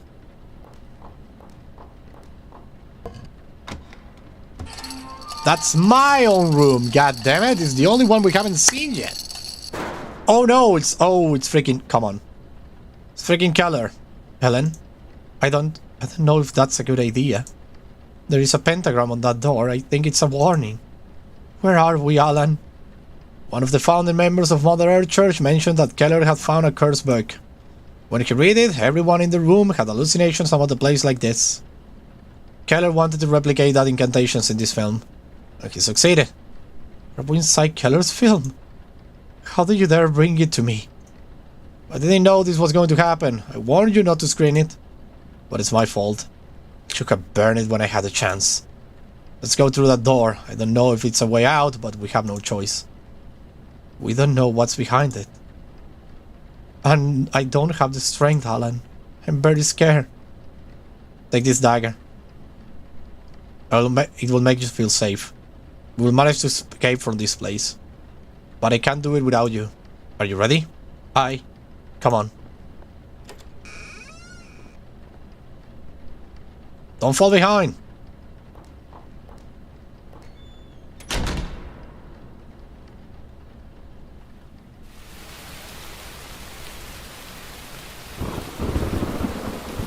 Oh no!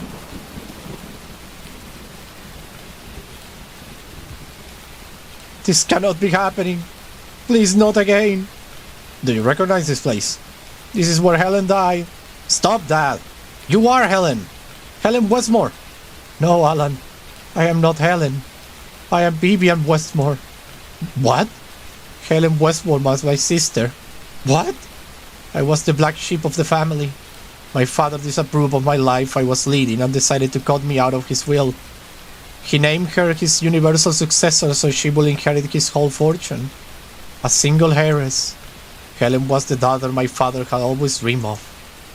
During the drive through Mulholland, I tried to convince her to put in a good word for me with Dad. She was stubborn like him and she refused. The argument escalated and she lost control of the car. He fell down this cliff. I got away with barely a few scratches, but Helen got the worst of it. I could have called for help. I could have saved her. But I just sat there watching her bleed to death. When we would rescue her pretend to be Helen. We were identical, no one noticed the difference. Not even Dad. I learned to behave like her. To speak like her. For years I lived in fear that someone will realize that I was not who I said I was. I almost lost my mind. Do you know what it's like to live in fear? I never really got over it. And now Helen is back. It was she who put me in that sarcophagus. She wants revenge for everything I did. Even if I managed to escape from here, I couldn't go on living knowing that she's lurking behind every corner, Alan. I can't do it anymore. This must end here. Where it all started. Wait! What are you going to do with that dagger? Don't take another step. Give it to me, Vivian. I'm sure there is a good solution here. I'm sorry I couldn't give you what you wanted. I don't care about your money. I want nothing from you. Give me the dagger, please.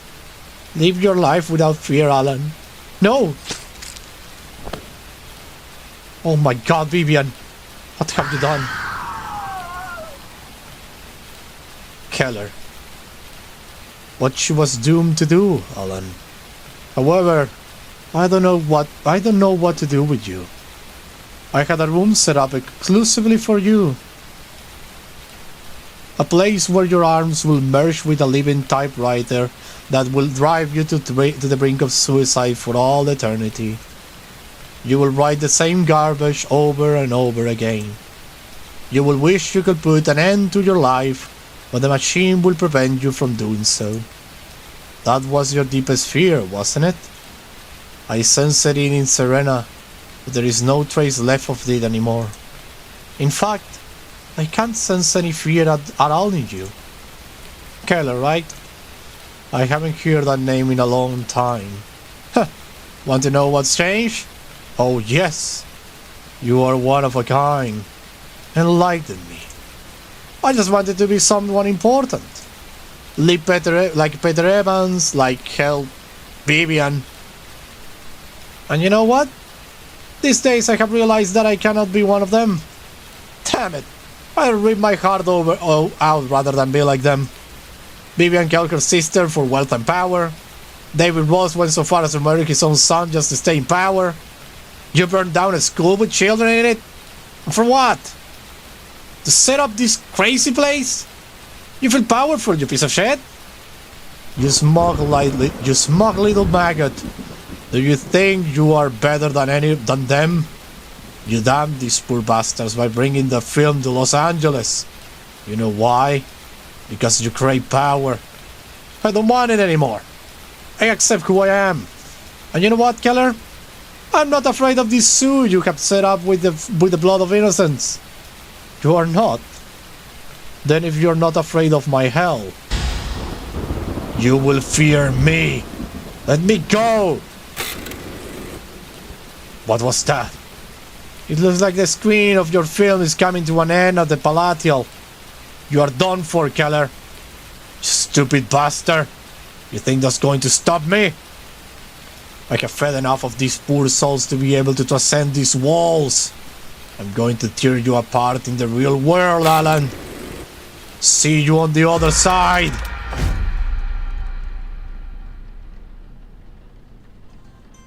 Who the frick is calling me? God damn it.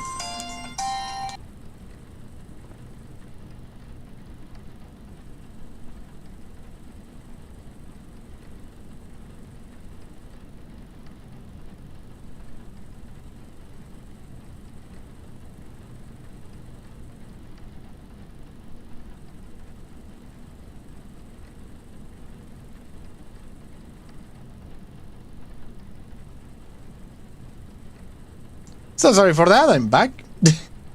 I'm back. So I was thinking, hoping it will go down this route, but now that I'm here, though, everything feels better than some lovely happy ending I probably could have just thought of. So I thought the sisters swapped place. Interesting. But let us continue. I hope this isn't Keller. This is Keller. Helen? Helen? Are you okay? Fearing the walls, you take Helen's pulse. Nothing. She's dead. Shit. Help! I need... You can barely see the row of seats with the light from the projector in your face. With some effort, you get a glimpse of the spectators. They are all in their seats, dead. Some of them have their hands clenched to their chests in agony from the heart attack that killed them.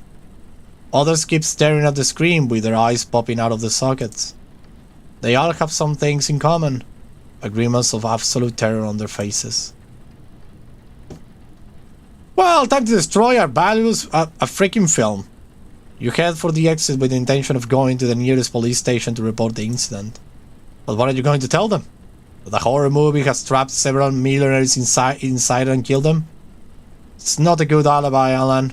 In fact, no matter what story you make up, you will still be the prime suspect in the deaths of all these people. The wisest thing to do is to leave the volatile as quickly as possible and forget you were ever here.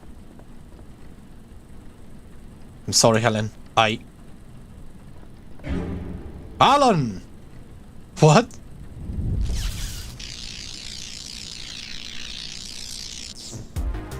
Ah, shit.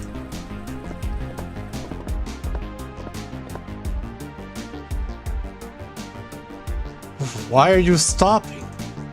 Get out of this damn place! Posters won't help you escape from Keller.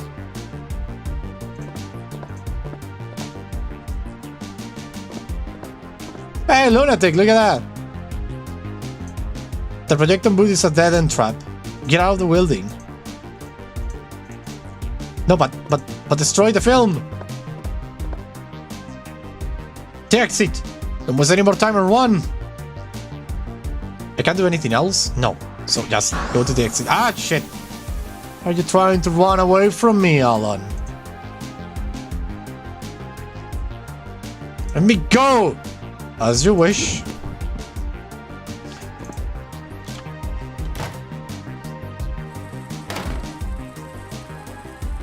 There is nowhere to go, Alan. You're trapped.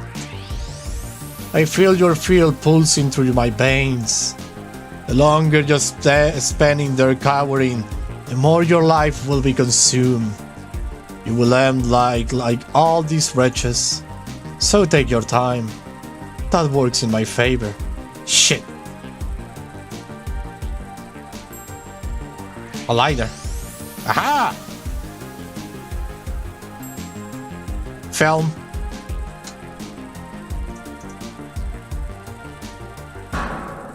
No! If you do that, everything I have will disappear. I will disappear. That's the idea, you son of a bitch.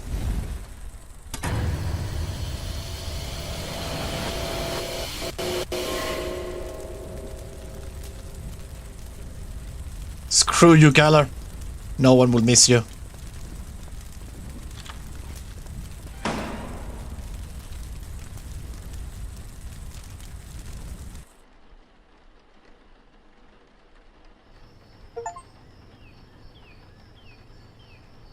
Alan. Vicky. What a surprise. My guy is smiling! You told me I will find you here. He said you were back and that you look different. As if you have seen the light. I had to see it for myself. A lot has happened lately. Who is that? Who is in that grave? Peter Evans. The producer? Yes. A guy at the cemetery told me that no one has come to visit him. No one attended his funeral either. You know, Vicky, I have spent these days in the company of people whose lives I admire. All of them were awful human beings.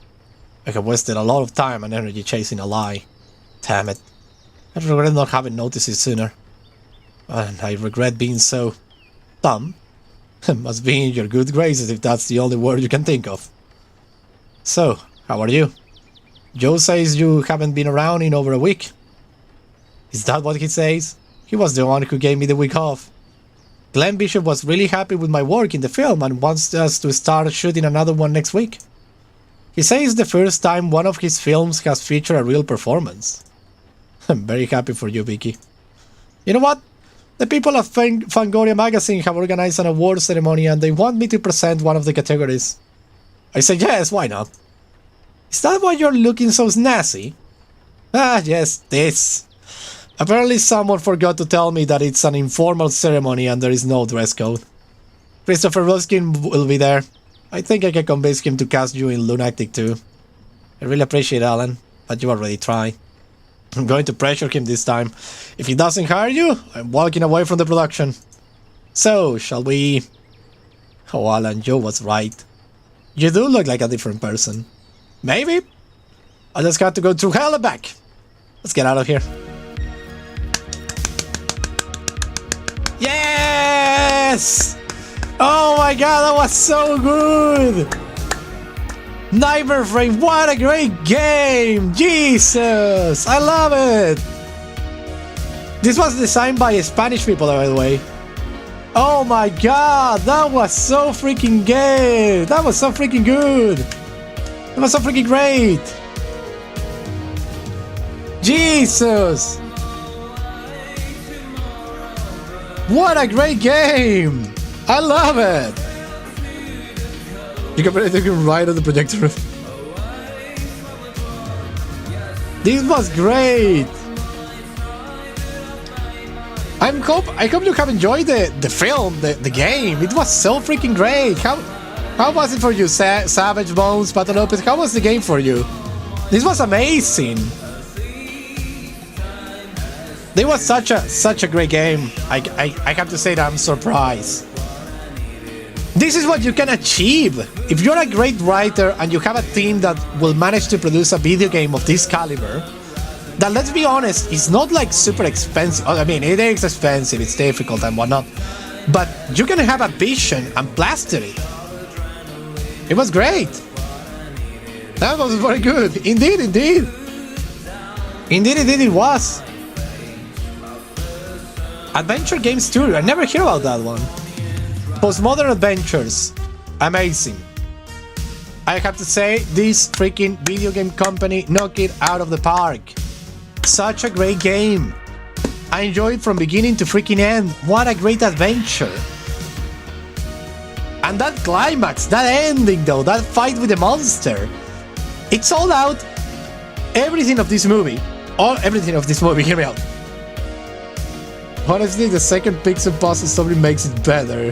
If it's the storytelling. Indeed, indeed. Estuvo épico, me encantó que te haya gustado, Pato López. It's going to be traumatized for a minute, but it's really great. Indeed, indeed. The thing is that this game was a love letter to horror movies of the 80s and adventure games also from the 80s and adventure movies and all of that. Whoever, the person who write this game, the person who write this story really knows the craft, really knows the movie industry, really knows how to make a story and all the tropes. It was amazing. And I really enjoyed that it had a happy ending. Because after everything we went through, if Alan died, I would be like, okay, if Alan died and sacrificed himself or whatever, I would have been like, okay, that's okay. The ending was a little cheesy if you ask me. But the real is that I just like to see my character, my boy, my Alan Walker, my freaking screenwriter, my fellow screenwriter, succeed in the end and be happy and have a happy life. That was great. It was a little cheesy, I say, like the true ending, if you ask me, would have been like he burns the film and he burns himself and dies. That would have been like the way to end it in a traditional, more modern stand. But in the 80s stance, that he actually succeed is actually a trope. And it's actually really good, I like it. The music is a nice touch too, indeed. It is making to end in hell, that's right, indeed. That was cute, yeah, see him smile was like the character arc if you ask me. What a great game, what a great game, oh my god. Nightmare Frames. Really, really a really good, a great surprise, a very gratifying surprise. I don't know how I end up in this game. To be honest, I don't know how I found this game. I don't necessarily remember. I know that I saw it and I was like, buy. Something told me like, buy it. But what the hell? Dude, everything was great. And the cop? What a great character, that cop. My god, that was great. That guy was so funny. That was the comic relief of the show. Such a great character. I love it. I just love it. So, ladies and gentlemen, this is all the time I have for today. How much time have we been in the stream? Like, for at least 3 or 4 hours, I believe. It was amazing. What a great game. So, well, thank you very much, everybody, for coming. Kind of want to see him again towards the end. Indeed. But thank you. 4 hours. Jesus, that's why I'm so hungry. Well, Bones, Savage, Fato Lopez, thank you all for coming to basically the end of this beautiful adventure that we just had. It was amazing. I was grabbed by the neck by this game. What an experience. Indeed. I'm glad you all love it. I'm glad you all enjoy it. So, ladies and gentlemen, thank you very much everybody for coming. I hope you had a blast. I was the Lost Chevalier, signing out. I will see you tomorrow with another stream in the morning. Well, the morning here, in the afternoon over there, maybe in the evening for some of you. You know, we all live in different time zones. Thank you very much, everyone. Thank you very much. See you tomorrow. Bye-bye. Bye-bye.